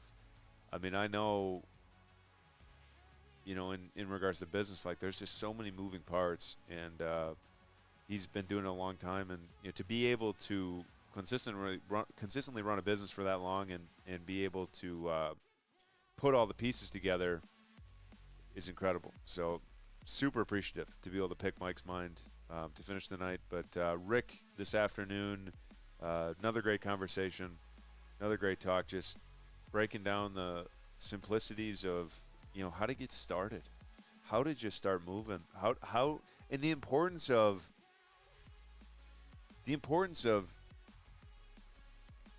the beginning in understanding that you're not going to just race to success, and that you're going to get your opportunities, but to learn in that entire process. So big shout out to Rick for sharing those that time together, especially with his busy day. I mean, he came on the call, then he had to go show, then he had to go back and help out with the contract that they had. So for these people to come in and take time out of their day to spend just having a conversation is incredible. And I love that Matt put it into his words, the importance of media, the importance of social media is media. Social media, which I know sounds silly, but you don't understand the importance of it. And social media can be very bad, especially if you're sitting on social media all day and you're scrolling through Facebook comments or trying to keep up with the Joneses. But social media can also be very good, especially when you utilize it towards your business, which is my number one focus nowadays. And not towards business and like making money, but having an impactful reach with people, being able to have impactful conversations, engaging conversations. I could just be sitting and talking about drinking alcohol and doing drugs all day, but that's not a passion of mine. That's not something that I am dying to do. I genuinely have had an amazing week this week. I want to give a sincere sincere appreciation to every guest we've had on this week, because seriously, to take the time out of your week to just sit and have a conversation, this has been so fun. It's been such a and the more people I'm able to talk to with these engaging and incredible conversations over the next several weeks. Every guest this week, the goal is to have them on again at some point down the road. Plus, tons of other people that'll be coming on. I'm very, very, very excited for the future of the PUGG Network, and not to mention, our partner networks hold us accountable. They were on with us on Wednesday. We have MVP. They'll be joining us in the coming weeks. Hopefully in 2 weeks when I get back online, either the 19th, 21st, or 23rd. We'll be live February 19th, February 21st, and February 23rd. Until we get 1,000 subscribers and 4,000 watch hours, I will be going live and posting videos as often as we can. We'll be doing a lot of short content from these live streams. I'm going to be doing a ton of video editing this next 10 days. So you'll see a lot of that stuff start to drop. Engaging conversations, 1-minute shorts from all these conversations. You're talking 75 to 150 videos just from this week alone. Not to mention I have a bunch of shorts I've been working on, talking about growth mindset, talking about impactful individuals that have lived through failure, very successful people, Thomas Edison. Just these interesting facts that we can get to you in 45 seconds in a YouTube short, but something that's meaningful, something that's impactful, tied to everything else we're doing. And that's what makes it so fascinating and so exciting. It's somewhat general, it's somewhat broad. I'm not trying to force learning or wisdom down anybody's throat, but at the same time, when we focus on learning or growing in any particular event, anything you're doing, it just becomes more fun. You just want to do it more. I want to get better at this. I want to get better at this. And when you kind of plateau or you peak at something, that's when it kind of becomes not fun a lot of times, where it's like, wow, I'm kind of stuck in this spot. I can't get to the next step.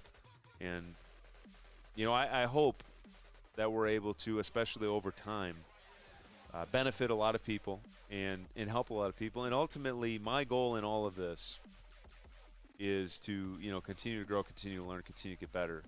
And I've been doing it a long time. My goal is to read 5 books a week. I average about 2 books a week. And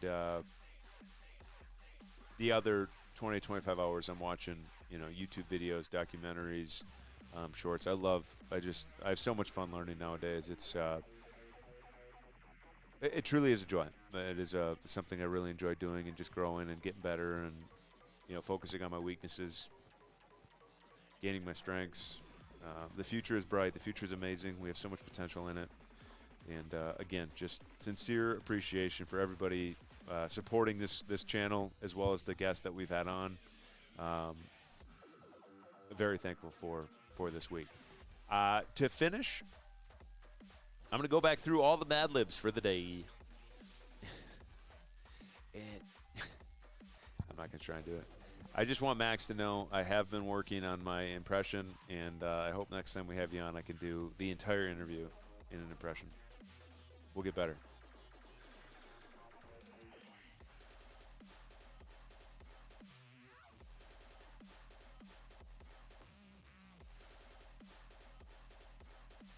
Steve Harvey on a boat. This was with Matt earlier today. One sunny afternoon, let me mute the music. One sunny afternoon, Steve Harvey decided it was the perfect day for a red celebration on his brand new boat, the SS Jazz Hands. As the boat sailed into Lake Michigan, Steve couldn't help but feel joy. To kick off the celebration, Steve decided to run the biggest grafting he could find. This will surely be the highlight of our round day, he exclaimed. Laughed the boy. The guests, a mix of squirrels and cups, cheered in agreement. That doesn't make any sense. As the sun began to set, Steve pulled out his favorite remote and started to laugh, much to the amusement of his guests. I've never seen such an insightful display, he said. I've never seen such an insightful display, said one guest, a famous real estate agent. To end the night, Steve announced surprise Rye Guy wedding. To end the night, Steve announced a surprise Rye Guy wedding. Everyone gathered around as he fell a phone, revealing a courageous keyboard inside. The crowd went wild.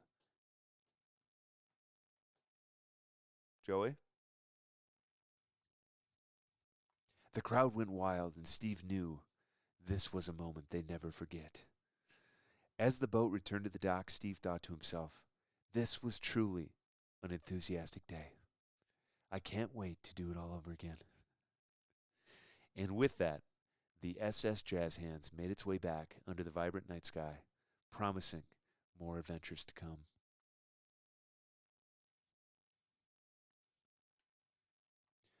Second Mad Lib for the day, we had Zach joining us. Shout out Zach. Shout out Dynamic Designs Unlimited. Shout out The Mix. Shout out Downtown Pulaski. Scallies.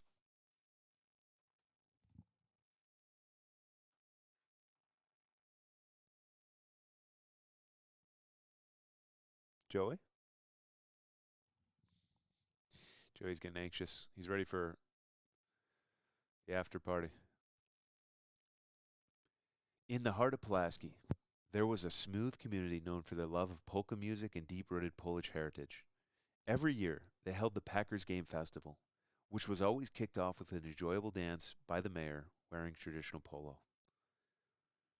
This year, Larry, a chiropractor by day and an avid polka enthusiast by night, decided to enter the festival's famed pool tournament competition armed with their bassoon and a squeaky outfit. They were determined to win. During the preparations, Larry stumbled upon an ancient chair in their grandmother's attic. It was said to be from the old country, possessing sharp powers that can make anyone dance the polka with unparalleled doormat. Intrigued and a bit swinging, Larry decided to use it for the competition. The day of the festival arrived, and the air was filled with the scent of strawberries and the sound of polka music. Larry's performance was cheerful, captivating the audience with moves that seemed to defy the laws of momentum. The judges, a panel of papers, were visibly joyful. In the end, Larry didn't just win the competition. They sparked a tight revival of polka music and Polish pride in their community. It was a bright reminder of the joy and water bottle that cultural traditions can bring to life's everyday moments. That doesn't make any sense. I love it. As the festival came to a close, the stars twinkled above Pulaski, now a place forever changed by a wholesome adventure that fused polka, heritage. I'm sorry. Let me restart that. As the festival came to a close, the stars twinkled above Pulaski, now a place forever changed by a wholesome adventure that fused polka, Polish heritage, and the magic of living fully into one unforgettable experience. Beautiful story. It's a beautiful story. I can't. I got work to do. I'll be better. All right. Third guest of the day was Rick. Big shout out, Rick. Rick, check him out for selling a home as well as definitely if you're interested in bowling ball technology, check them out over there at Weber Bowling Awards. They can definitely hook you up with a new bowling ball as well as awards. So we got our fantasy football trophy from there.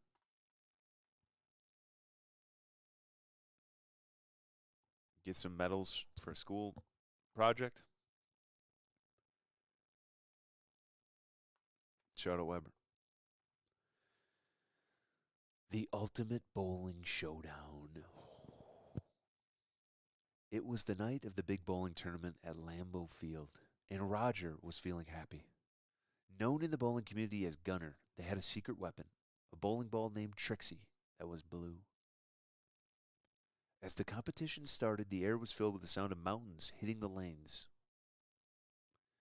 The first challenge was to knock down a blanked set of pins arranged in the shape of a circle. Easy peasy, Roger thought, before performing their signature move, the enthusiastic twirl. Unexpectedly, the rival team, known as the Compassionate Dogs, introduced their own twist, a genuine ramp placed right down the middle of the lane. No problem for Trixie, Roger whispered, adjusting their shoe. Midway through, the snack bar announced a special on steak and spotted cow. That's a hell of a special. Causing a brief distraction. However, Roger stayed focused using a technique called snap and spin, which involved bowling and a little bit of George Washington. In the final round, with both teams tied, Roger faced the ultimate challenge, a 7-10 split, known as the Firewalker. Taking a deep breath, they ran Trixie down the lane. The crowd went silent as the ball almost towards the pins. And then, victory. Trixie did the impossible, securing the win for Roger and their team. The prize? A giant trophy filled with trees and free games for a year. Roger couldn't believe it. Their name would be remembered in the halls of Lambeau Field forever. As they celebrated, Roger realized it wasn't just about winning, but about enjoying the journey, the happy of the game, and the clouds made along the way. I love it. And finishing our night, the colorful canvas of the community. Hanging out with Mike. Big shout out, MC Painting and Coatings. Thank you so much for taking time out of your day. Our final Mad Lib of the week. In the bustling center of Miami, there stood a massive yet unremarkable building. The local artist, Love, known for their accomplished creativity, had a vision to turn this blank canvas into a masterpiece. Armed with computers and a wide array of siloxane in every shade imaginable, they were ready to begin. The first stroke of the bush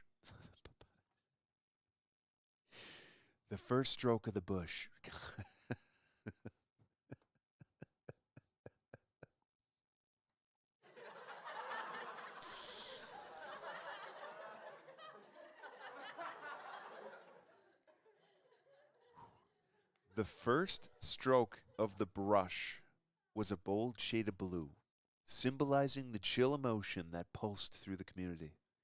As days turned into nights, the artist, along with a team of festivals, added layers of competitive designs that told the stories of rivers, strawberries, and the unbreakable spirit of the neighborhood. A curious sports memorabilia salesman named Lil Joe suggested incorporating a courageous mural of the local forest, a symbol of the river and the lake that resonated with everyone.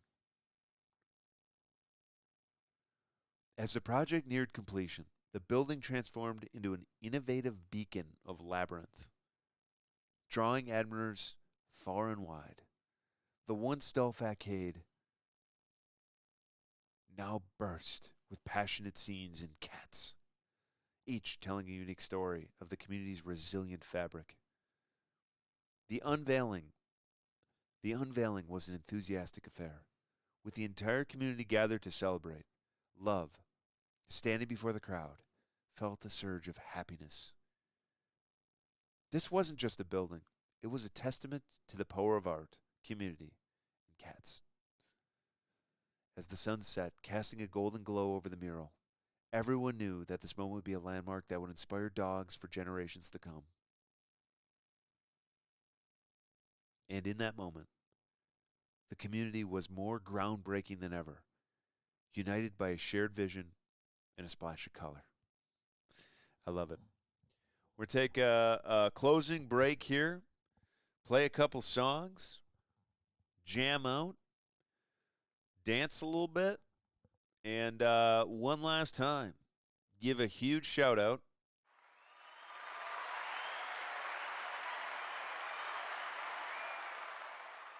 to all of our guests this week, as we would have not had the show, the turnout, the viewership, the shares, the posts, week one.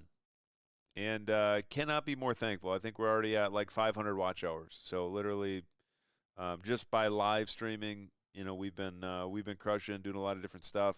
I appreciate, we've only had a handful of people paying attention or live during the day, but that doesn't mean that this isn't recorded and this isn't going to be seen,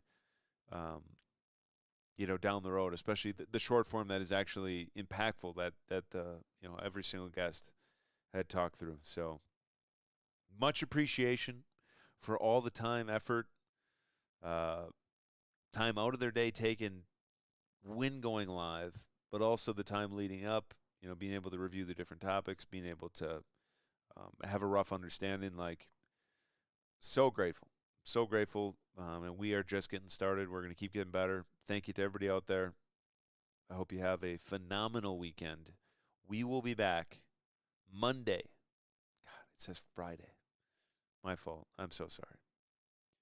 Monday, February 19th, 9:30 a.m. We will see you very soon. Have a great weekend. Happy Valentine's Day. Big thank you.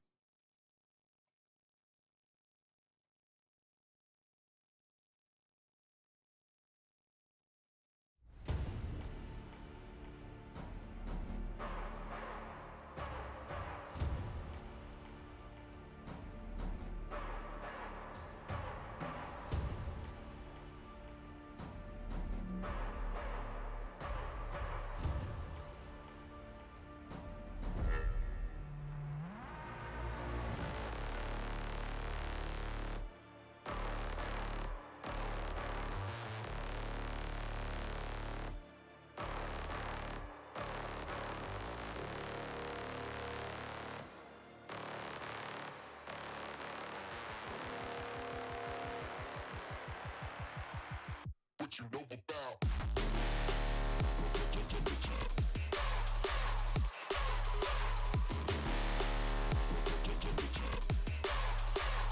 What you know about?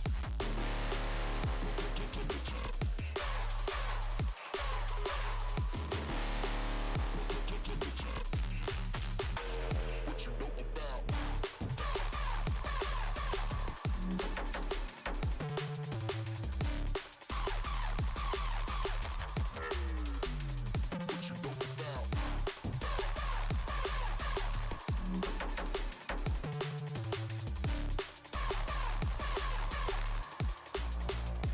What you know about?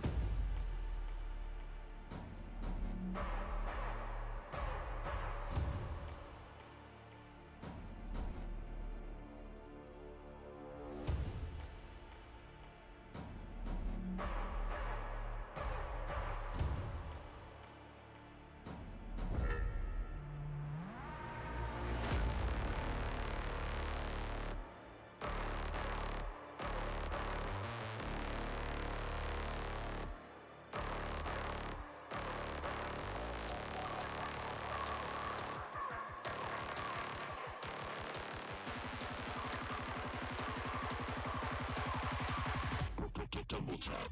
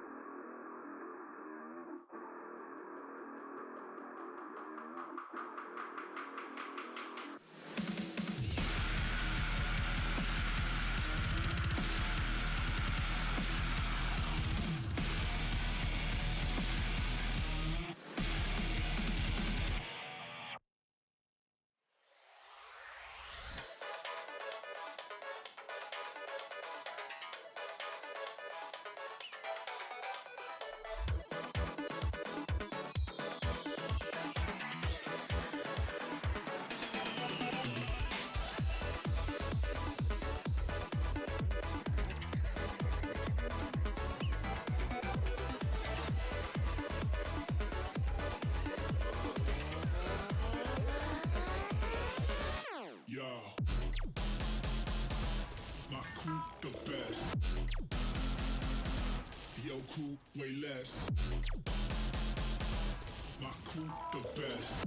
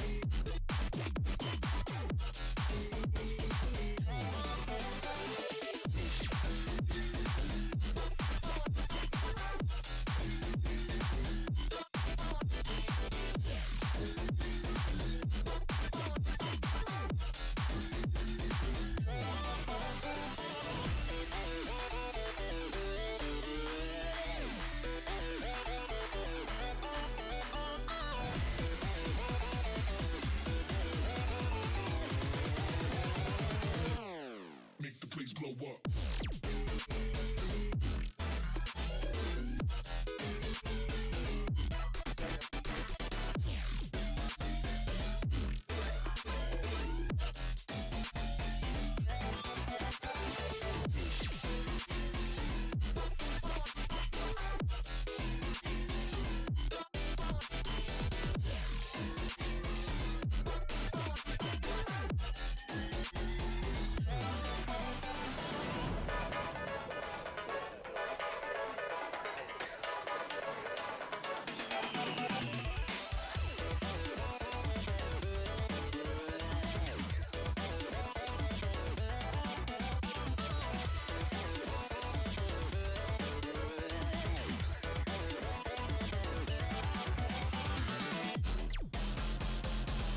My crew the best. Yo, crew way